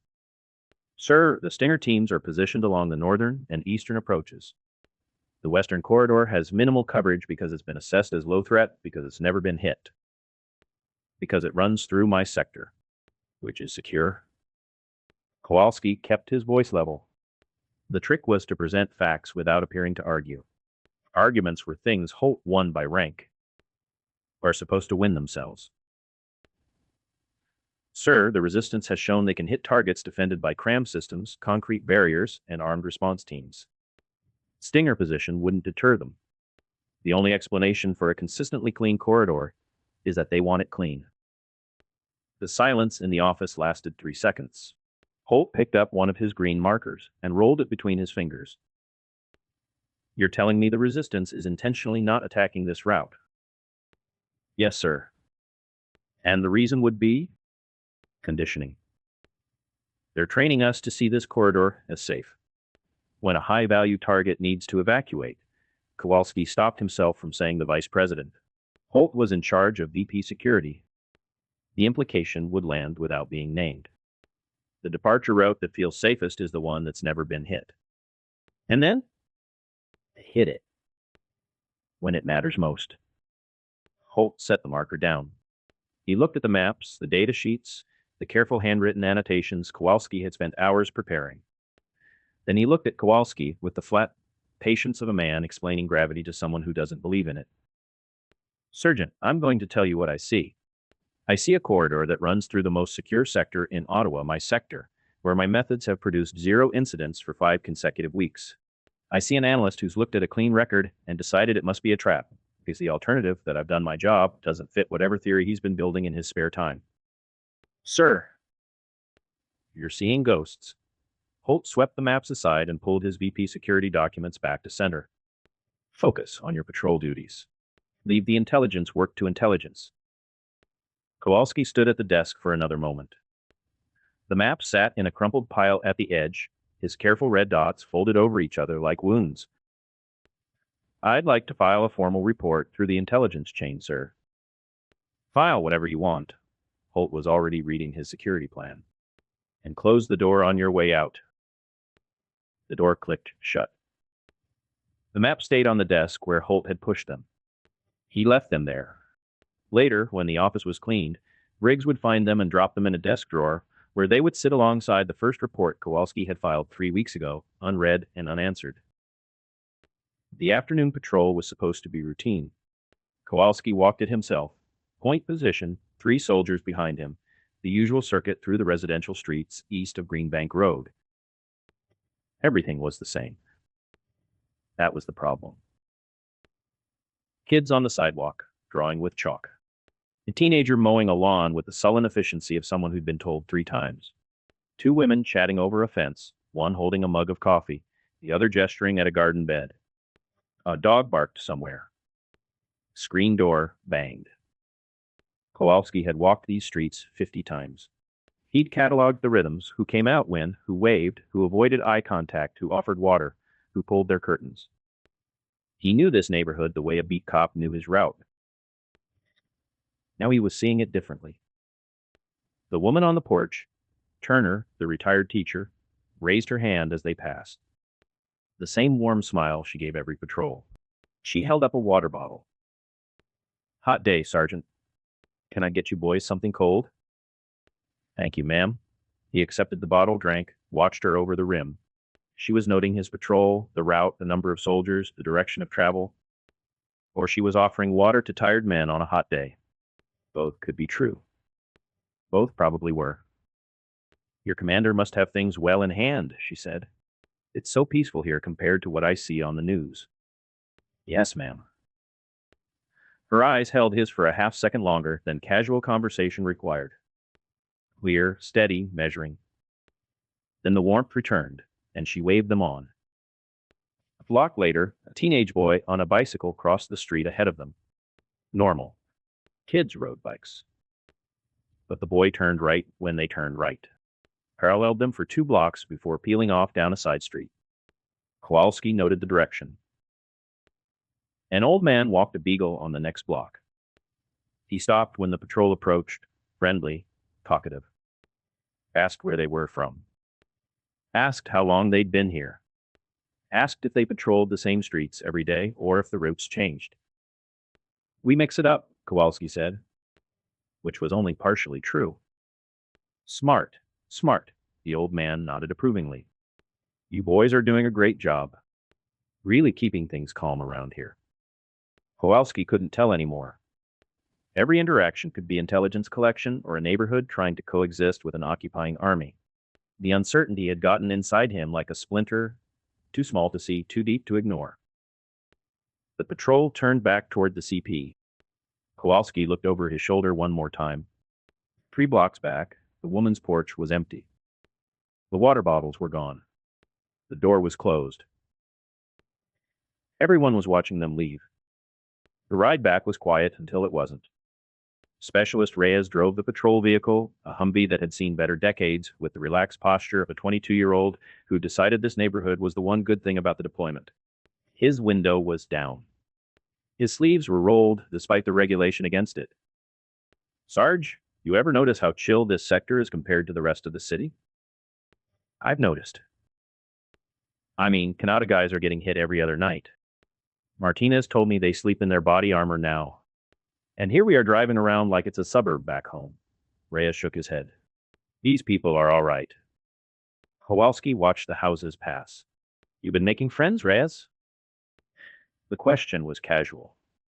The silence that followed was not. "I mean, talking to people. That's part of the job, right? Hearts and minds?" Reyes adjusted his grip on the steering wheel. "There's this girl woman. Canadian. Her name's Hannah." "How'd you meet her?" "She works at the community center, the one they set up for food distribution. She was helping out, and we started talking, and..." He trailed off, then rallied. "She's different, Sarge. Not like the collaborators who show up to tell us what their neighbors are doing. She's genuine. Real. Real." "Yeah." Reyes glanced over, trying to read Kowalski's face. "I know what you're going to say. Fraternization. Security risk. But it's not like that. She doesn't ask about ops or routes or anything. We talk about music. Movies. Home. Kowalski should report it. The regulation was clear. Any personal relationship with a civilian in an occupied territory constituted a potential security compromise, and the report would go to the captain, who would come down on Reyes with the full weight of his authority and probably ruin the kid's career in the process. He looked at Reyes. Buffalo, New York. Joined the Guard for college money. 22 years old and 3,000 miles from anyone who gave a damn about him, grasping for something human in a deployment that had stopped making sense around week 2. Be careful. Kowalski turned back to the window. That's all I'll say. Reyes exhaled. Thanks, Sarge. I mean it. Cheese. I said that's all I'll say. They drove the rest of the way in silence. Reyes pulled into the lot behind the CP with a small smile on his face, the private satisfaction of a young man whose secret was safe. Kowalski didn't smile back. Everything in this neighborhood was too friendly, including Reyes's girl. The Division Intelligence Office occupied a wing of the Westin Hotel that had been converted with the haste and aesthetics of a military operation. Drop ceilings over chandeliers, folding tables in front of floor-to-ceiling windows, whiteboards where room service menus hang. The analyst was a second lieutenant named Carr. Young. Earnest. The nav officer who graduated with a 3.8 in political science and believed intelligence analysis was a meritocracy. Kowalski laid his maps on the table. Third time he'd organized these documents today. Carr leaned forward, interested in the way young officers were interested in everything before they learned which things mattered to their careers. Kowalski walked him through the same analysis he'd shown the captain that morning, the ring of attacks around the airport, the clean western corridor, the pattern that said someone was leaving them a door. The numbers came out the same. 14 strikes on the perimeter. 0 on the western route. 12 hits on grounded aircraft. 0 against anything airborne. Ha! Carr pulled the map closer. That is statistically notable. It's more than notable. It's deliberate. The resistance is conditioning us to see this corridor as safe. Or, Carr held up a hand, the gesture of a man presenting alternatives. The corridor runs through a pacified sector with strong force presence. The air defense posture along the western route may be acting as a deterrent we haven't fully quantified. and resource allocation, the resistance may simply be directing assets toward higher value targets. They've hit targets more heavily defended than anything along this corridor. Ram-protected depots. Hardened fuel storage. The Stinger positions are on the north and east sides, not the west. It's circumstantial, Sergeant. Carr's voice carried the apologetic tone of someone delivering a verdict he didn't entirely believe. We'd need more data to confirm. Attack pattern analysis requires at least 8 to 10 weeks of. The VP visit is in 17 days. The primary evacuation route runs through this corridor. Carr's pen stopped moving. He looked at the map, then at Kowalski, then at the map again. I can flag it for review. Flag it how? I'll submit it as an analytical note to the collection manager.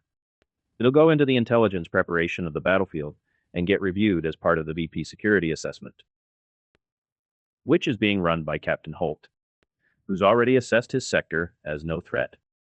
Carr's expression tightened. The political reality of what Kowalski was asking settled over the conversation like a change in air pressure. Staff sergeant going around his company commander to submit intelligence that contradicted the commander's own assessment, the commander who'd been given VP security coordination because of that assessment.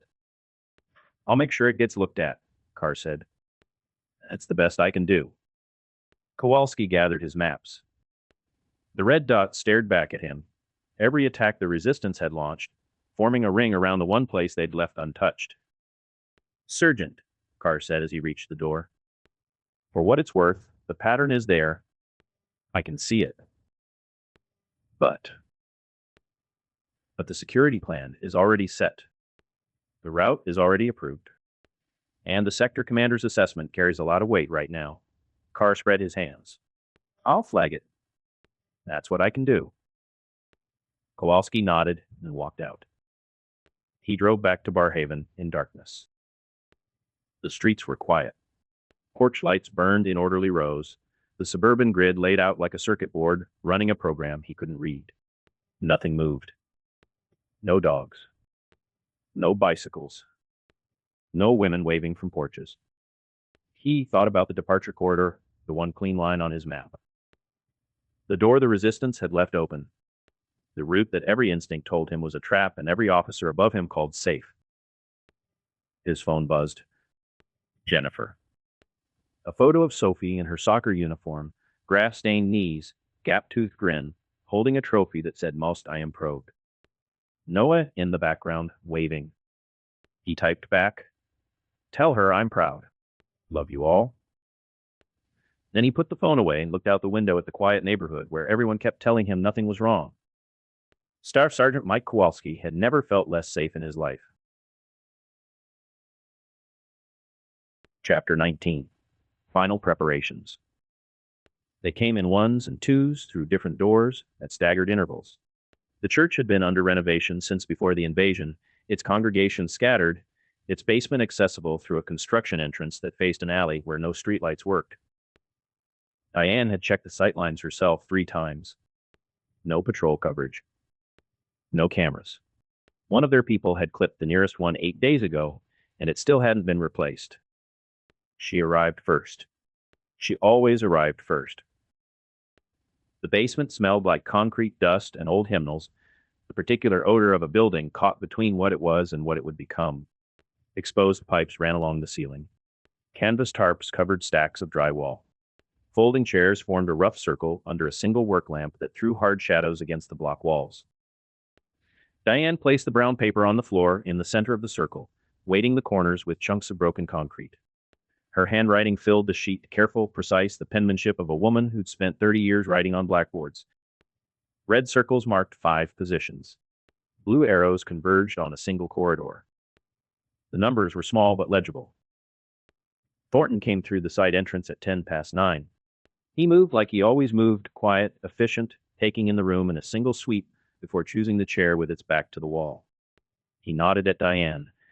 She nodded back. Neither spoke. The communications lead arrived next. Margot, 40-ish, a former IT project manager who'd been running their encrypted signal network since week 2. She was carrying nothing. Good. Diane had been clear. No phones, no notes, Nothing that could be found. Then, the sub-leaders. Elaine Desrookers, who ran the manufacturing cells out of 6 garages and 2 basements across the South End. Paula Lee Watkins, logistics, the woman who'd figured out how to move drone components through a neighborhood crawling with patrols by hiding them in grocery bags and stroller baskets. Raymond Prohl, the oldest among them, a retired shop teacher who'd known Diane for 20 years and now coordinated the training pipeline Thornton had built. Last through the door was Hannah. She took the chair nearest the exit and sat without greeting anyone. Her face was composed. Blank. The operational mask she'd been wearing for weeks fitted so tightly now that Diane wondered if there was anything behind it. 7 people. 7 chairs. 1 lamp. The decision they had built toward for 3 months. Diane waited until the last footsteps above them faded. The church was empty. The alley was clear. The night outside was warm and still. The vice president's visit is confirmed, she said. 3 days. No one moved. The words hung in the concrete air like smoke. This is the decision we've been building toward. Every drone we've manufactured, every route we've mapped, every piece of intelligence we've gathered, it was for this. She looked at each face in the circle. No phones. No notes. What we discuss here stays in your heads. Memorize what you need. Destroy nothing because there's nothing to destroy. She turned to Thornton. Sergeant. He stood and moved to the brown paper on the floor, crouched beside it. His voice was low, flat, stripped of everything except information. 2 phases. Phase 1, simultaneous strikes on guard positions across the sector. His finger touched each red circle in turn. Motor pool. 3 checkpoints, Alpha, Bravo, Delta. And the platoon command post. 5 targets hit within 60 seconds of each other. Drones? Elaine asked. 12 per target, 60 total for Phase 1. Phase 2, 91. He glanced at Elaine. Production exceeded the original targets. 14 nodes running for 3 weeks gave us 151 flyable units. We're deploying all of them. We let that settle. Phase 1 objective isn't annihilation. It's panic. We need every American in this sector screaming into their radios at the same time. He let that settle. Phase 2. His finger traced the blue arrows. The VP will be at the ceremony downtown. When Phase 1 hits, his security detail will evacuate. Standard protocol, they won't stay in a city under active attack. They'll move him to the airport via the fastest clear route. His finger stopped on the corridor between the blue arrows. This route, Greenbank Road to the 416 on-ramp. The route we've spent 3 months keeping clean. The route their intel assessment rates as the lowest threat corridor in the city. Silence. 91 drones launched from 8 positions along the corridor. Staggered waves, converging on a 2-kilometer stretch of highway. Even at 80% attrition, even if their jammers and shooters take down 73 of them, 18 get through. 18 is enough. Enough for what? Margot's voice was steady, but her hands were pressed flat against her thighs. The convoy. The escorts. The aircraft if it's still on the ground. Everything in that corridor. Thornton looked up from the map. Once they're launched, there's no recall. The drones are pre-programmed with autonomous waypoints. No operator signal to jam. They fly to their coordinates, and they execute. He stood. That's the plan. Executable in 72 hours. The lamp hummed. Somewhere above them, the building creaked the way old buildings do, settling, breathing, indifferent to what happened in its bones. Diane let the silence work. Then she turned. Hannah. The intelligence. Hannah's posture didn't change. She spoke from her chair, voice flat, eyes fixed on a point somewhere past the map on the floor. Guard rotation at checkpoint Alpha. Shift change at 0600. Skeleton crew between 0530 and 0615 during handoff. Bravo. Same pattern, offset by 30 minutes. Delta, reinforced for the VP visit. Full complement at 0800.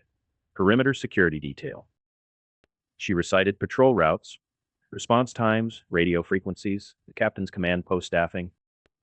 Every piece of it delivered in the same even tone, like a weather report. Like data. The captain has been assigned VP security coordination. He'll be at the ceremony downtown, not at his CP. His sergeant, Briggs, will have local command. Briggs panics. He'll lock down rather than push out. Phase 1 will pin them in place. She stopped. The basement was very quiet. Raymond Prohl leaned forward. He was 63. He'd taught woodworking at the same school where Diane had taught English. His hands were calloused from decades of table saws and lathes, and they rested on his knees now still. "You're sure?" Hannah looked at him. Her expression didn't change, but something moved behind her eyes, a door opening and closing so fast that only Diane caught it. "I'm sure. He trusted me. That's why it works." No one asked who. No one asked if she was okay. The question sat in the room like something with weight, but nobody picked it up. Diane nodded once. "Thank you, Hannah. We planned for this. Built for this. Now we decide." Diane straightened in her chair. "I'm asking each of you. Once you commit, there's no withdrawal. Phase 1 means we attack our own neighborhood. The soldiers who patrol our streets. Ones who wave at our kids. We'll be ordering their deaths, and some of them will die. That's what we're voting on." She turned to Thornton first. Execute. No pause. No inflection. Statement of professional readiness, nothing more. Margot. Margot's hands pressed harder against her legs. Her chin lifted. Execute. "Ellen." He exhaled through his nose. Execute. Paula. Execute. Her voice carried heat, the anger of a woman whose cousin had been detained at a checkpoint in Canada and never came home. Raymond. He was the last. He sat very still. His hands, spotted with age, rested flat on his knees. He looked at Diane, not for permission, but for acknowledgement. 20 years they'd known each other. He'd taught her students how to build bookshelves. Execute. The word came out quiet. Hannah. Execute. The word landed in the room like the others, flat and final. But Diane heard what was underneath it, a bridge burning. 7 boats. Animus. "Then we're committed," Diane said. 72 hours. She gave them their assignments, communications protocols, manufacturing deadlines, staging schedules, abort criteria that everyone knew would never be used. They memorized. They asked questions. They confirmed details with the precision of people who understood that mistakes now meant deaths later. Then she sent them home. Same protocol in reverse. Staggered departures. Different exits. Different routes. Thornton left last, pausing at the door. "You good?" Diane looked at him. "I gave the order. Good doesn't enter into it." He held her gaze for a moment, then nodded and disappeared into the alley. Diane walked home through the warm night. Back streets. The route she'd memorized weeks ago, mapped for blind spots in the patrol coverage her own people had documented. She moved like a woman coming home from a late meeting at the church, which, in a way, she was. Her house was dark. She didn't turn on the lights. The kitchen was silver with street light filtering through the curtains.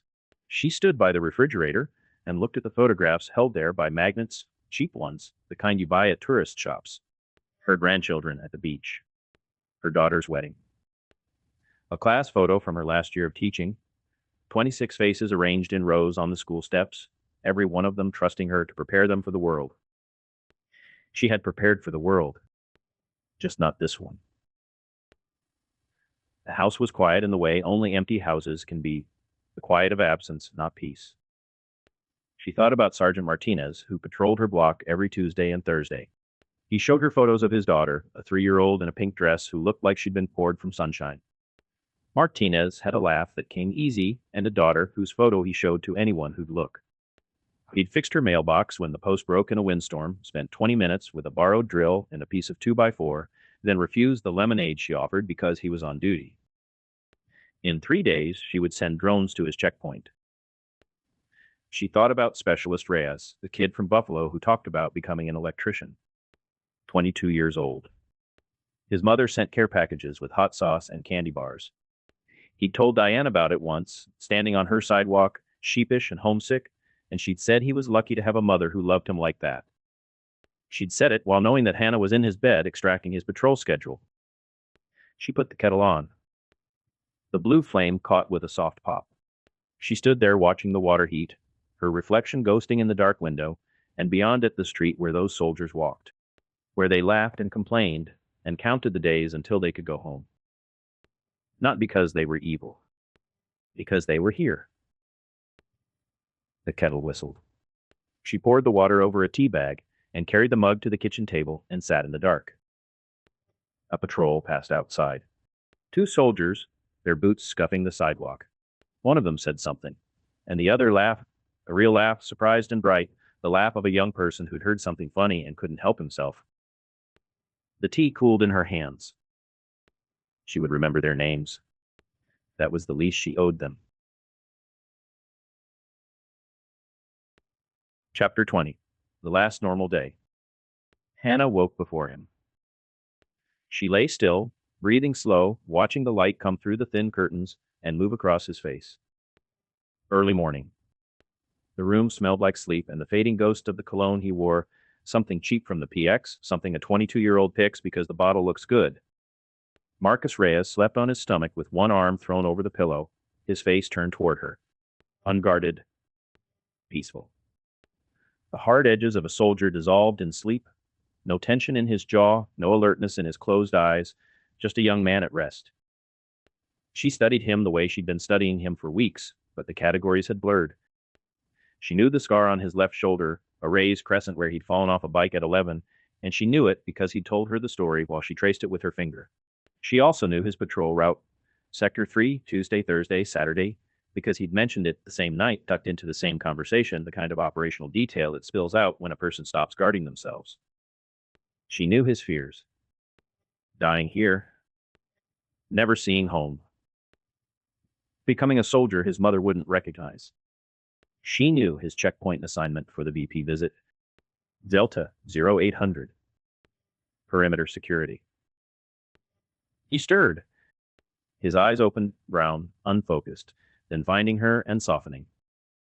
Hey. Hey. He reached across and pulled her close. She let him. His skin was warm, and she pressed her face against his chest and listened to his heartbeat, steady and strong, the sound of someone alive who did not know what was coming. I wish every morning started like this, he said. Hannah closed her eyes. She didn't answer. She made coffee while he showered. The kitchen was small, a galley in a converted house, barely wide enough for 2 people to pass without touching. The coffee maker was hers. The mug he used, a blue one with the chipped handle, was hers too, but it had become his by repetition. He reached for it without thinking every time he was here, the way people claim objects through habit. She set the mug on the counter and poured. Toast in the toaster. Butter on the table. He came out of the bathroom in his undershirt, toweling his hair, and dropped into the kitchen chair like he belonged there. Big day tomorrow, he said. VP visit. Everyone's wound tight. Captain's been impossible. Worse than usual. He called a briefing at 0500 this morning. Stood up there for 40 minutes, talking about operational posture. Half the platoon was asleep standing up. He grinned, shaking his head.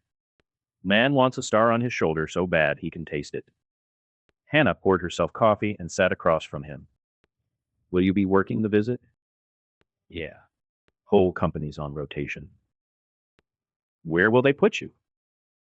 Checkpoint Delta 0800. Perimeter security. He shrugged, tearing off a corner of toast. Boring stuff. Stand there, look sharp, don't scratch yourself on camera. VP probably won't even look at us. The information dropped into the place she'd made for it. sliding into the architecture of what she already knew. Clean data point. Final confirmation. After the VP leaves, things should calm down, he said. Maybe I can get some time off. We could do something. That would be nice. She poured him more coffee.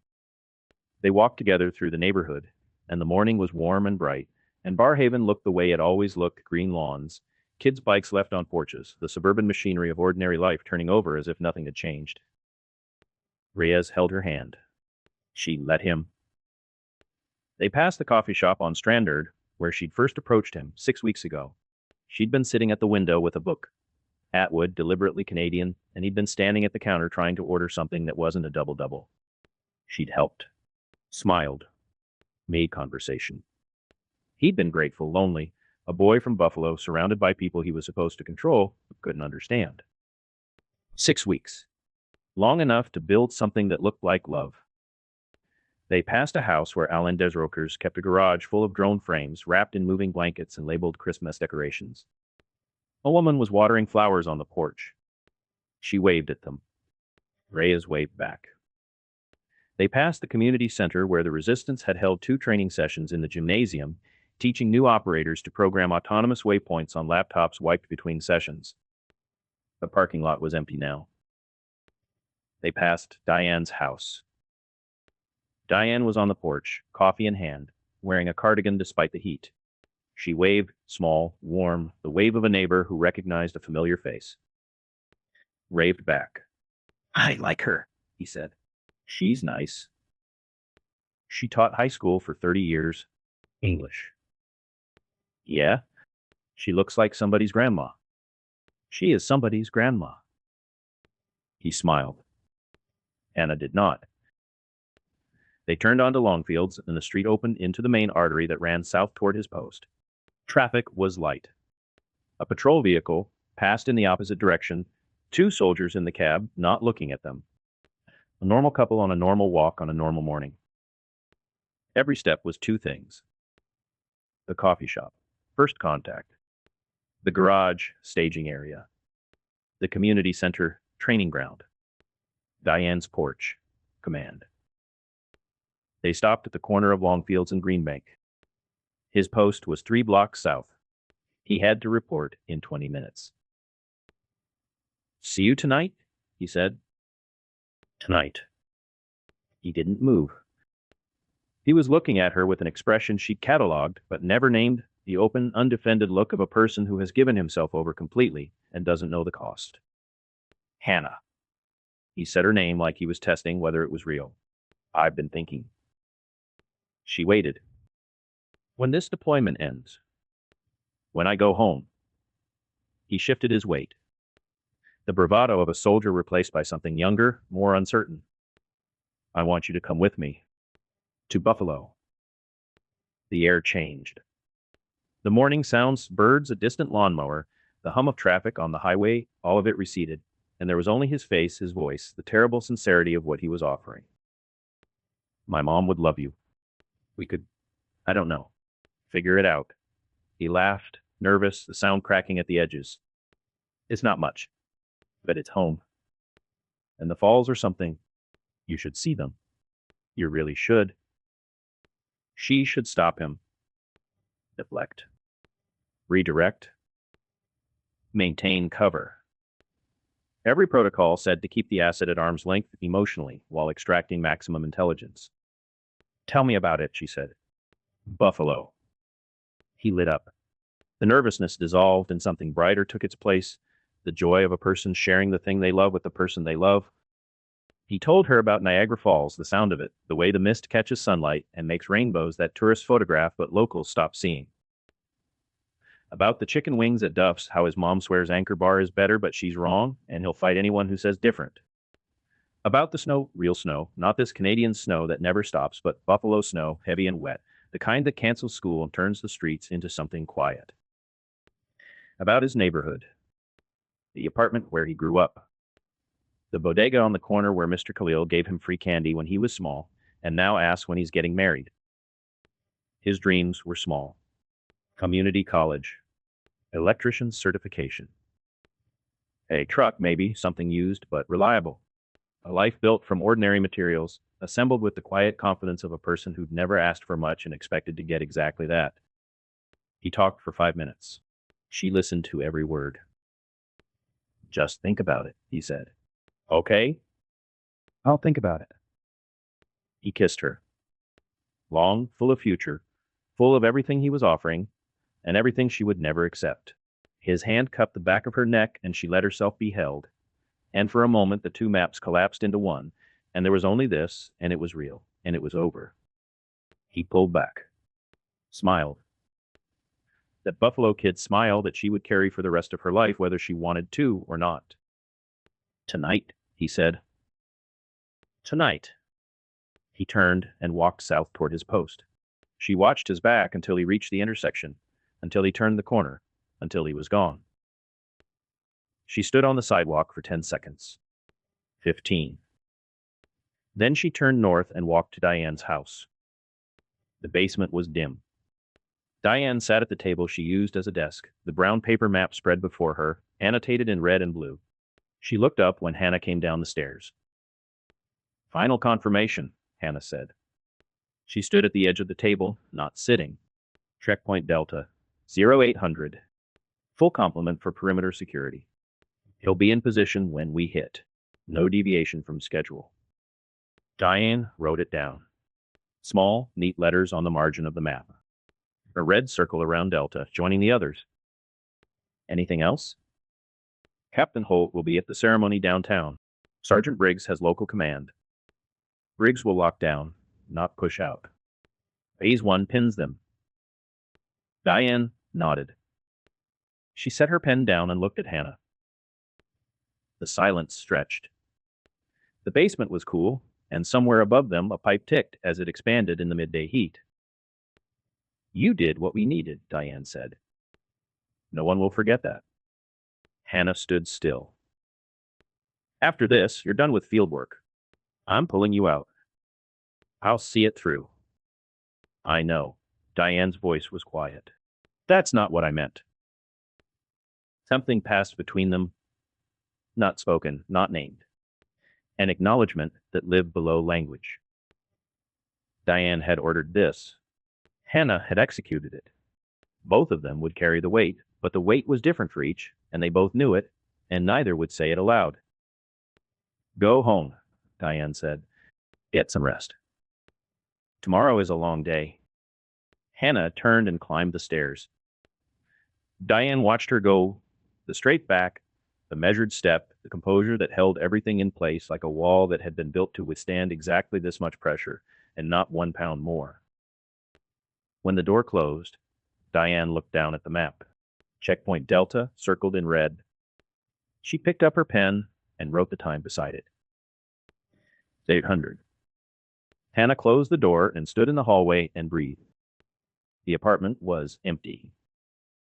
The air smelled like him. His shampoo, his cologne, the particular warmth of a space recently shared. His coffee cup sat in the sink, unwashed, a brown ring drying at the bottom. His jacket hung over the back of the kitchen chair, olive drab, the name tape readable from across the room. Phrase. She didn't move it. She sat on the bed.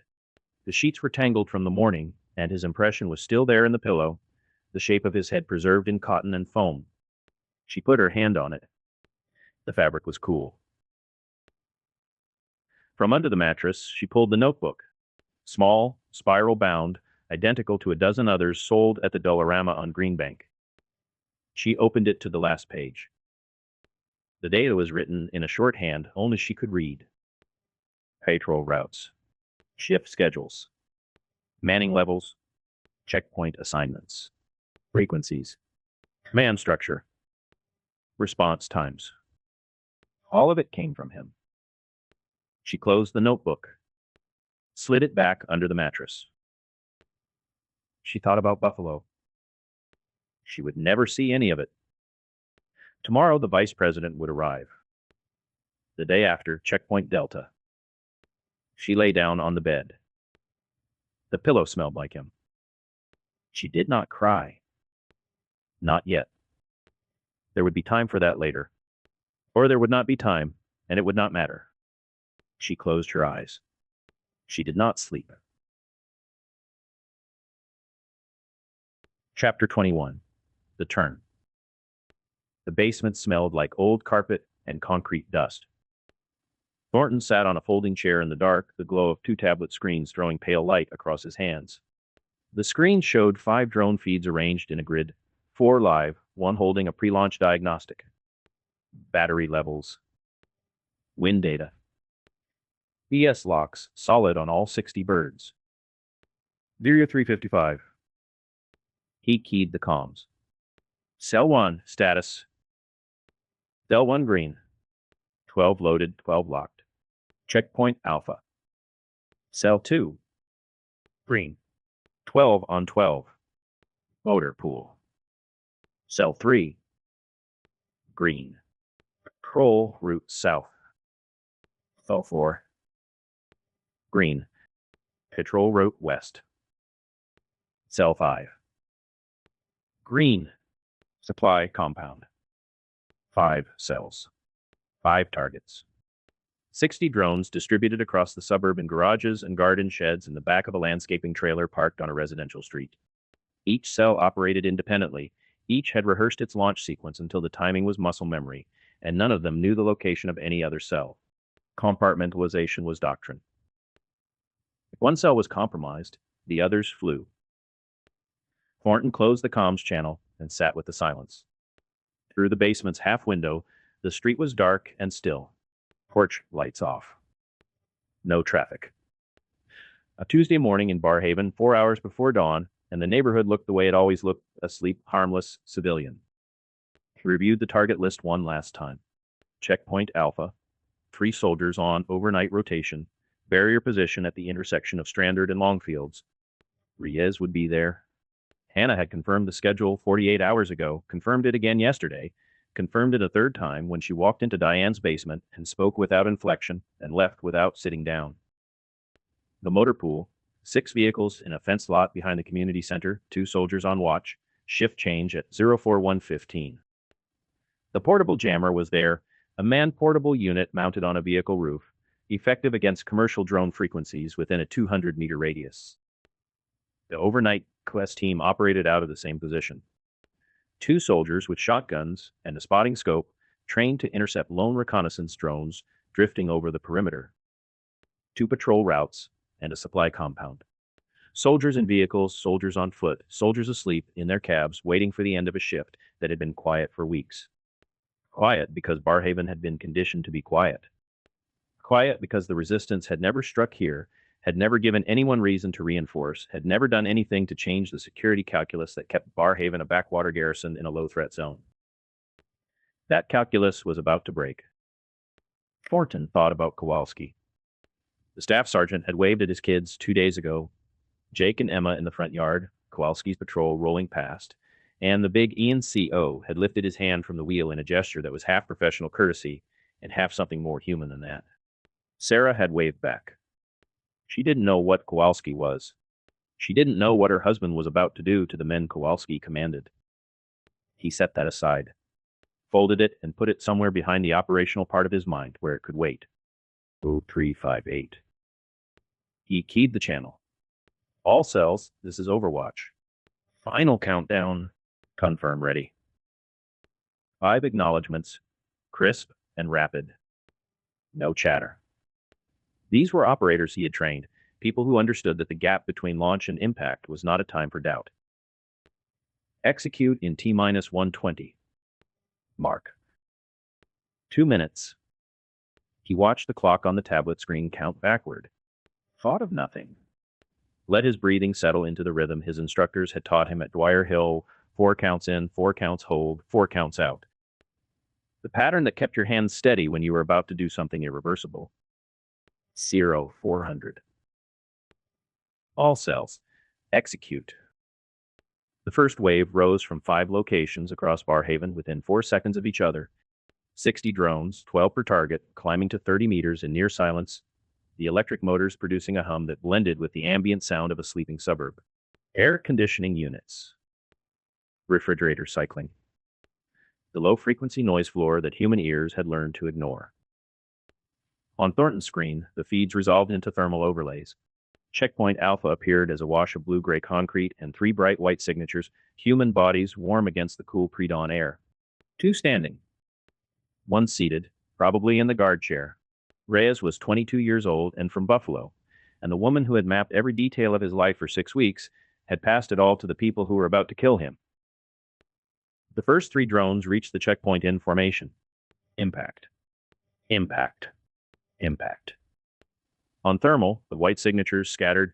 1 dropped flat, 1 staggered sideways, 1 didn't move.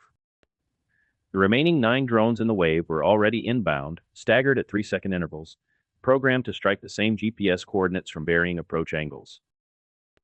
40 seconds after the first impact, the motor pool jammer activated. On Thornton's feed from Cell 2, 3 drones went dark, their control links severed as the jammer flooded the commercial frequencies with broadband noise. The drones tumbled, crashing into a parking lot and the roof of a building. 3 out of 12. The jammer was doing its job. But the remaining 9 drones didn't need a control link.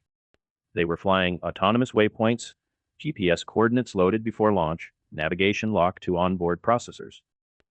The jammer was screaming into frequencies that the drones had already stopped listening to. They flew through. The CUS team scrambled. 2 soldiers with shotguns trained to intercept lone reconnaissance drones drifting over the wire at low speed. Not 12 arriving simultaneously across a 200-meter front. The shotgun fired. On thermal, 1 drone signature winked out, a clean hit, the bird disintegrating at 15 meters altitude, debris scattering. The CUS soldier racked the slide and swung toward a second target, but the second wave was already hitting the motor pool from the east, and there were too many of them, and they were too fast. And the gap between the shotgun's effective range and the drone's terminal velocity was measured in fractions of a second that no human reaction time could close. The motor pool erupted. Vehicles caught fire. A fuel point went up in a column of orange that Thornton could see reflected in the half window above his head, firelight washing across the ceiling of the basement, turning the gray concrete the color of rust. Patrol Route South and Patrol Route West hit simultaneously. On the feeds, patrol vehicles bloomed into white-hot thermal flares as drones found engines, windshields, the soft spots of armored doors that weren't armored enough. The supply compound took its 12 in a concentrated salvo that collapsed the guard shack and set a row of shipping containers burning. 60 drones. 90 seconds. 5 targets. The American radio traffic came alive. Thornton had a scanner locked to the garrison's tactical frequency, a channel Hannah had provided, pulled from conversations that happened after midnight in a bed that smelled like cheap cologne. The first transmission was a scream. Not a word, not a call sign, just a human voice pushed past the boundary of composure by something that had happened faster than the mind could process. Then the calls overlapped. Frantic. Broken. Checkpoint Alpha is hit. We've got casualties, we've got casualties, we've got casualties. Motor pool is on fire. The jammer's still running, but they're coming through. They're coming through. They're coming through. Jammers aren't working. Say again, the jammers aren't working. They're not responding to the jammer. Thornton sat in the dark and listened. He did not move. He did not speak. His breathing held its 4-count rhythm, while the voices on the radio dissolved into the particular chaos of men who had been attacked in a place they believed was safe. Through the half window, 4 fires were visible above the roofline. Orange against black. The quiet neighborhood was burning. 0405. The American QRF scrambled. Thornton tracked it on the scanner. Vehicle engines, shouted orders, the metallic slam of doors. Someone had pulled together a response faster than he'd projected, maybe 45 seconds ahead of schedule, which meant the garrison had better standby protocols than Hannah's intelligence had suggested. He noted it. Filed it. Captain's voice cut through the static. Wayne Holt, awake, enraged, demanding reports from positions that were still trying to count their dead. All stations, this is Dagger 6. I need sight reps now. Every position reports in the next 60 seconds, or I am coming to you personally. The responses came in ragged and incomplete. Checkpoint Alpha. 3 casualties, 1 confirmed KI, position compromised.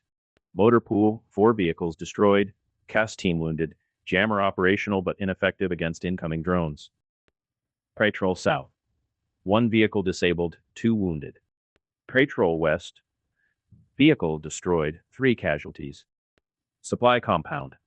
Guard shack destroyed, fire spreading to stored equipment. Someone ordered the mobile jammer repositioned to cover the western approach. Too late. The attack drones had already spent their payloads. There was nothing left to jam. Where did they come from? Holt's voice was stripped of the measured authority Thornton had heard in intercepted briefings. This was something rawer. Where the hell did they come from? This is a quiet sector. This is supposed to be a quiet sector. Nobody answered him. The irony was too large to articulate over a tactical net, and the men on the other end of the radio were too busy bleeding to explain that the sector had been quiet because the people who lived here had been planning this for months. Thornton keyed his own channel. Encrypted. Short burst. The signal would register as atmospheric noise on any scanner the Americans had in theater. Phase 1 complete. 5 targets neutralized. Diane's voice came back. Calm. Controlled. The voice of someone who had expected this to work because she had spent 2 years making sure it would. Good. We wait for them to panic.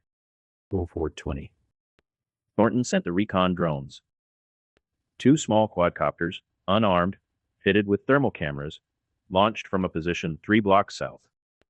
They climbed to 60 meters and drifted over the strike sites on passive navigation, recording. Checkpoint Alpha was rubble. The concrete barriers were scorched and scattered. The guard shack collapsed. 2 medics worked on a figure lying motionless in the road, while a 3rd soldier stood over them, his weapon pointed outward at nothing, scanning the sky with the desperate alertness of a man who understood that danger could come from any direction and no longer believed in the concept of a safe one. The motor pool burned. 3 vehicles were fully engulfed, the fire throwing shadows that made the lot look larger than it was. The COS team's vehicle was on its side, the portable jammer still bolted to the roof, its antenna array bent at an angle that meant it was transmitting into the ground. Soldiers moved between the vehicles, dragging equipment, dragging each other. Body bag was being laid out near the fence. Then a second. Patrol route south. Humvee sat at an angle across the road, its windshield starred and its engine compartment burning with a low, steady flame. Someone had pulled the crew out and set up a casualty collection point in the driveway of a house whose occupants had fled. The house lights were on. The door was open. He looked for Kowalski's position on the thermal feed. The patrol route, where the staff sergeant ran his sector, the stretch of road where his vehicle passed the Thornton house every afternoon at 14:30 with the regularity of a bus schedule. The feed showed an empty road. No vehicle, no signatures. Kowalski had either been somewhere else when the drones hit, or he was already inside a building, or he was one of the thermal signatures that wasn't moving. Thornton didn't know. He sat with that for 3 seconds. Then he moved on. American reinforcements were flooding into Barrhaven from the east. Vehicles on Fallowfield, headlights cutting through the smoke, military police and QRF elements from adjacent sectors converging on the fires. It's planned. Every soldier pulled into Barrhaven was a soldier pulled away from the VP's planned route. Every commander distracted by the chaos in the quiet sector was a commander not watching the roads that mattered.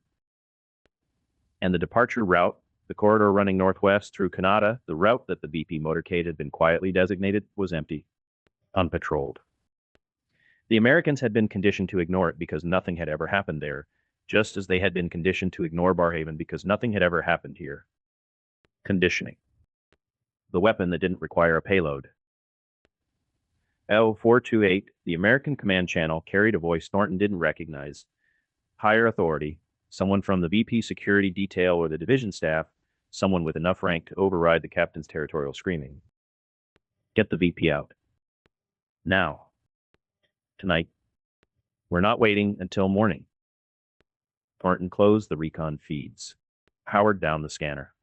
Sat in the dark basement for 10 seconds, breathing, letting the operational architecture settle into its next configuration. Then he keyed the encrypted channel one final time. They're running. VP departing early. Swarm window is tonight. A pause. 2 seconds. 3. Diane's voice steady. Copy. 2 is live. Through the half window, the fires still burned. Sirens layered in the distance. The sky above the roofline was the color of a wound, dark at the edges, bright and wrong at the center. The kind of light a suburb should never produce at 4:30 in the morning. Thornton sat still. He thought about Reyes. 22. Buffalo. The falls are something. You should see them. Hannah had given them everything about him, and now Reyes was a thermal signature that had stopped moving on a screen in a dark room, and somewhere in this city a woman was lying in a bed that smelled like cheap cologne, and she was not sleeping. His hands were shaking. He noticed, pressed them flat against his thighs, and held them there until they stopped. 4 seconds.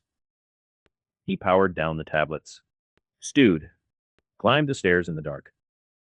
Outside, Barrhaven was burning, and the Americans were running, and everything was going exactly as Diane Turner had planned. Chapter 22. The Mask Falls.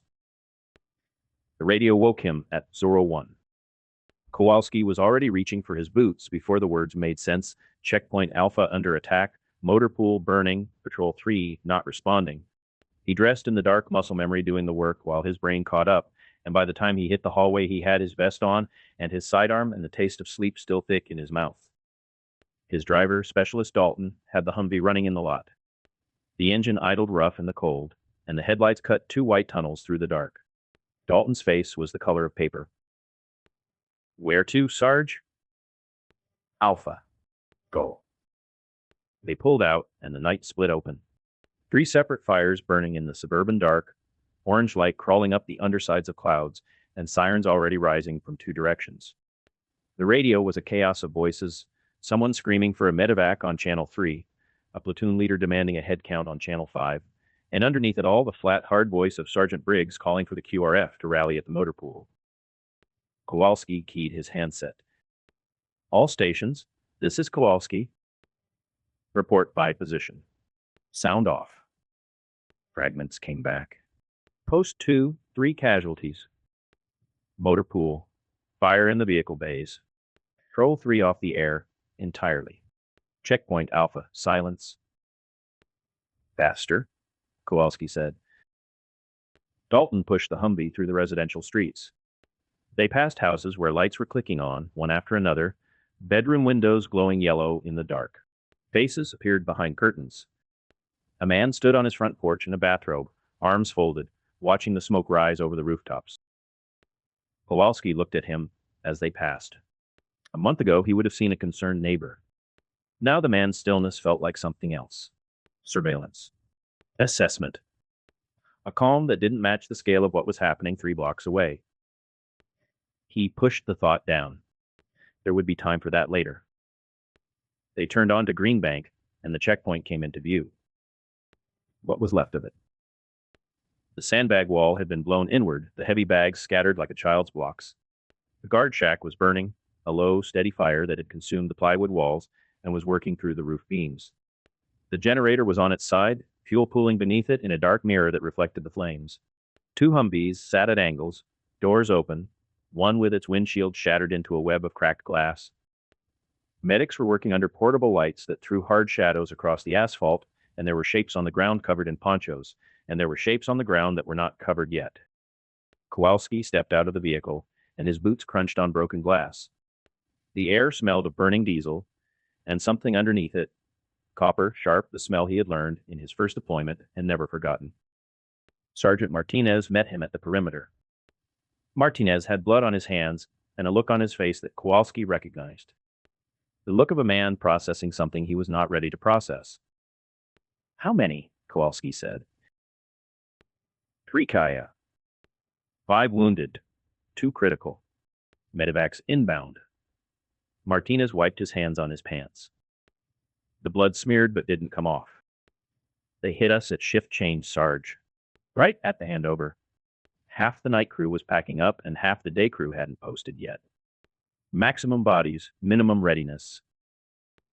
Who's down? Martinez read the names. Rodriguez. Park. Reyes. Kowalski stopped him. Rise. Kaya. First strike took the guard position. He was standing right there. Martinez pointed to a blackened patch of asphalt near the collapsed sandbag wall. Scorch marks radiated outward in a starburst pattern.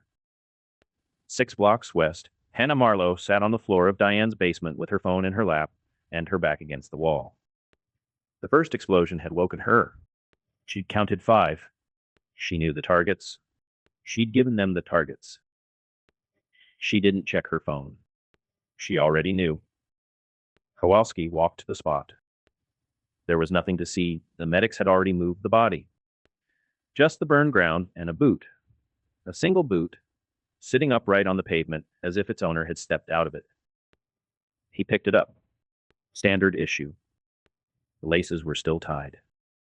He set the boot down and straightened. What hit us? Groans? Martinez said the word like it was something foul. Multiple. Small. The jammer kicked on, but they just kept coming. Autonomous, somebody said. They don't need a signal. How many? I counted 4 on this position. Other sites reporting the same. Sarge, they hit 5 positions at the same time. 0400, all 5, boom, boom, boom, boom, boom. Kowalski stood in the wreckage and looked at the houses surrounding the checkpoint. 2-story homes, vinyl siding, basketball hoops in driveways. Every one of them had a sight line to this position. Every window was a potential observation post. Every rooftop was a potential launch point. They knew, said a voice behind him. PFC Denton, one of the captain's people, standing with his rifle against his chest and his jaw tight. They knew exactly when we changed shifts. Exactly. Kowalski didn't answer. He was thinking. He walked back to the Humvee.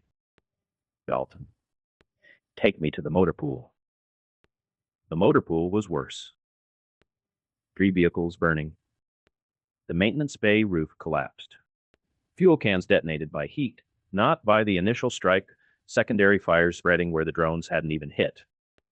The fire team was working with extinguishers, but the flames had too much fuel and too much head start.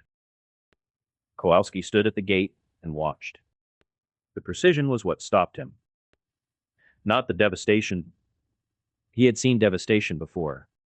The drones had struck the 3 vehicles that were fueled and staged for the morning patrol. Not the 2 in the back bay undergoing maintenance. Not the supply truck parked along the fence. The 3 that were going out at 0500. Someone had known which vehicles were staged. Someone had known the maintenance schedule. Someone had been inside the wire. He thought of the mechanic. The Canadian contractor they'd hired to service the generators because their own mechanics were stretched thin. A quiet man, competent, who came 3 days a week and worked without complaint and always asked how things were going. Kowalski had approved the contract himself, had signed the man onto the access list, had shaken his hand. The mechanic had been inside the motor pool, had seen the vehicle assignments, had seen the maintenance board with its schedules and notations, had walked past the fuel storage, the ammunition point, the communications shack. Kowalski's hands tightened at his sides. Dalton. Patrol 3's ambush site. Now. The ambush site was on Fallowfield Road, at the bend where the road curved past the cemetery. The patrol had been hit mid-route. 2 vehicles caught in a kill zone that exploited the only spot on the entire route where both vehicles would be moving slowly at the same time, the curve, where they had to brake for the turn. Someone had driven this route, had timed the speed, had measured the geometry. Kowalski stood at the bend and looked at the burned-out hulks of the 2 patrol vehicles. The medics had already evacuated the wounded. 2 more ponchos on the roadside. He didn't look under them. He got back in the Humvee. Outside, dawn was turning the smoke from orange to dirty white. Sarge? Kowalski didn't answer. He was running through a list in his head. Not a list of suspects. The list of faces. The woman who brought coffee to the morning checkpoint crew. Not every day, maybe 3 times a week. Enough to be friendly, not enough to be suspicious. She always asked how they were doing, whether they'd slept well, whether the night shift had been quiet. She asked about schedules the way a neighbor asks about weather, casually, naturally, as if the answer didn't matter. Diane. That was her name. Diane something. The teacher. The neighborhood lady in the cardigan who waved from her porch every morning and who his soldiers liked because she seemed like somebody's grandmother, and in a place full of people who stared at them with flat, unfriendly eyes, a warm face was something they needed. She knew their morning routine. She knew which soldiers worked which shifts. She knew who was on leave and who had come back. She knew the rhythms of the checkpoint the way a person knows the rhythms of a household they live in because she'd asked. And they told her because she was friendly and they were lonely, and none of them thought to wonder why a retired teacher needed to know when the guard changed. The mechanic knew the motor pool. The locals who walked the streets knew the patrol routes. And Reyes's girl, the Canadian woman he'd been seeing, the one who made him smile in a way that Kowalski recognized because he smiled that same way when Jennifer called on Sundays, she knew everything. Reyes talked. All young soldiers talk. They talk to the people they sleep beside because the silence of occupation is unbearable, and a warm body and a listening ear feel like home when home is 1,000 miles away. Kowalski pressed his fists against his thighs. His knuckles went white. Every smile was a lie. He had told his soldiers to be decent, to wave back, to accept the coffee, to be human. And the neighborhood had been watching, learning, waiting. His decency had been a weapon they used against him. Dalton's voice was careful. You okay? Kowalski looked at his driver. Dalton was 20 years old. He had a girlfriend in Albany and a part-time job at a Home Depot, and he had never fired his weapon at a person, and until tonight had never seen a body that wasn't in a casket. No, Kowalski said. I'm not okay. None of us are okay. He picked up the handset, keyed the command channel. Vulture 6, this is Kowalski. The captain's voice came back immediately, sharp and alert. Holt had been on the radio since the first strike. Go ahead. Sir, I've been to all 5 sites. It's coordinated. Precision targeting. Someone fed them everything, checkpoint schedules, shift changes, motor pool layout, patrol routes. Every position was hit at the moment of maximum vulnerability. This was not random. This was not luck. Someone with access gave them a complete operational picture. Silence on the channel. Then Holt's voice, stripped of everything except the cold clarity that made him dangerous. Locals. Yes, sir. The coffee lady. The mechanic. The girl. Kowalski closed his eyes. Yes, sir. Another pause. When the captain spoke again, the words came slow and deliberate, each one placed like a stone. Then we treat them all as the enemy they are. Kowalski sat in the Humvee with the handset in his hand and the dawn coming up over Barrhaven, turning the smoke pink and gold, and he couldn't disagree. Not anymore. He looked out the window. Across the street, a woman stood at her kitchen window. She was holding a mug, watching the smoke. Her expression was unreadable concern, maybe, or curiosity, or calculation. He would never know. That was the thing. He would never know again whether a face was a face or a mask. He set the handset in its cradle and stared at the houses and the lawns and the driveways and the basketball hoops and the neighborhood that looked exactly the way his neighborhood in Syracuse looked, and he understood finally, completely, the thing he had been refusing to understand for weeks. He was not in a neighborhood. He was in a kill zone, and every door was closed. Chapter 23. Vendetta. The casualty report came in fragments, each one worse than the last. Captain Wayne Holt stood at the folding table that served as his command desk, both hands flat on the plywood, reading the numbers as they arrived on the field laptop. 4 KI confirmed. 9 wounded, 3 critical. Checkpoint Alpha destroyed. The motor pool hit. A patrol ambushed on Fallowfield Road at the exact turn where vehicles had to slow for the median. His quiet sector. 90 minutes ago, Barrhaven South had been his success story. The sector Graves cited in briefings as the model. Holt had built it with curfews and town halls and force, the kind that left no ambiguity. Called Population. Obedient. His superiors had noticed. Now his soldiers were dead, and the sector was burning, and Graves would be on the line within the hour, asking how the quietest district in the division became a mass casualty event. Staff Sergeant Paulson stood at the radio station, transcribing traffic from the other strike sites. Lieutenant Palmer waited near the door with two runners. And along the far wall, leaning against stacked MRE cases with the ease of men who had been waiting for something to happen, stood Sergeant Briggs, Corporal Wade, and PFC Denton. Holt looked at the numbers again. 4 dead. He knew their names. He had assigned their positions. He had told Colonel Graves not 2 days ago that his sector was locked down, that the VP visit could proceed without deviation, that the civilian population was compliant. The civilian population. Sir. Paulson turned from the radio.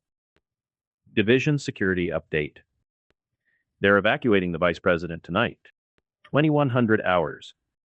Aircraft out of Ottawa International. They can't wait for tomorrow. Holt didn't look up. 2100. Yes, sir. They're pulling the entire protective detail to the extraction point by 1900. 9 hours. The Vice President of the United States was fleeing Ottawa because Wayne Holt's quiet sector had exploded in his face. He straightened, looked at the men in the room. Paulson, competent, cautious. Palmer, young, eager to please. And against the wall, Briggs and his crew, watching him with the flat patience of dogs that had heard the leash unclip. Where's Kowalski? Responding to the Fallowfield ambush site, sir. He's been running between positions since the attacks. Holt nodded. Kowalski had been running. Kowalski was always running to help, running to moderate, running to soften whatever edge Holt tried to put on this operation. Kowalski, who had argued for community engagement. Kowalski, who had cautioned against aggressive patrols. Kowalski, whose hearts and minds philosophy had produced a population so comfortable with American presence that they'd mapped every checkpoint, every shift change, every patrol route, and fed it all to people who turned it into a kill list. Lock down the neighborhood, Holt said. No one in or out. Palmer, get me a roster of every Canadian civilian who had regular contact with our positions. The coffee woman. The mechanic. The girl who was seeing Reyes. Every single one. Palmer hesitated. Sir, that's a lot of people. Half the neighborhood had some kind of... Then it's a long list. Move. Palmer moved. Holt looked at Briggs. Get your people ready. Full kit. We're going house to house. Briggs smiled. It was a small thing, barely a movement at the corners of his mouth, but Holt saw it and didn't care. Let him smile. Let all of them smile. The time for restraint was over. The Fournier house was dark when they arrived at 0600. Holt knew the address. Staff Sergeant Paulson had cross-referenced it in 14 minutes. The Fournier's eldest son, 19 years old, had been seen having coffee with Specialist Reyes at the shop on Strandard. 3 times in the past 2 weeks. A friendly kid, the patrol report said. Asked questions about what it was like serving overseas. Showed interest in military life. Questions. Interest. The vocabulary of intelligence, gathering dressed in the language of casual conversation. Briggs hit the front door with a breaching tool. The lock splintered on the second strike, and the door swung inward, and soldiers poured through, Wade first, then Denton, then 2 others whose names Holt didn't bother to track. He heard shouting. A woman's scream, high and sharp, cut off by a barked command.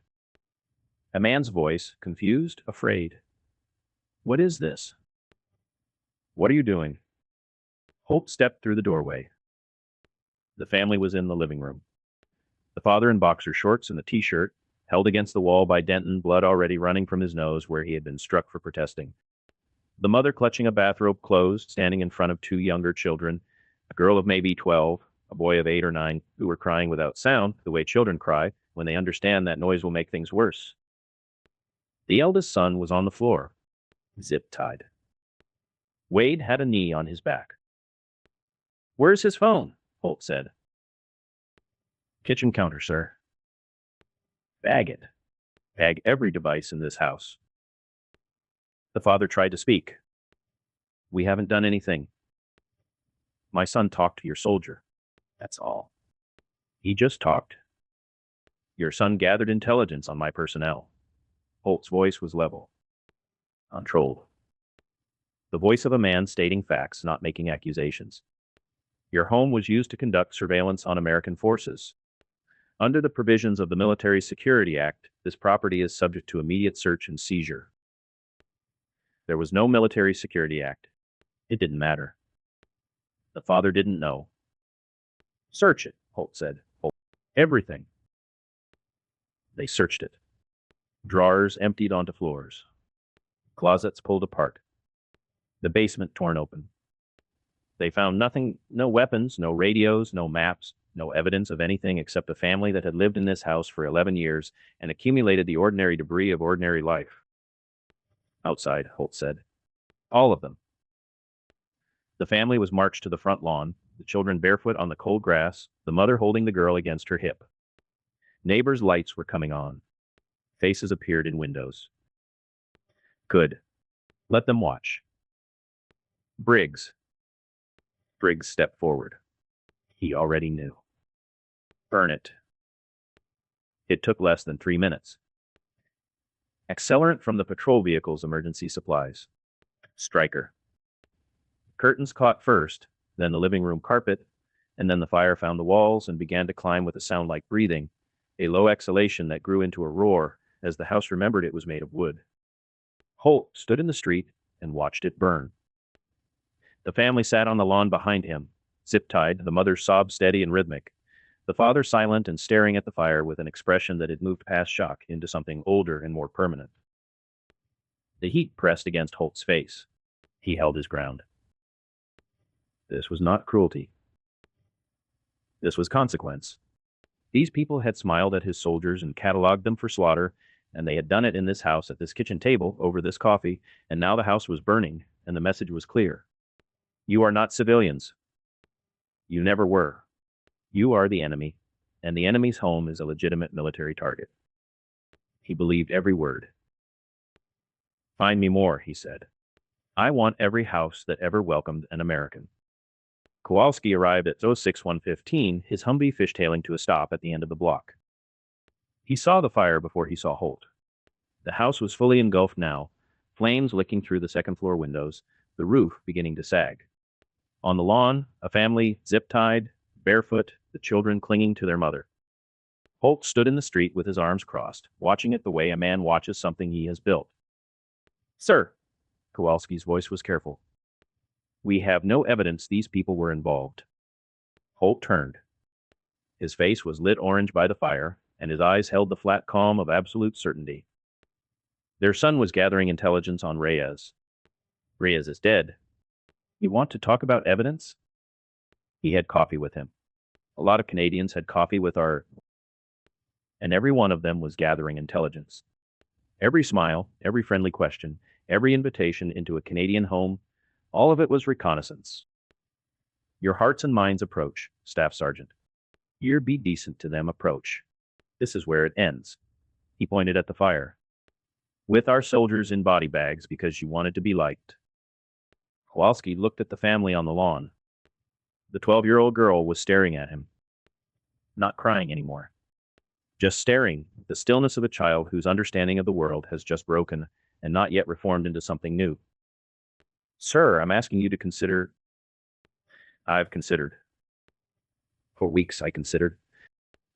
I gave these people every chance to live under reasonable order, and they used that time to plan an attack that killed 4 of our people.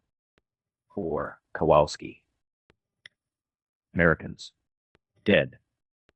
Because we trusted Canadians who were never trustworthy. The words landed in the space between them, and Kowalski heard them and could not fully reject them. That was the poison of it. The attacks had been precise, built on intelligence gathered through relationships his soldiers had been encouraged to build. He had told them to be decent, to see these people as neighbors. And those neighbors had cataloged his soldiers for killing. But the girl on the lawn was 12, and the boy was 8. And they were barefoot in the cold, and their house was gone, and they had done nothing. If you can't do what needs to be done, Holt said, Get out of my way, or join them.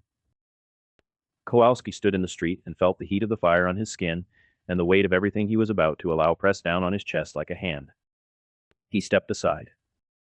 Holt walked past him without another word. By 0800, the operation had a rhythm. Briggs and his team moved through the neighborhood with the efficiency of men who had found their purpose. Houses raided, families detained, a man rearrested for photographing birds.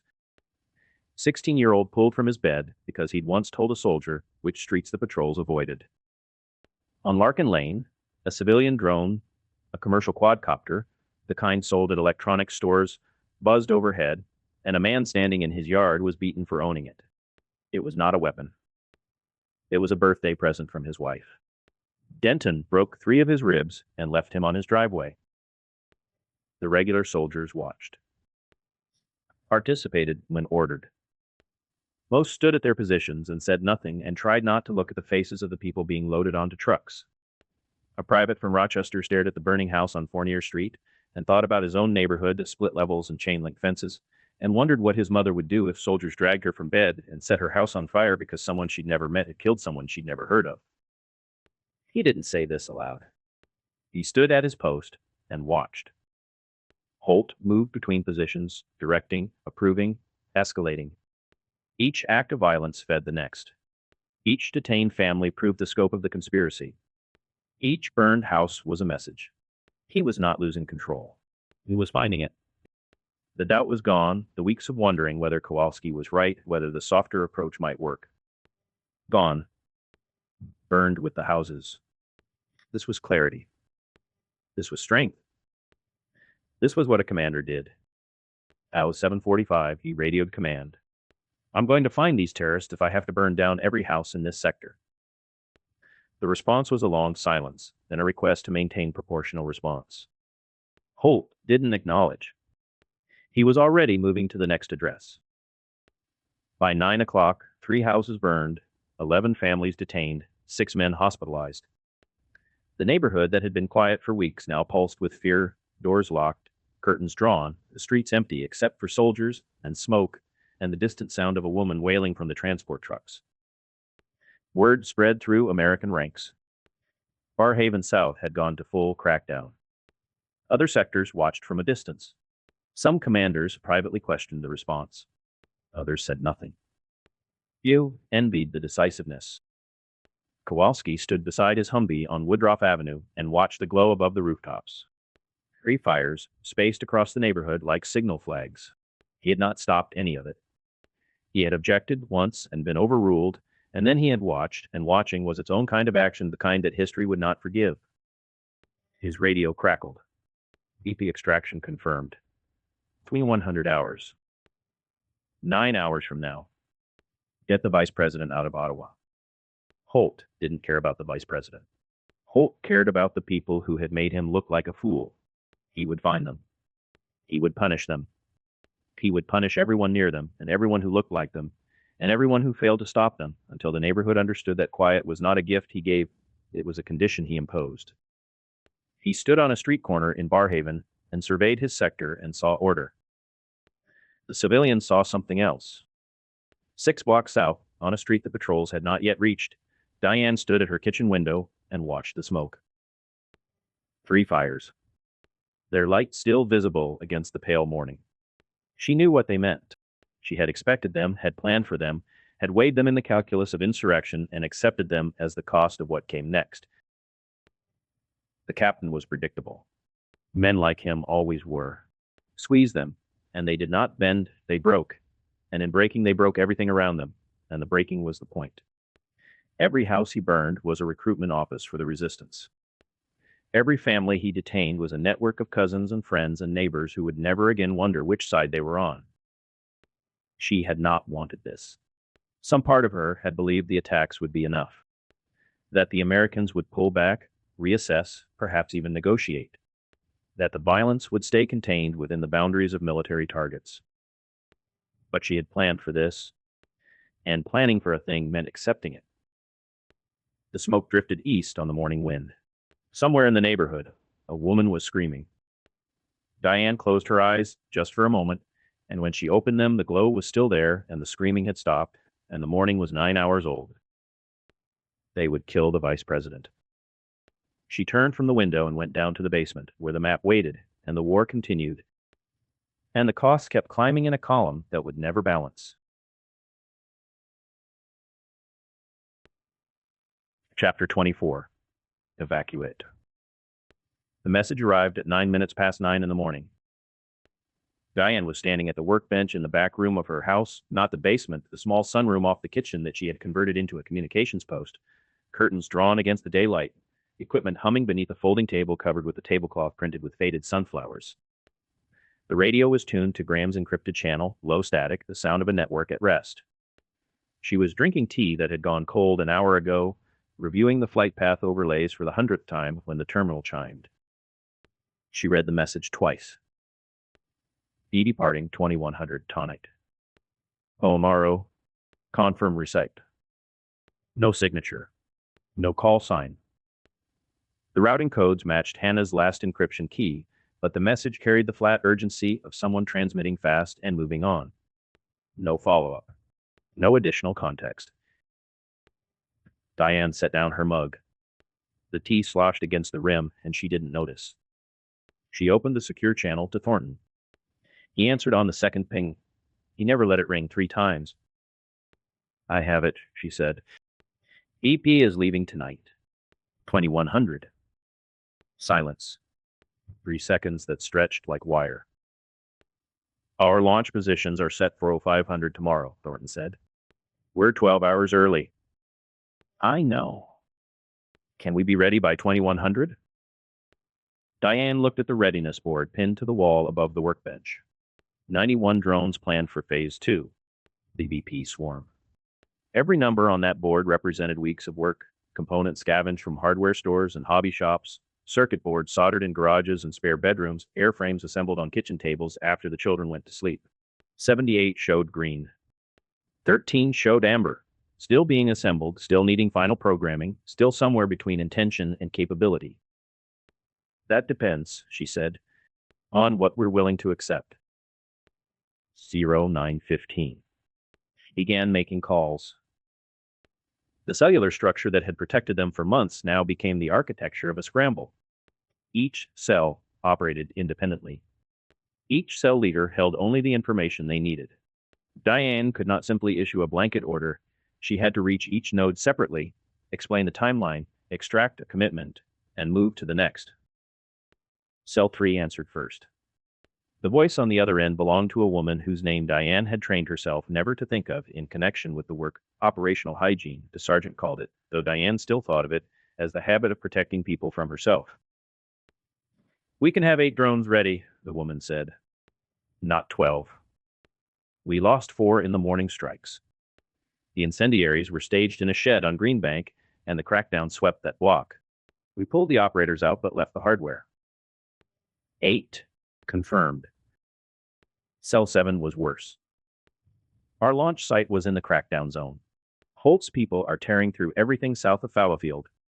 We need a new position. Use the alternate. The school parking lot on Longfields. Can you reach it? If we move in the next hour. After that, the patrols will be too thick.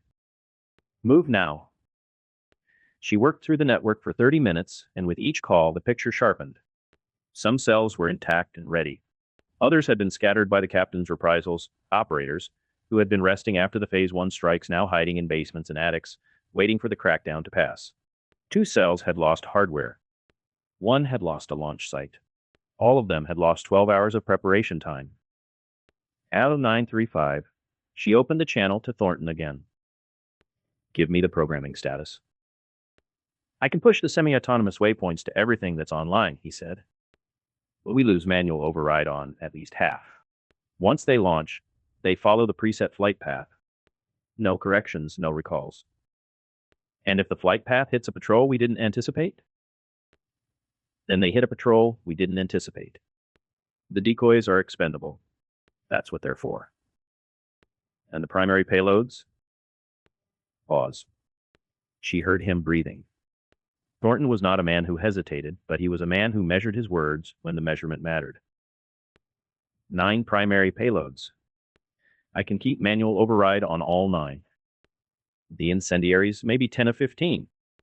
The rest go autonomous. Do it. She tried Hannah's channel at 0942. 3 pings. 5. 7. No answer. She tried the backup frequency. Static. She tried the emergency contact protocol, a text message routed through 3 relays to a phone number that should have been active. Nothing. Diane stared at the terminal. Hannah had delivered the intelligence that made this possible. The VP departure time, the route, the security posture, all of it had come through Hannah's patient, methodical, devastating work, and now she was silent. Compromised. Hiding. With Reyes as the morning strikes tore his world apart. Any of these. All of these. Diane could not afford to think about one person. Not now. Not with the clock running and 80-odd drones waiting to fly. She closed Hannah's channel and opened the next cell on her list. At 10 o'clock, she convened the go-no-go. 4 voices on the encrypted channel. Thornton. Graham. 2 cell leaders whose positions covered the critical launch corridors east and west of the airport. Diane kept her own voice level, the way she had kept it level in parent-teacher conferences when a father wanted to argue about his son's grade, and she had to explain, calmly and without apology, that the work didn't meet the standard. Status? She said. Graham went first. Communications are holding. The crackdown is generating so much radio traffic on American frequencies that our signals are buried in the noise. They're not looking for us. They're too busy looking for the people who hit them this morning. 78 drones confirmed ready. 13 still in assembly. The cells that lost hardware this morning are cannibalizing components from reserve stock. I project 84 ready by launch. 84 out of 91. 7 won't make it. The assembly teams are working, but they need another 18 hours they don't have. Did the math. 84 drones. 60 decoys to saturate the airspace and draw defensive fire. 15 incendiary packages to create chaos along the departure route, fires on the ground, smoke in the air, confusion in every direction. 9 primary payloads. The ones that mattered. If we launch 84, she said. What are the odds? Better than you'd think, Thornton said. The decoys do the heavy lifting. American counter-drone systems will engage the first wave. They'll swat 20, maybe 30. The incendiaries come in behind and create visual clutter. Thermal signatures everywhere. Their sensors start chasing ghosts. The primaries fly low through the gaps. And if they don't find gaps, some won't. That's built into the plan. We need 3 or 4 to reach the corridor. 3 or 4 out of 9. Arguments for waiting, Diane said. The Eastern cell leader spoke. His voice was tight, controlled, the voice of a man who had spent the morning watching smoke rise from houses 2 streets away from his own. We're rushing. Rushed operations fail. We'll expose the network. And for what? Swarm that's 10% short of strength? Noted. Arguments for launching. Thornton. The VP may never come back. This administration will harden Ottawa's airspace. After today, they'll bring in mobile counter-US batteries. They'll establish no-fly corridors. They'll lock down the departure route with electronic warfare. If we don't take this shot, we don't get another. The Western cell leader. The chaos is perfect cover. Holt is burning houses and rounding up civilians. Every American asset in this sector is pointed inward, not upward. They're looking for us on the ground. They're not watching the sky. And the longer we wait, the more cells are at risk. The crackdown is pushing into neighborhoods where we have operators staged. Every hour we delay is an hour they might find someone. Silence on the channel. Diane heard the distant wail of a siren, real, not imagined, somewhere to the south where the captain was making his examples. She thought of the man she had never met and understood completely. Holt was doing what ideology does when it meets resistance. It escalates. He would burn the whole suburb if no one stopped him. And no one could stop him except the people on this channel doing the thing that would make the burning seem like a footnote. She thought about the cost. If they failed, the network was exposed. 84 drones in the air meant 84 launch signatures, 84 points of origin that American intelligence could trace backward through cell structure and logistics chains to the people who built them, the people who planned them, the people who planned them. To this room. If they succeeded, the Vice President of the United States would die in a field outside Ottawa. The weight of it settled on her shoulders like something physical. She had carried weight before, the weight of classrooms full of teenagers who didn't want to learn, the weight of a marriage that ended quietly, the weight of watching her country slide towards something she recognized from the book she taught. But this was different.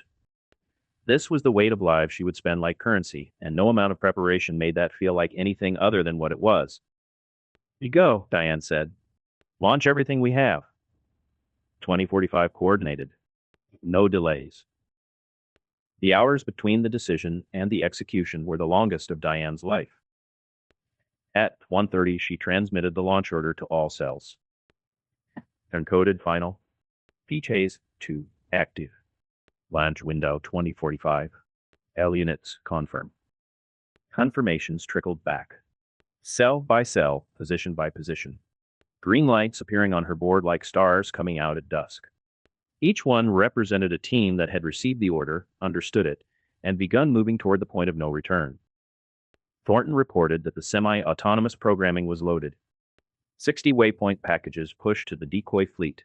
Flight paths that would take them in overlapping waves toward the airport departure corridor. Each drone flying a slightly different route, each one designed to present a unique radar signature that the American systems would have to evaluate and engage individually. Quantity has a quality all its own, Thornton had said once, quoting someone he did not name. The Americans could shoot down drones faster than any military in history. But they could not shoot down 60 at once. She ate a sandwich she didn't taste, drank water, used the bathroom. The body continuing its requirements regardless of what the mind was doing. Cell 7 confirmed they had reached the alternate launch site, the school parking lot on Longfields, abandoned since the occupation closed the schools, weeds pushing through the asphalt, the basketball hoop standing empty against the sky. They would launch from behind the gymnasium, using the building to mask their signatures for the first 30 seconds of flight. At 1400, the assembly teams reported. 84 drones would launch. 7 would not be finished in time. The numbers had held. Thornton confirmed the breakdown. 60 decoys, 15 incendiary, 9 primary payloads. The 9 that could end a vice presidency. Diane tried Hannah one more time at 1430. The channel was dead. Not static, dead. The encryption handshake did not initiate. Either the device was destroyed or it had been powered down deliberately. She let it go. She had to. At 1500, she stood at the workbench and looked at the map of Ottawa, pinned to the wall. The departure route from the airport was marked in blue, the corridor they had left untouched for months, never probing, never testing, never giving the Americans any reason to strengthen its defenses. Patient. Invisible. The kind of restraint that felt like cowardice until the moment it revealed itself as strategy. That corridor would not be clean. She checked the clock.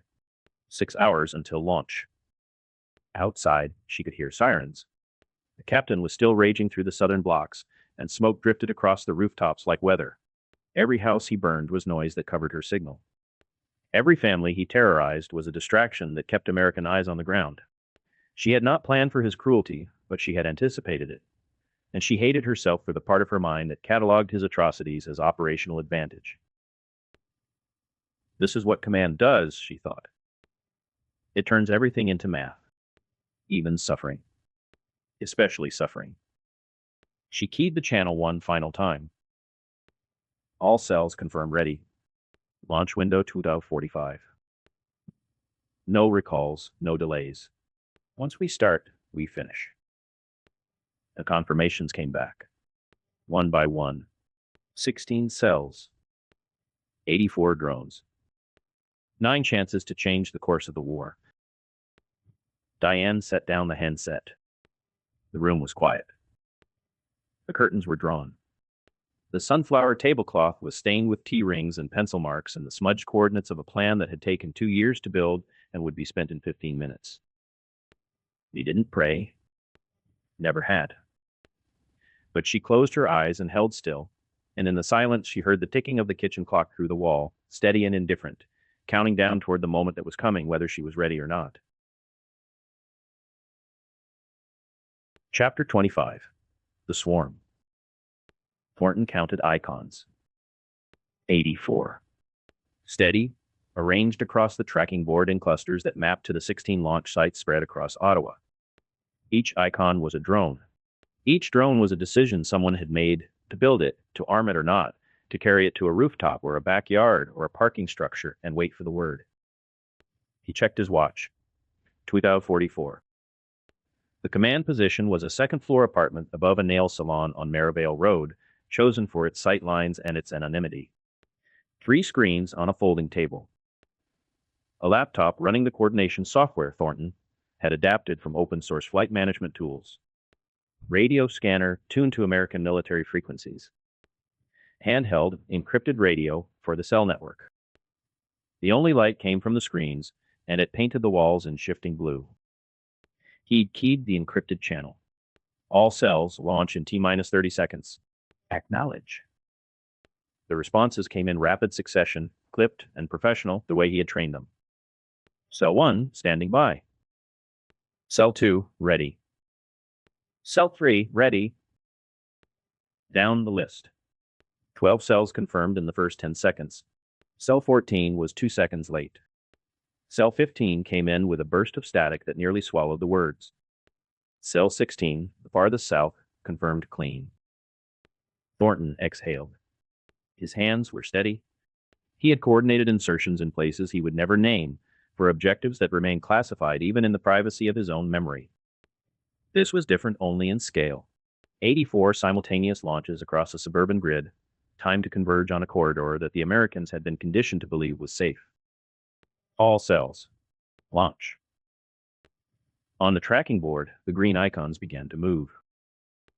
The staggering was deliberate.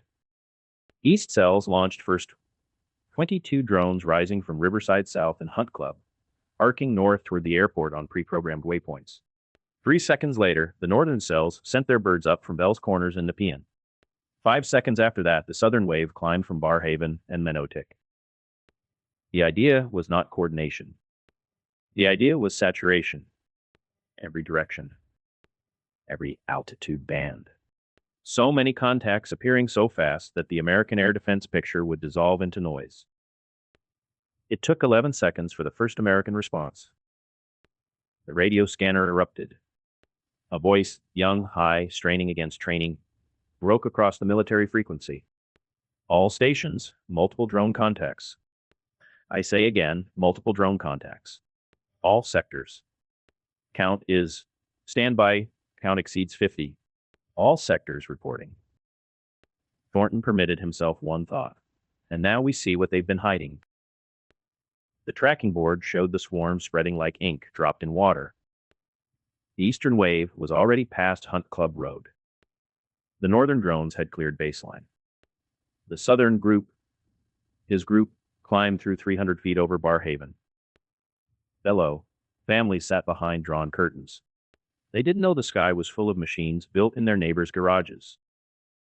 60 of those machines were decoys, cheap quadcopters with strips of aluminum foil taped to their frames to bloom on radar. Old DJIs stripped of cameras and loaded with nothing but battery weight. A few were foam board fixed wings that a retired shop teacher had built from plans downloaded before the internet went to filtered mode. Their job was simple. Fly. Be seen. Die. 15 carried incendiary packages, thermite charges and steel casings, designed to ignite on impact and burn at 2,000 degrees for 45 seconds. Enough to destroy a vehicle, collapse a roof, melt through a transformer housing. Their job was chaos.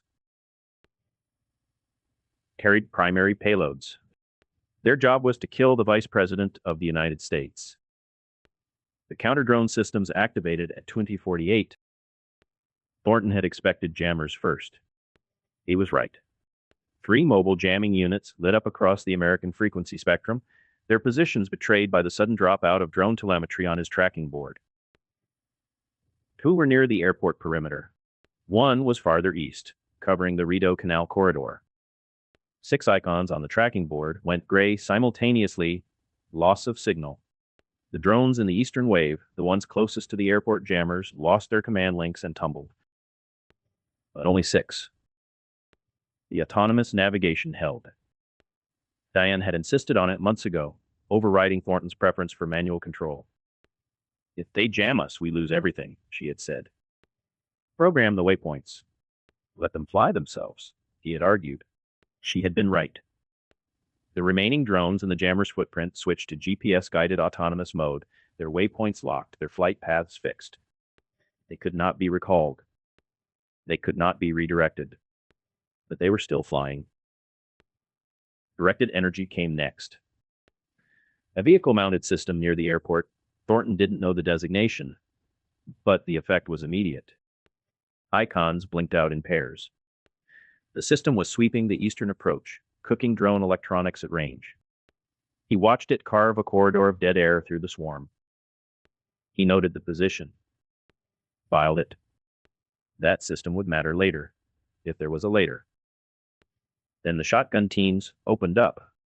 He could hear them on the American frequency, squad leaders calling targets. Soldiers firing 12-gauge loads into the sky at contacts their night vision could barely resolve. Inefficient, desperate, but not useless. At close range, a load of buckshot would shred a consumer drone. 10 minutes in, the tracking board told the story. 50 icons, dark. 34 still flying. Thornton did the math without emotion. Of the 50 lost, he estimated 42 were decoys. 3 incendiary. 5, maybe 5 payload drones? Gone. That left 4 payload drones still in the air. Maybe 5 if one of the gray icons was a payload running silent on autonomous. Cell 7 report. The response was immediate. Lost all decoys. 2 payload drones still flying. Autonomous mode. They're on course. Cell 12. Jammer took out our control links. Autonomous engaged. 1 payload, 1 incendiary. Both tracking. The Americans were winning the numbers game. They should have been. 84 targets from 16 directions was a nightmare for any air defense, but the tools were working. The jammers, the directed energy, the shotgun teams throwing lead into the dark. They were grinding the swarm down. But they were grinding down the decoys. The chaff. The machines whose entire purpose was to absorb exactly this kind of response and reveal exactly what the Americans were willing to show when they were frightened. Thornton counted payload icons. 5 confirmed still airborne. 2 uncertain. Enough. Maybe. At 2055, the surviving drones converged. It was not a choice. The waypoints had been programmed weeks ago, calculated from the departure corridors that the Americans had used every time a VIP left Ottawa International. The Resistance had watched 17 departures over 4 months. They had mapped the climb profiles, the turn points, the altitude gates. They had left those corridors alone, no surveillance drones, no probing flights, nothing to trigger a reassessment of the route. Clean. They had kept them clean. 19 drones, decoys, incendiary, and payload mixed together, funneled toward a wedge of airspace southwest of the airport. The convergence was visible on the tracking board, a tightening spiral of icons closing on a point that did not yet have a target. The American defenders saw it too. Radio traffic shifted from panic to focus. Concentration point southwest. All counter-drone assets shift to Corridor 7. Priority. The directed energy system slewed. More icons died. The shotgun teams repositioned. Second jammer spooled up, covering the corridor approach. 60 drones down. 65. The encrypted radio clicked. Diane's voice, stripped of everything except the question. How many payloads left? Thornton counted the icons. Cross-referenced with cell reports. Subtracted the grays, the unknowns, the ones that might be tumbling through the dark toward nothing. 7. 7 payload drones still flying, plus a handful of incendiary. How many do we need? He had run this calculation 100 times. The payload was shape charge and fragmentation. Single drone could damage a fuselage. 2 in proximity could compromise a wing or an engine housing. 3 would be decisive. 3. Maybe 2 if we're lucky. Silence on the channel. Understood. She was gone. Command and tactical, the relationship functioning the way it was supposed to. She asked. He answered. Neither wasted the other's time. The operation was in his hands now, and there was nothing either of them could do except watch the board and wait for physics and probability to deliver their verdict. At 2:59, the VP's aircraft lifted off. Thornton heard it on the American frequency. First, a terse confirmation from the airport tower, call sign Air Force 2, wheels up, climbing westbound. Then 12 seconds later, the intercepted radio traffic went frantic. Aircraft is airborne. Drone contacts in the departure corridor. All stations engage. All stations engage. Counter-drone fire intensified. The directed energy system was sweeping continuously now, and Thornton watched 3 icons die in 4 seconds. The shotgun teams were firing at anything that moved. A jammer pulse wiped 2 more off the board. The swarm was down to 11. Then 9. Then 7. He switched the tracking display to a tighter view. The remaining drones were inside the corridor now, spread across a 2-kilometer front at altitudes ranging from 500 to 1,200 feet. The aircraft was climbing through them, its transponder signal strong on the captured feed, a white diamond moving west-northwest at 160 knots. High payload drones. The other 2 surviving contacts were incendiary, useless against an aircraft, but their radar signatures were identical to the payloads, and the Americans could not tell the difference. They were still drawing fire. Another icon died. Then another. 4 payload drones. Thornton activated the camera feeds from the lead units. The screens filled with jittering, low-resolution imagery, night sky, the amber wash of the city below, the runway lights of Ottawa International sliding away beneath. The cameras were consumer-grade, barely adequate for daylight work, near useless in the dark. But on one feed, in the upper right quadrant, he could see it. Navigation lights. White fuselage catching the last glow of the city. Climbing. 3 payload drones. The directed energy system had found another one. 2. The camera feeds were cutting in and out.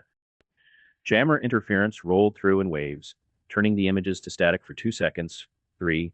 Before the autonomous systems found clean frequencies and reconnected. Thornton watched the aircraft grow fractionally larger on one feed. The drone was closing. Altitude differential narrowing. The second feed was worse, flickering, the image tearing, the drone fighting through a jammer field that was trying to kill its electronics one system at a time. But it was still flying. The waypoint was locked. The autopilot didn't care about interference. It cared about coordinates. And the coordinates said there. 2 drones. 2 payload drones closing on a target that was climbing away from them at 160 knots, with every air defense asset in the city trying to burn them out of the sky. One feed went to static. Stayed static. The icon on the tracking board flickered gray. 1 drone left. The feed from the final drone showed the aircraft. Closed now. Navigation lights. Bright. The white fuselage filling the frame, foreshortened by the approach angle, growing. Then that feed died too. The tracking board went dark. All 84 icons, green, gray, and red, were gone. Every last one destroyed, jammed, or signal lost. The screen showed nothing but the empty map of Ottawa, the flight paths traced in fading lines, the convergence point marked by a cluster of dead indicators. Thornton stared at the board. He didn't know if the last drone had reached the aircraft. The feed had died 2 seconds before impact or 2 seconds before the jammer killed it. He could not tell. There was no data. There was no confirmation. There was only silence and a dark screen and the sound of his own breathing in the apartment above the nail salon. 10 seconds passed. 15. On the American radio scanner, the traffic had gone quiet. The frantic calls, the engagement orders, the sector reports, all of it had stopped. The frequency was open, carrying nothing but the hiss of dead air. Then a voice. Not shouting. Not reporting. A voice that had broken open, that had come apart at the seams the way voices do when training fails and the human underneath is exposed. Air Force 2 is down. Air Force 2 is down. All stations. Air Force 2 is down. Thornton sat back. The apartment was quiet. The screens glowed with their empty maps. Somewhere below, the street was dark, and the city did not know yet what had happened above it.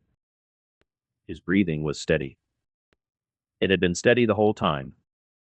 He reached for the encrypted radio. There were protocols to follow. To notify. Evidence to destroy. Exfiltration routes to activate.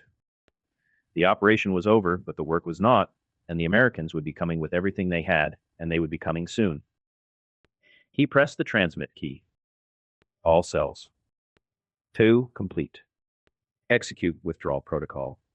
No further communications until safe positions confirmed.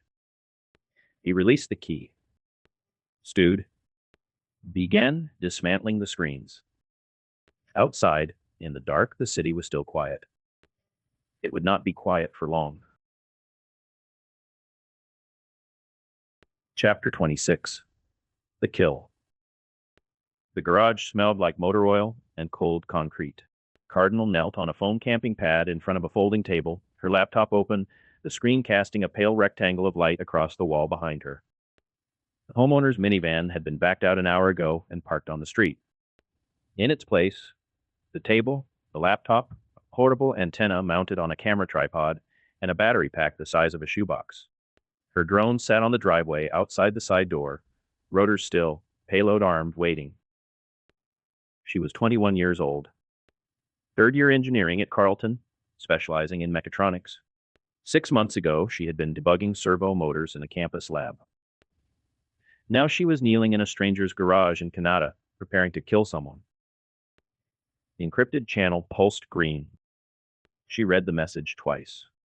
Authorization confirmed. All cells launching. Her bird was one of 9 carrying primary payloads, shaped charges designed to penetrate light aircraft fuselage. She had helped build 3 of them at a kitchen table in November, soldering detonation circuits while a woman she'd never met brewed tea and asked about her classes. Cardinal pulled on her headset and opened the flight control application. Telemetry loaded. GPS lock solid. Wind at altitude, 8 knots from the northwest, within parameters. Outside, a dog was barking. A neighbor's golden retriever, she thought. It barked at everything, cars, squirrels, the mail carrier.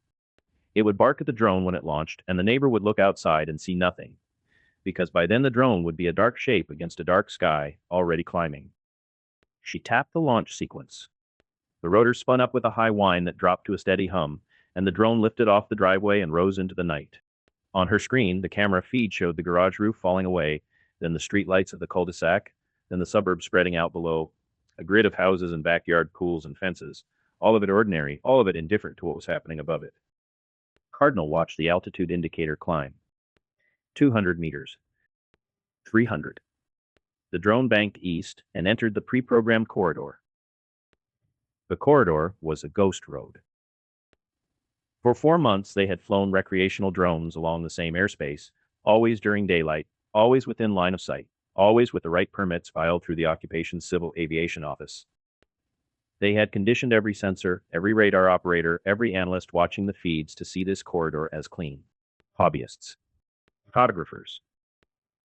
Kids with birthday presents. Harmless traffic that generated no alerts, flagged no patterns, triggered no response. Now the corridor was full of killers, and the defenses did not know. Cardinal watched her camera feed as the drone flew east at 110 kilometers per hour. The image was grainy, infrared, greenish, the landscape rendered in thermal contrast.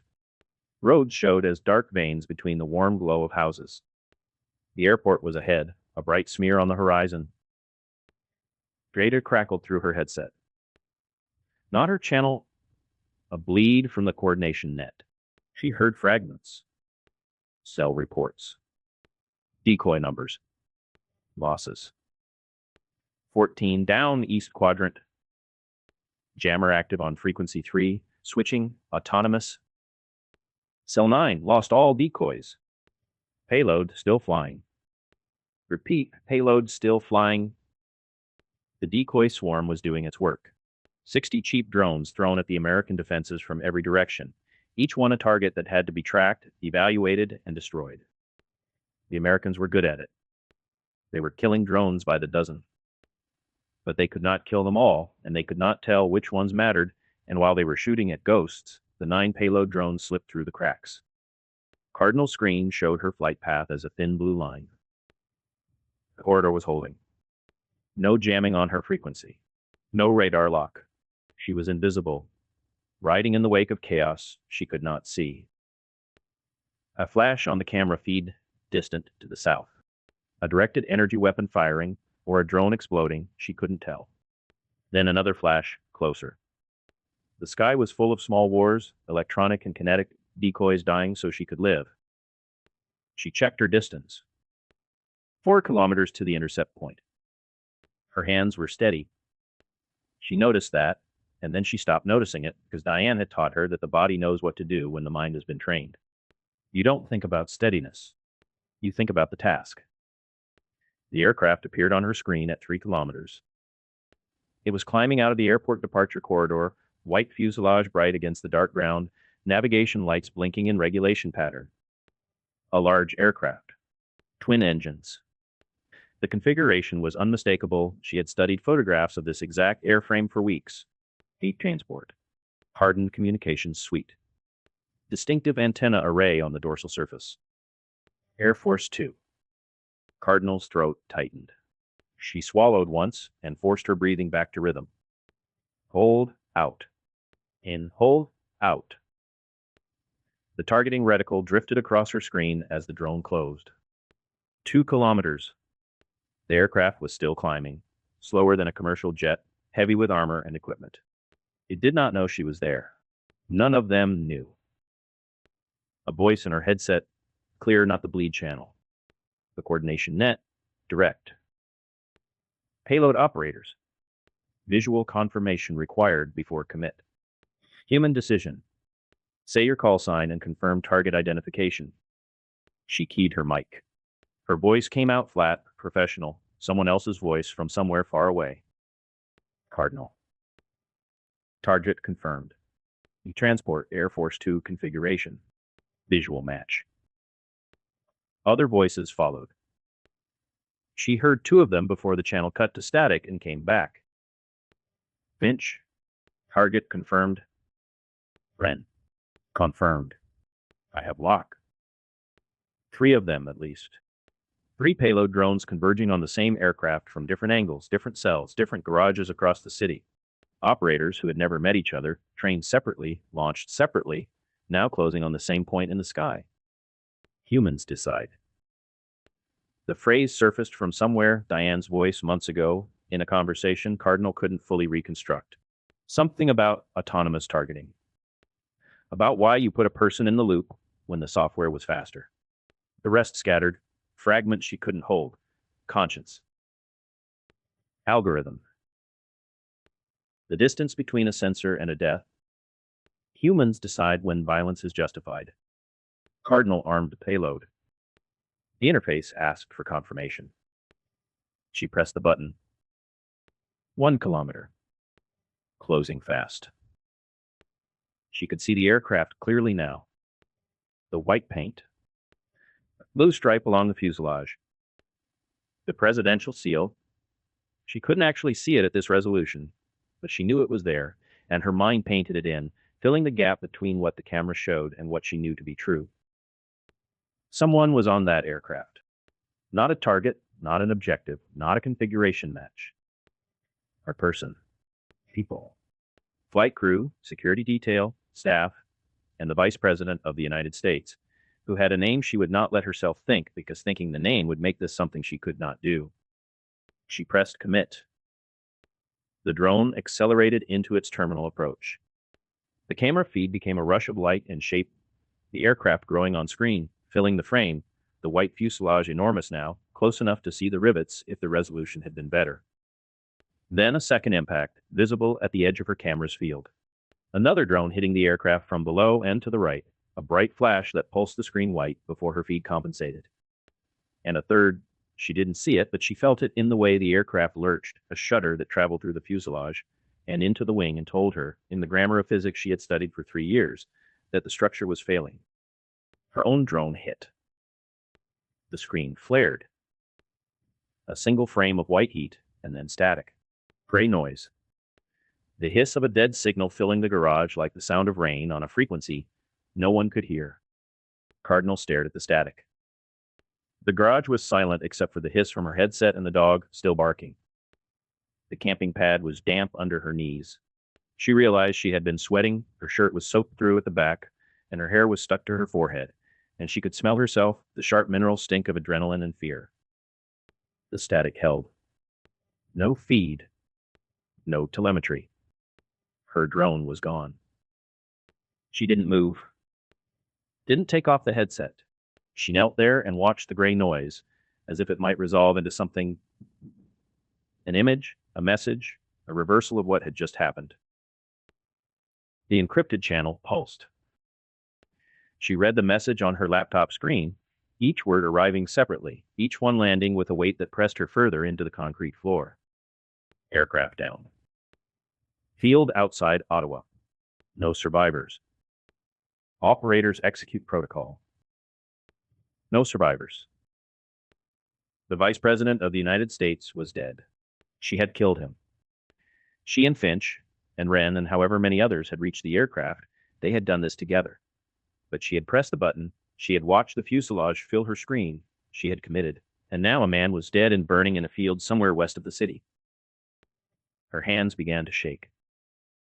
It started in her fingers, a fine tremor, almost invisible, the kind that comes after holding something heavy for too long. Then it spread to her wrists, her forearms, until her whole arms were trembling and she had to press her palms flat against the table to keep them still. During the approach, nothing. During the targeting, the confirmation, the commit, nothing. Her hands had been steady through all of it, the way Diane had promised. But the training hadn't covered this part.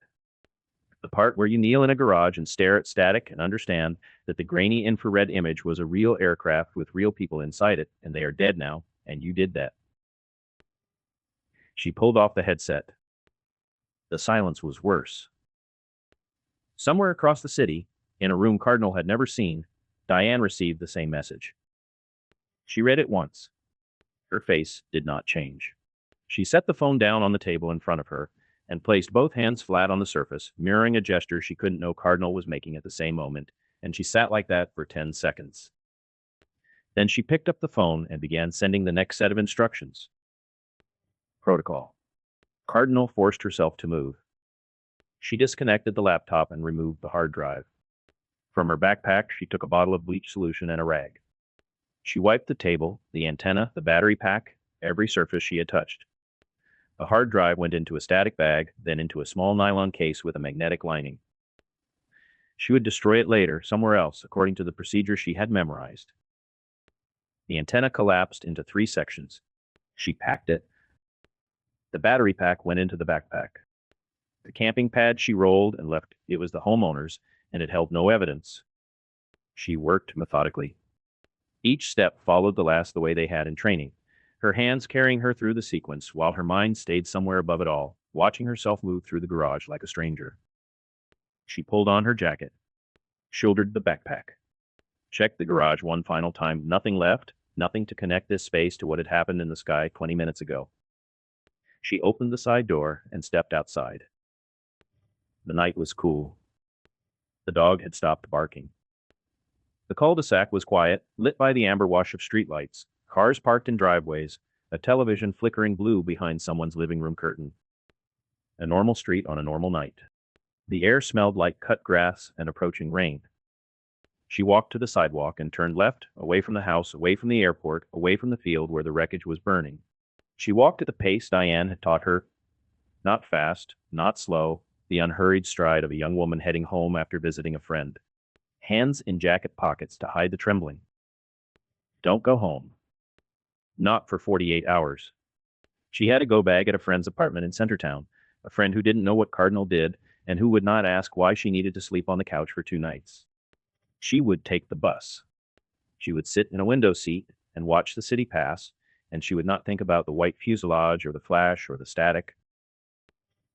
She would think about it later. All of it. For the rest of her life. But not now. Now she walked, and the night held her, and the streetlights made small circles on the pavement, and somewhere behind her a siren began to wail, distant, then joined by another, and another, a rising chorus that spread across the city like a sound the whole country would have to learn to hear. Cardinal kept walking. She didn't look back. Chapter 27. Aftermath. The runner hit the door at 02117. Kowalski was already half awake, the way he'd been sleeping since the second month, one ear tuned to the base frequency of the building, the ambient hum of generators and plumbing and snoring men that told him everything was normal. The door slamming open was not normal. Formation. Full company. Now. Private Sawyer was 19 and from Binghamton, and his voice cracked on the last word. He moved to the next room. Kowalski heard the same message, muffled through drywall, and then the next room, and then boots on tile as men started moving. He dressed without thinking. Pants, blouse, boots, laced tight, patrol cap. The motions were automatic, the routine of a weekend warrior who had spent enough weekends that it lived in his hands. Around him, the barracks came alive, cots creaking, lockers opening, the muttered profanity of men woken from the only peace they had. "What is it?" someone asked. Nobody answered. Nobody knew. They assembled in the staging area, a converted school gymnasium that still had basketball hoops bolted to the walls and a faded mascot painted on the floor, a wolverine, teeth bared, one claw raised. Kowalski stood in front of his platoon and counted heads while the room filled. 43. He was missing Dalton, who was on guard rotation, and Nguyen, who was at the aid station with a stomach bug. 43 of 45. The overhead lights buzzed. Someone had turned them all on, every bank, and the gym was washed in the flat white glare of institutional lighting. Men squinted, rubbed their eyes, shifted weight from foot to foot. The noise was wrong, too loud, too many voices, the pitch climbing the way it does when rumor outruns information. I heard it was an attack on the convoy. No, something at the airport. Someone said the president. Shut up, Kowalski said. Not loud. He didn't raise his voice. The men near him went quiet. The ones farther away kept talking. He heard it before the captain arrived. A fragment passed from Sergeant Martinez to a corporal whose name he couldn't remember, and then to the soldier standing 3 feet from his left shoulder, spoken in the tone people use when they're repeating something they don't believe. The vice president's plane was shot down. He stood with that sentence for 4 seconds before Captain Holt walked through the double doors. Kowalski had served under Holt for 9 months. He'd watched the man address formations before, stiff, formal, the posture of an officer performing command the way he'd seen it in movies. It was different. Holt's face was drawn tight, the muscles around his jaw working, his eyes moving across the assembled soldiers without settling. His uniform was wrong. The blouse was unbuttoned at the collar, and he wasn't wearing his cover. Kowalski had never seen Holt without his cover in front of the company. Listen up. Holt's voice was raw, stripped. At approximately 200 hours tonight, the aircraft carrying the vice president was struck by multiple drone impacts during departure from Ottawa International. The aircraft crashed in a field 11 miles west of the airport. He paused. The gym was silent. There are no survivors. The sound the room made was not a gasp. It was an exhalation, a collective emptying, as if every man in the gymnasium had been holding his breath and released it at once. Then came the noise, voices rising, someone saying, "Jesus Christ," someone else saying, "No," and somewhere in the back, the sharp crack of a fist hitting cinder block. Kowalski watched his platoon. He read them the way he'd been trained, by posture, by hands, by the set of their shoulders. Some of them were scared. Sawyer stood rigid, his face gray, his hands shaking at his sides. The boy next to him, Kowalski couldn't see the name tape, had his eyes closed, lips moving, praying or cursing, or both. Some of them were angry. Sergeant Martinez's jaw was locked, his hands opening and closing at his sides, the slow mechanical rhythm of a man containing something volatile. Two soldiers near the wall were talking fast, gesturing, their voices hard-edged. And some of them, Kowalski saw this and felt the bottom drop out of his stomach, some of them looked relieved. Not at the death. At the permission it gave them. Sergeant Briggs stood near the captain's right shoulder, arms crossed, chin up, watching the room with an expression Kowalski could only describe as anticipation. Corporal Wade was beside him. Denton behind. "This is an act of war," Holt said. His voice had found its register now, climbing out of shock and into something harder. "These people murdered the Vice President of the United States. On our watch. In our sector." He let that land. "Effective immediately, Barrhaven is under full lockdown. No civilian movement. No one enters, no one leaves. Every intersection gets a checkpoint. Every patrol goes out armed and loaded." He paced 3 steps, turned, paced back. The gymnasium was silent, except for his boots on the painted floor. "I want names. Anyone who was too friendly with us, anyone who asked too many questions, who showed up with food, who wanted to know where we were and when." His voice cracked on the last word, and he swallowed, and when he spoke again, it was lower, tighter, threaded with something Kowalski recognized as genuine fury. "They were watching us. Mapping us. Learning our patterns. And we let them because we thought they were being neighborly." A word came out like a curse. "Round them up. Every contact. Every friendly face. Bring them in for questioning. If they run, detain them. If they resist." He stopped. Looked at the room. "Use your judgment." Kowalski knew what "use your judgment" meant when it came from a commanding officer whose voice sounded like that. It meant whatever happens, I won't ask questions. Holt's eyes found him. The captain pointed, and the gesture was sharp, deliberate, the gesture of a man past negotiation. "Kowalski, your sector. You've been out there longer than anyone. You know who was too friendly. I want a list. Names. Addresses. By 0400. "Yes, sir." The words came out flat. Professional. The voice of a staff sergeant acknowledging an order. Holt turned away, already speaking to Lieutenant Palmer about roadblock positions. Kowalski stood where he was for 3 seconds, the gymnasium noise washing over him, and then he turned and walked toward the exit. The air outside was cold. Early May, but the night still carried winter's memory, and Kowalski's breath made small clouds under the parking lot lights. Diesel engines were starting up Humvees, the 2 MRAPs they'd been given after the first drone attacks, a supply truck that someone had already loaded with concertina wire. His platoon filtered out behind him. He stood by the door and watched them one by one, and he sorted them the way you sort anything when the stakes are high enough, into categories you wish didn't exist. Martinez checked his weapon, racked the charging handle, and moved toward the vehicles with the stride of someone who'd been waiting for an order like this. 2 soldiers fell in behind him. They didn't speak. They didn't need to. Sawyer sat on the curb. He held his rifle across his knees and stared at the pavement between his boots. He hadn't moved since the formation broke. 3 soldiers stood near the motor pool talking in low voices, glancing back at the gym doors.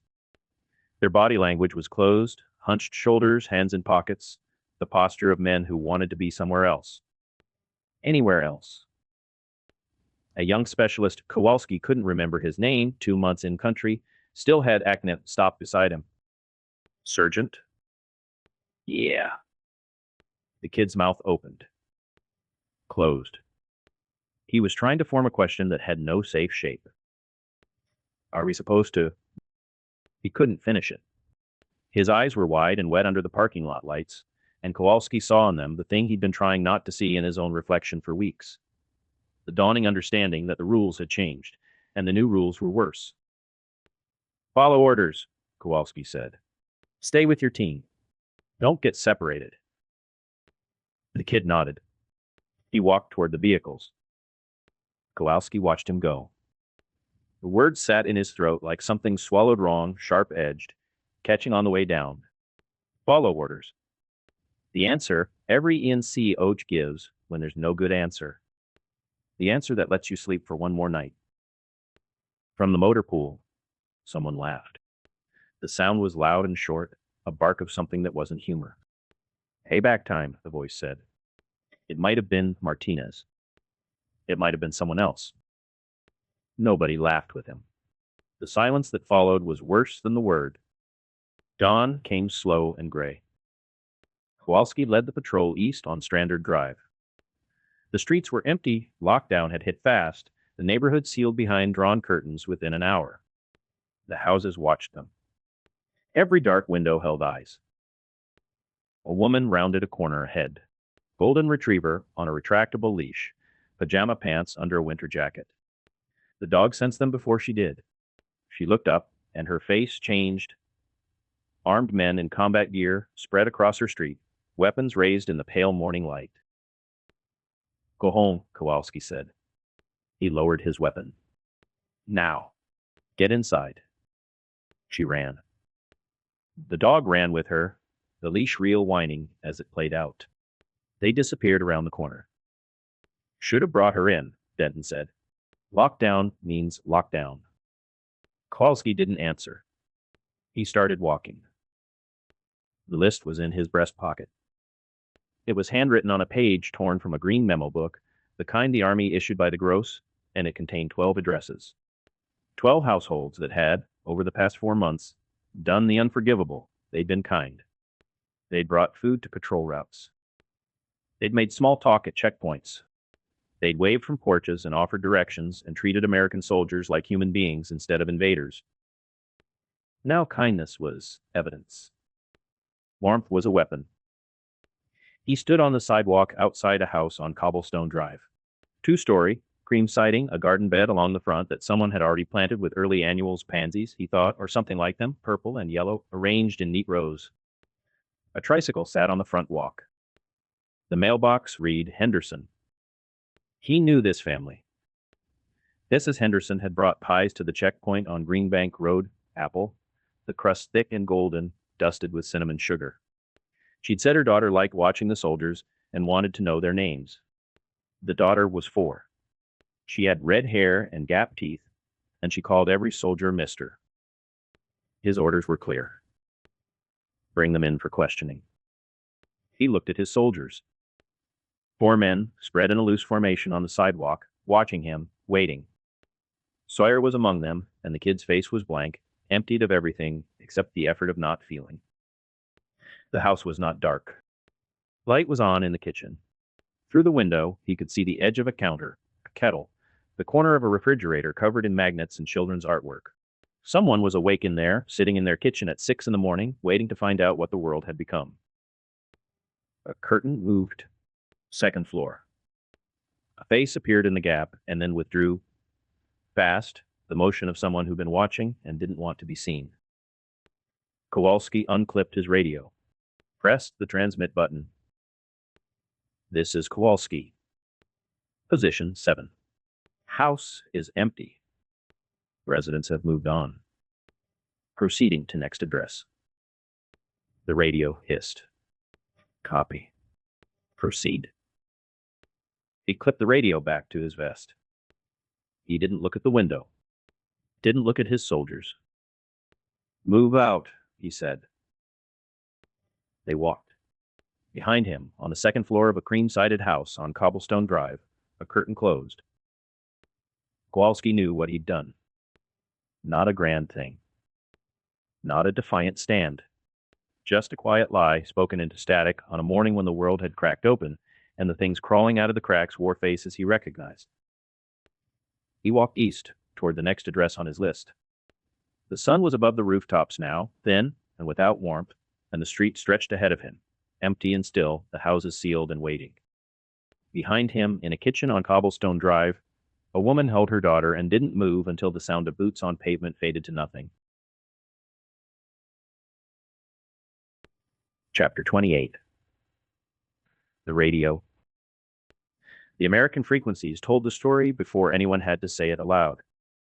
Thornton sat in the basement with the captured radio on the table, in front of him a green Motorola handheld pulled from a dead soldier's vest weeks ago. He'd kept it powered down since, Battery conserved, its existence known to 3 people. Now it was on, volume low, and the traffic pouring through it was the sound of a machine closing on them. Viper 26. Sweep of long fields complete. Moving to phase line Bravo. Copy 26. Viper 36. Status on Greenbank cordon. 36. Cordon set. No movement south of Fallowfield. The captain had launched a full cordon operation, systematic sector by sector, tightening from the edges of Barrhaven. They were using grids that corresponded to neighborhoods Hannah had moved through, reconstructing the network's geography through the negative space of her reports. By afternoon, they'd reached the streets where 3 safe houses sat within a kilometer of each other. Diane had evacuated non-essential personnel overnight, but 3 operational nodes couldn't be moved, equipment bolted to walls, communications gear wired into basement infrastructure. Those stayed, and the people who ran them stayed with them. Diane came down the stairs. How close? 4 hours. Maybe less. Can we move the rest? Not through a cordon this tight. She stood at the table's edge, looking at the map on the corkboard behind him. Red pins for American positions. Move their own. The gap between colors was barely 3 blocks. Thornton looked at the radio. He'd been carrying this option since the night he'd taken it from the dead man's vest. 1 use. 1 chance. After that, the frequency would be compromised, the voice recorded, the deception hunted. I can break the cordon, he said. How? He picked up the radio and set it between them. He explained it in under 2 minutes. No embellishment, no hedging. American fire missions ran on dedicated frequencies with standardized formats. He'd listened long enough to know their call signs, their procedures. The Fire Direction Center operated under the call sign hammer. He was going to key this radio, become a panicked American sergeant, and request immediate fire support. The grid coordinates he'd give would be the captain's own headquarters on Strandard. American mortars would fire on their own position. Chows, he said. Friendly fire investigation. Every unit pulls back. The sweep stops. We get 6, maybe 8 hours. How many will die? It depends on the rounds. I can't control what the FDC selects. The soldiers at the headquarters. Their staff. Communications. Medical. Yes? The radio hissed softly between them, American voices continuing their sweep reports. You're asking me to authorize killing Americans who aren't threatening us directly. I'm telling you what I can do. The authorization is yours. She held his gaze. He didn't soften it, didn't offer her the comfort of a justification she hadn't asked for. She led. He advised. The decision was hers. Do it, she said. Break the cordon. She didn't like it. He could see that in the set of her jaw, the way her fingers pressed white against the tabletop. Neither did he. Saying it would not change what had to happen. I need to transmit from a different location, he said. 2 kilometers minimum. They'll triangulate. Where? Industrial Park off Woodroff. 20 minutes. She nodded. He pocketed the radio and retrieved a thermite grenade from a locked case beneath the workbench military issue from the cache he carried home when JTF2 stood down. 1 grenade. 1 radio. Both single use. He climbed the stairs without looking back. The industrial building smelled like dust and machine oil. Thornton entered through a loading dock door hanging off 1 hinge and positioned himself on the 2nd floor near a south-facing window. He could see nothing of the captain's headquarters from here. That was the point. 2 kilometers of suburban roofline between him and the target grid. He set the radio on a metal desk. Breathed. Centered himself. The call signs were memorized. Viper 2-3, a platoon element currently sweeping 2 blocks east of the cordon's inner edge. Close enough to the headquarters to make a fire request plausible. He'd heard the real 2-3's voice on the radio for 2 weeks. Young. From somewhere in the northeast, the vowels slightly compressed. The kind of voice that climbed when it was scared. He picked up the radio. Heed the transmit button. Hammer. This is Viper 2-3. Contact. Contact. Grid 87432156. Enemy fire. We are taking effective fire from multiple positions. Request immediate suppression. Fire for effect. Grid 87432156. How copy? He released the button. Static. His own breathing, controlled, measured, the only sound in the dead building. The response came in 4 seconds. Viper 2-3, this is Hammer. Copy your request. Confirm grid 87432156. Target description, over. He keyed again. Let the panic ride higher. Let the voice crack at the edges the way a young sergeant's voice would crack when the world was coming apart.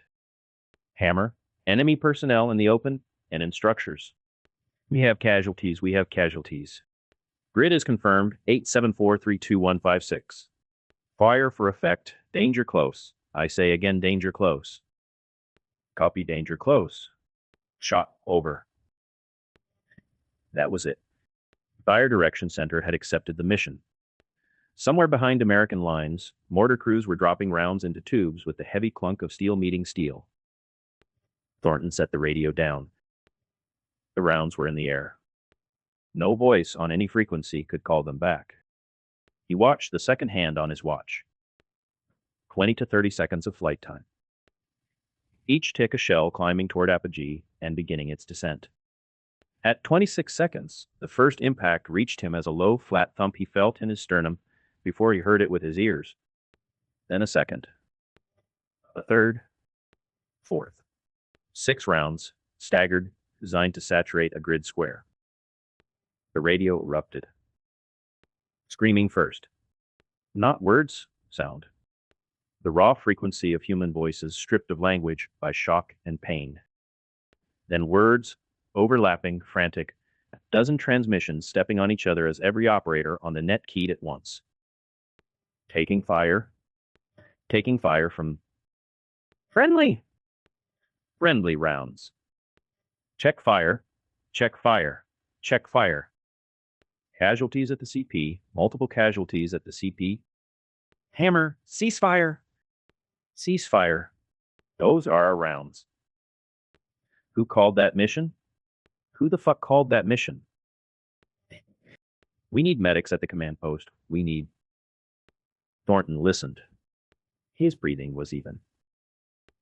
Then the captain's voice cut through the chaos. Hoarse, raw, but alive, unmistakably alive, converting shock into fury. All stations, this is Viper 6. Cease fire! Cease all fire! I want to know who requested that mission. 2-3, report. Viper 2-3, report immediately. Silence from 2-3. The real 2-3 was on the other side of the cordon, probably staring at his radio in confusion, wondering why the captain was screaming his call sign. Viper 2-3, respond. More silence. Then another voice. 6, this is 2-6.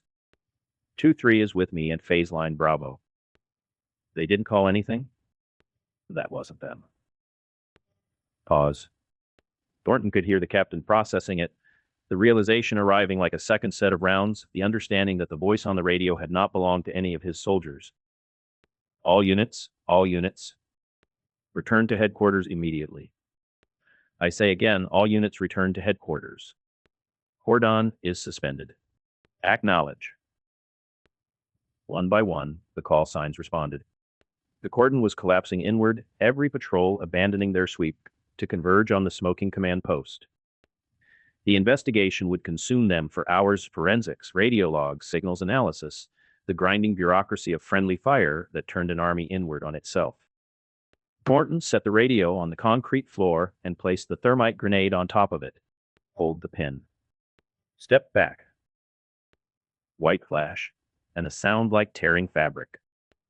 The thermite burned through the radio in seconds, reducing circuitry and plastic to a puddle of molten slag that glowed orange on the concrete. He watched it until the glow faded to black, until the voice he'd used existed nowhere but in the memory of the soldiers who'd heard it. One use. As planned. Thornton moved through Barrhaven's back roads, not hurrying, not lingering, just another resident walking home. American patrols had reversed direction, engines running hot toward the headquarters. Humvee passed 3 blocks ahead, lights flashing, and he stepped into a backyard until it cleared. He passed a lot where a house had been demolished, cracked foundation, exposed rebar, scorched lawn. Collective punishment from the captain. The family relocated. Their neighbors made to watch. The site filed itself away in the same compartment where he kept everything else. Processing was for later. Or for never. He reached the secondary safe house 3 blocks south of where the cordon's inner edge had been. Stepped inside. Locked the door. Diane was in the kitchen, both hands wrapped around a mug. "Cordon's broken," he said. "We have tonight to move the remaining nodes." She nodded once. "Then we use tonight." Everything moves. Thornton leaned against the doorframe. "One more thing. Their own mortars killed their own people. Every fire mission from now on, someone's going to hesitate. Every radio call, someone's going to wonder." Diane looked at him. The expression on her face was not victory. "Get some rest," she said. "We start moving at dark." He pushed off the door frame and walked to the back bedroom. Behind him, Diane stood alone in the kitchen, the mug cooling on the counter, the morning light unchanged, the distant sound of sirens drifting through the walls like weather from another country. Chapter 29. The Reckoning. The informant lived above a dry cleaner on Strandard, a thin man with a thin mouth who opened the door 4 inches and spoke through the gap. Captain Wayne Holt stood on the landing and listened, and the rage that had been building in his chest since the mortars landed on his own headquarters found something to grip. "The soldier," the man said. "The Canadian one. He went into the building on Claridge. The old dental office. 20 minutes ago." He didn't ask how the man knew. Didn't ask what he wanted. He turned and went down the stairs, and the evening air hit his face, warm and still, carrying the faint chemical tang of smoke from the fires they hadn't fully contained. His squad was waiting on the sidewalk. 8 soldiers in full kit, rifles slung, helmets on. They watched him come down the steps, and he saw it in their faces, the thing he'd been seeing for days now but refused to name. Not fear. Not anger. Something flatter. Something that looked through him instead of at him. "Claridge Drive," he said. "The dental office." Move. They moved. They followed. But the silence that came with them was not the silence of discipline. It was the silence of men carrying a weight they had not agreed to carry, walking towards something they had not agreed to do. Holt walked at the front. The bandage on his left arm was fresh, white gauze over the shrapnel wound from that morning's chaos, his own mortars, his own fire base, raining steel on his own position because someone had used an American radio to call it in. 3 soldiers dead. 9 wounded. And he knew who had done it. Canadian. The one who moved through Barrhaven like he belonged here, because he did belong here, and that was the thing Holt could not forgive. He traced it back. The radio frequency, the call sign format, the grid coordinates fed to fire direction. It required someone who'd listened long enough to learn American procedures. Someone with military training. Someone the locals called the sergeant when they thought no one was listening. Like Thornton. The name had surfaced from 3 separate sources over the past week. TF2 Canadian Special Operations, living in plain sight in a suburb full of people who knew what he was and said nothing. Holt's boot struck the pavement in a steady rhythm. His sidearm pressed against his thigh with each step. Behind him, his soldier's boots fell softer, as if they were trying to leave no mark. Thornton heard them before he saw them. He was standing at the window of the second-floor office, looking down at the street through a gap in the Venetian blinds. The building had been empty for months, no patients, no staff, just dusty chairs and a reception counter still stacked with appointment cards for a world that no longer existed. The warning had come 12 minutes ago. A woman from the Citizen Patrol, one of the ones who wore the armband in public and passed information private, had called Diane's contact chain. Americans coming. The captain himself. They know where you are. Diane had wanted to run. She'd come up the stairs with that look she wore when the calculus turned against them, the look that said move now, fight later, survive today. There's no time, Thornton told her. There's always time if you leave now. He'll follow. He followed today. He'll follow tomorrow. Thornton turned from the window. Take the others out the back. The loading dock opens onto Longfields. Go east, then south. Don't come back here. Diane stood in the doorway. Her cardigan was buttoned wrong, one side hanging lower than the other, the kind of detail that meant she dressed in a hurry when the warning came. She looked at him with an expression he'd seen her wear before, the cost of command visible in the lines around her mouth, in the stillness of her hands. Mike. Go. She went. He heard her footsteps on the stairs, then voices below, low, urgent, the shuffle of people leaving through a back corridor. A door opened and closed. Then quiet. Thornton checked his weapon. A pistol was a Browning high power, taken from a reservist basement in the first week, cleaned and maintained every night since. He press-checked the chamber, felt the round seated, and tucked the weapon into his waistband at the small of his back, beneath his jacket. He returned to the window. The street was empty. Then it wasn't. They came around the corner in a loose formation, the captain at the front moving fast, his soldiers spreading out behind him in a line that should have been tactical, but looked reluctant. They fanned toward the building, and Thornton counted 8, 9, 10 of them taking positions along the sidewalk, the parking lot, the alley on the north side. Among them, he recognized the staff sergeant, Kowalski. He'd seen him before, at checkpoints, on patrol, once at a distance during the town hall meetings Diane had attended. Solid NC, Och.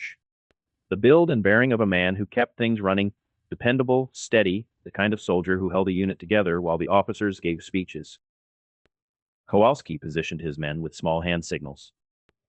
Professional. Cold. But he was moving them into a perimeter, not an assault formation. No stack on the door. No breaching posture. He was setting a cordon, not an attack. Thornton noted it. Filed it. Let it be. Holt stood in the parking lot and looked up at the building. 2 stories. Brick. Glass front, dark inside. The dental office sign still hung above the entrance, one corner broken, swinging slightly in the evening air. He could feel his pulse in his throat.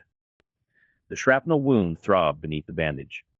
Somewhere in that building was the man who had turned American firepower against Americans, who had killed 3 of his soldiers with their own ordnance, who had made him look like a fool in front of his battalion commander and in front of himself. Thornton, his voice cracked across the empty lot. Come out, or we burn it down. The words echoed off the brick and died. Nothing moved behind the dark windows. Holt waited. 10 seconds. 15. The street lamp on the corner buzzed, a high, thin sound like an insect caught in glass. His breathing was audible, even to himself, heavy through the nose, the breathing of someone no longer pretending to be calm. Then the front door opened. Thornton stepped out. He came through the doorway slowly, hands visible at his sides, palms forward. He wore a dark jacket, jeans, work boots, no weapon showing. He stopped 3 meters from the door on the concrete step and stood there. He did not kneel. He did not speak. His posture was straight, his weight centered, his eyes on Holt. The posture of someone who had already decided, waiting for the world to catch up. Holt stared at him. The enemy had a face, and it was ordinary. Late 20s. Clean shaven. Face you'd see behind a counter at Canadian Tire, the kind that said nothing and meant everything. No defiance in his expression. No fear either. Just the flat, focused attention of someone who had been trained to read a situation faster than the people in it. On your knees, Holt said. The Canadian did not move. His hands stayed at his sides, palms forward, and his weight did not shift. He stood on the concrete step and looked at Holt the way someone looks at weather tension, without urgency. Holt's hand moved to his sidearm. Not drawing. Resting. He felt the grip against his palm and the certainty it should have carried. Seize him! The order crossed the parking lot. It reached his soldiers, and it stopped. The word hung in the air like something thrown that no one caught. No one moved. Holt turned his head. They were standing where Kowalski had placed them, along the sidewalk, the alley entrance, the far edge of the lot, rifles slung or held low, muzzles pointed at the ground. 10 soldiers in American uniforms, armed, trained, and still as concrete. Kowalski. He said the name the way he gave orders, flat, absolute, expecting compliance the way gravity expects things to fall. Taken down. Now. Staff Sergeant Kowalski stood 6 meters to his left. His rifle was across his chest, barrel down. He did not adjust his grip. He did not shift his weight. He stood the way a man stands when the decision has already been made and everything that follows is the world catching up. His face showed nothing. His eyes were flat, the eyes of a man looking at something he had already decided not to see. Not defiance. Not refusal. Something worse. Indifference, the complete withdrawal of the consent that makes command possible. The silence expanded. It filled the parking lot the way water fills a basin, pressing against everything it touched. Holt could hear his own breathing. He could hear the buzzing of the street lamp. He could hear, beneath those sounds, the absence of the thing he needed most, the snap of compliance, the movement of men obeying, the machinery of authority engaging the way it was supposed to engage when a captain gave a lawful order. That's an order. His voice was higher now. The authority in it had cracked, and through the crack came something raw, confusion, disbelief, the sound of a man discovering that the ground beneath him was not ground at all. He took a step toward Kowalski. Every one of you. Seize this man. That is a direct order from your commanding officer. Kowalski did not blink. Along the perimeter, the soldiers watched. Not one rifle moved. Not one boot scraped the pavement. No one moved. No one spoke. No one looked away. Buzzing street lamp. The distant sound of traffic on the highway. A dog barking somewhere. 2 streets over, the ordinary sound of an ordinary evening in a suburb where nothing ordinary had happened in months. Thornton saw it happen. He saw the captain turn back from his soldiers, and he saw the face change.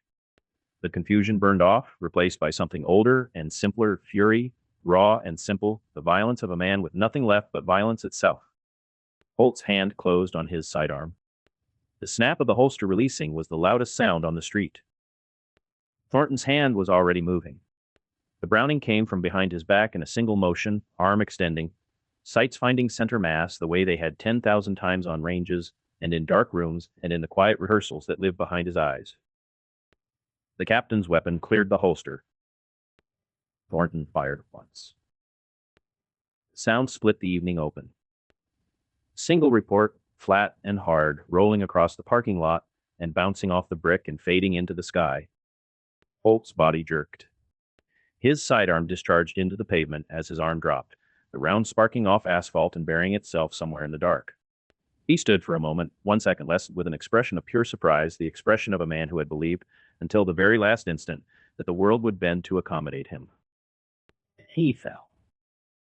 He hit the pavement on his side, and his helmet struck the concrete with a hollow sound, and his hand opened, and his weapon slid 2 feet across the ground and stopped against the curb.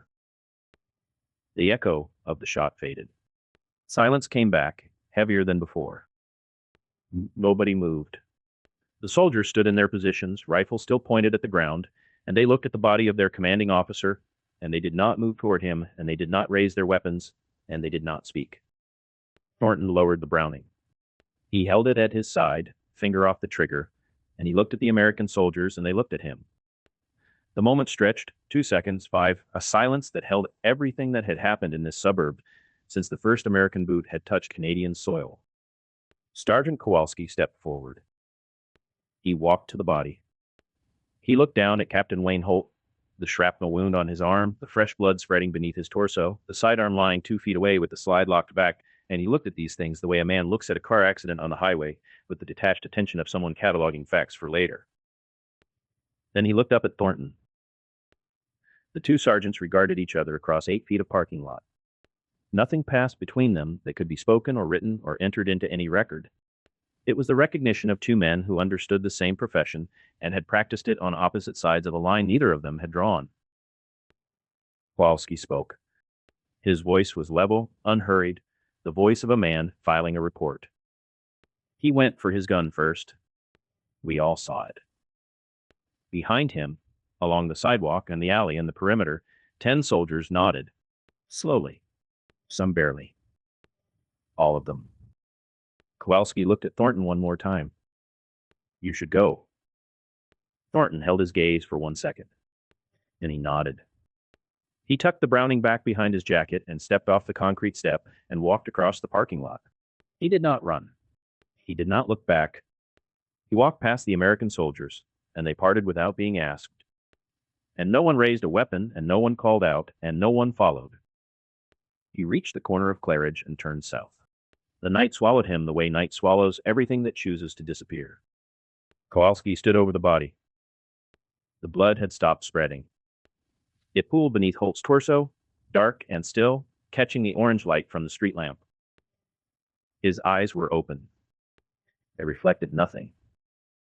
The soldiers gathered in closer now, forming a loose semicircle around their dead commander. No one knelt. No one checked for a pulse. They could see what a pulse would not find. Kowalski reached for his radio.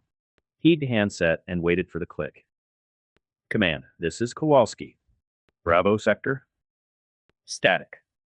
Go ahead, Kowalski. He looked down at the body one more time.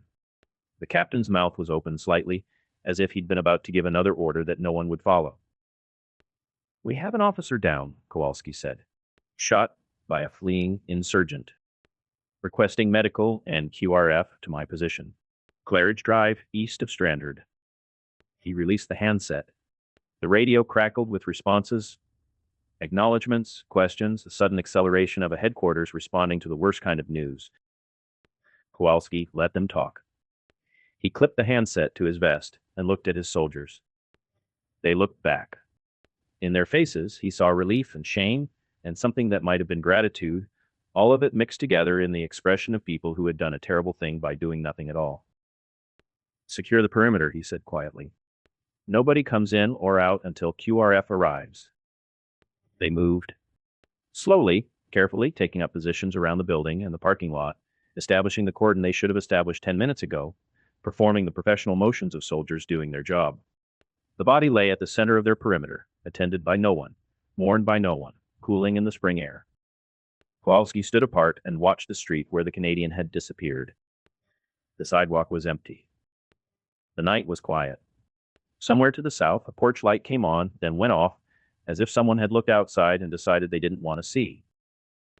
He thought about Syracuse, about Jennifer and the kids, about the life on the other side of all this. He did not think about Captain Wayne Holt. Nobody did. Chapter 30. The Long War. The count took 11 minutes. Diane wrote the names on the back of a grocery receipt because they'd left the brown paper map at the place on Claridge, the house they couldn't go back to. The tertiary safe house, a half-finished basement rental on Longfields that smelled like drywall dust and someone else's laundry detergent, had a folding table, 6 mismatched chairs, and a coffee maker that Graham had carried in a gym bag across 3 blocks at 2 in the morning. The coffee was weak. Nobody complained. She wrote the names of the dead first. Raymond Prolks. Alain Desrokers. Both killed during the swarm attack were operators who'd stayed on their controllers too long, still guiding drones when the counter-battery fire found their positions. Raymond had been 63 years old. He'd taught shop class at Longfields Davidson for 22 years before retirement, and he'd built the first charging cradles for the drone fleet in his garage, soldering connections with the same hands that had taught a generation of teenagers to use a lathe. Alain had run the manufacturing network from his living room, wrapping drone frames in moving blankets and labeling them Christmas decorations. 2 men. Both volunteers. Both gone. Then the detained. 3 names. Liam caught during the cordon sweep when the captain's soldiers locked down 4 blocks around the Costco node. A woman from Firth's distribution team whose name Diane had never learned, and now might never. A third, one of the newer recruits from the training sessions, Barely a month in the network, picked up at a checkpoint with nothing incriminating but a cell phone full of deleted files that weren't deleted well enough. One safe house burned. The Claridge location, their primary for 6 weeks, now marked on American maps and useless. Everything in it, the maps, the frequency lists, the charging stations, either carried out in the evacuation or left behind to be cataloged by military intelligence analysts who would study it the way entomologists study a hive. The manufacturing network was scattered. 12 assembly nodes reduced to 4, the rest shut down or relocated overnight. It would take weeks to rebuild, longer to replace the components they'd stockpiled. Benton penned the pen. Round the table, the surviving cell leadership watched her, Graham, Nor, Marcus Webb, 2 others. Tired faces lit by a single lamp. Instant coffee in paper cups. The smell of people who hadn't slept properly in 2 days. We won, Webb said. He said it flat, testing the word. Diane looked at the receipt. 5 names. 1 house. And network gutted. Where's Hannah? She said. The room went quiet. Graham looked at Nor. Nor looked at her hands. Upstairs, Graham said. She hasn't come down since we got here. Diane checked the news on the laptop Graham had brought. Connecting through the anonymized relay, the sergeant had built 3 VPN layers bouncing through servers they'd never touch again. The screen loaded slowly, and then the world filled the display. The Vice President of the United States was dead. It was the only story. NN called it an act of terrorism. Fox News called it an act of war.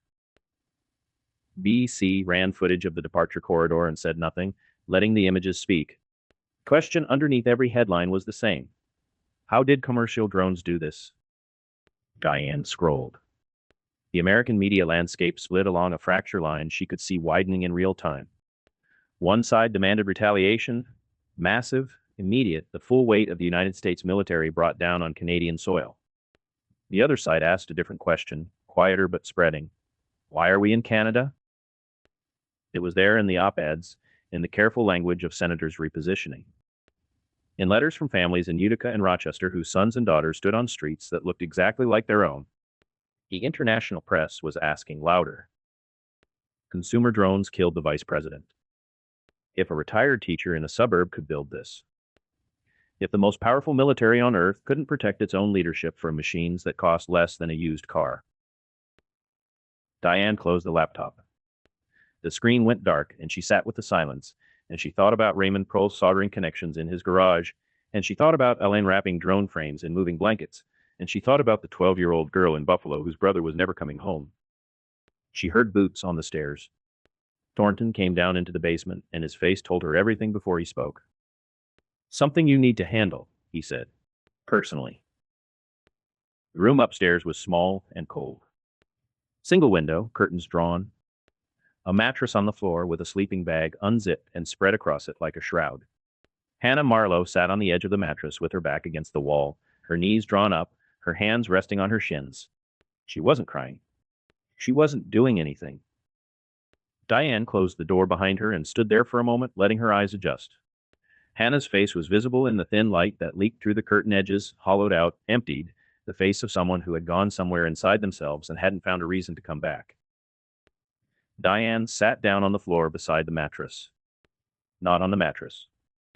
Beside it. Close enough to be present. Far enough to not crowd. She didn't speak. A minute passed. 2. The house settled around them. Pipes ticking, the distant murmur of voices from the basement, a car passing on the street outside. He showed me pictures of his sister, Hannah said. Her voice was flat, scraped clean. She's 12. She plays the clarinet, and she's terrible at it, but she practices every day, and he was so proud of her he couldn't stand it. Didn't move. Hannah's hands tightened on her shins, knuckles whitening. I gave you his patrol schedule. I gave you his checkpoint assignment. I gave you everything he told me because he trusted me, and I sat across from him and poured his coffee and let him talk about his life, and I memorized every word because the words were intelligence, and the intelligence killed him. She stopped. The silence was absolute. Diane had no answer for it. She had commanded this. She had drawn the red circle on the map. She had written Delta 0800 in her neat handwriting and passed the information up the chain, and somewhere in the architecture of what happened next, Marcus Reyes had died at his checkpoint post during the coordinated attacks that had cleared the way for the swarm. She could say it was necessary. She could say that the patrol schedule had saved other lives, that the checkpoint data had allowed the swarm operators to identify gaps in the perimeter, that without Hannah's intelligence the entire operation might have failed. All of it was true. None of it mattered in this room. Did it matter? Hannah asked. She turned her head and looked at Diane, and her eyes were dry and dark and older than they had been 6 weeks ago. Did killing him matter? Diane held her gaze. Yes, she said. And I'm sorry. Hannah looked away. Her jaw worked once, twice, and then she was still again, and Diane sat beside her and didn't touch her, didn't leave, and the thin light moved slowly across the floor as the morning aged. When the light reached the far wall, she stood and went downstairs. Thornton was waiting in the kitchen. He'd made fresh coffee, real coffee, from a tin he'd carried in his pack, and he poured 2 cups and set one in front of the empty chair across from him. Diane sat down. She wrapped her hands around the mug and felt the heat seep into her fingers. Captain Holt is dead, Thornton said. I heard. Thornton drank his coffee. Morale is collapsing. The VP's death broke something, and the captain's death broke whatever was left. 3 soldiers from 2nd Platoon requested emergency leave yesterday. Didn't come back from patrol last night, just walked off. Not AWOL on paper yet, but they will be. The replacement? Lieutenant Palmer. He's cautious. Scared, probably. He'll tighten security, increase patrols for the first week to show he's in charge, and then he'll quietly reduce operations because he doesn't want to be the next officer who dies in Barrhaven. Diane nodded. She thought about Kowalski, the platoon sergeant from Syracuse who had a wife named Jennifer, and a son named Noah, and a daughter named Sophie. A man who'd covered for the killing of his own commander because the commander had become something his soldiers couldn't follow anymore. She would never meet Kowalski. She would never know what it cost him to file that report. But she understood it. What will they do next? She asked. Thornton set down his mug. His face was tired, 2 days without sleep, and it showed.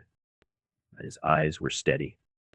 The same steadiness she'd seen the first time they'd talked at the park, when he'd watched her fly her drones and said nothing and understood everything. Retaliate, he said. Badly. Cordon search operations, curfews, maybe collective punishment. They'll make it worse before it gets better. And then they'll negotiate because they have no other move. You can't occupy a country that knows how to bleed you. How long?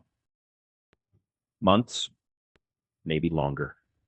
He paused. But the calculation changed. They lost a vice president to hobby drones. Every general in the Pentagon is rethinking force protection doctrine right now. Every senator is rethinking whether this was worth it. The president will double down because that's what he does, but the ground underneath him shifted. Diane drank her coffee. It was good. Strong and bitter and real. Other cells, she said. Thornton nodded. Vancouver made contact yesterday through the CANSUF network. Toronto the day before. Winnipeg has something forming, early stage, but they're asking for the training protocols. He leaned back. Word spread. Consumer drones killed the Vice President of the United States. Everyone with a garage and a soldering iron heard that. Before dawn, Diane stood at the window. The curtain was pulled back an inch, enough to see the street. Barrhaven in the gray light before sunrise, houses dark, lawns silver with dew, the ordinary geometry of a suburb that had become a battlefield and would become one again. A patrol vehicle moved along long fields, its headlights cutting through the dimness. 2 soldiers in the cab, helmets on, windows up. They drove slowly. They used to drive fast. She watched them pass and thought about what she'd built. Not an army. She'd never had an army. She'd had a retired shop teacher and a logistics coordinator and a woman who ran a distribution node out of a Costco parking lot. A college student who fell in love with a soldier and gave up everything she learned in his bed because someone had to. Neighbors who hid drone parts in their garages and communications equipment in their basements and never once put a name to what they were doing because naming it made it real and real was dangerous. She'd had a capability. And the capability had worked. BP was dead. The captain was dead. Raymond and Alan were dead. 3 of her people were in detention. Hannah was upstairs in the dark. And none of that changed what had happened. Consumer drones, built in garages, had reached the second most powerful person on Earth. That fact was loose in the world now. No amount of retaliation would put it back. She turned from the window. The encrypted channel was open on the laptop. Graham had left it running. 3 new contacts since yesterday. Vancouver, Toronto, Winnipeg. Each one a name she'd never heard attached to a frequency she'd never used, asking the same question. How did you do it? Diane sat down at the folding table. She pulled the laptop toward her and typed the response she'd been composing in her head since the swarm went dark. Start with what you have. A garage. A soldering iron. One person you trust completely. Build from there. It takes longer than you think and costs more than you're ready for. Do it anyway. She read it back. Added one line. The drones are tools. The decisions are yours. Don't let anyone tell you otherwise. Send. Outside, the patrol vehicle came back along Longfields, moving slower than yesterday. She watched its headlights sweep the empty street and disappear. She closed the laptop. Pulled a fresh sheet of paper across the table. Picked up her pen. She began to write.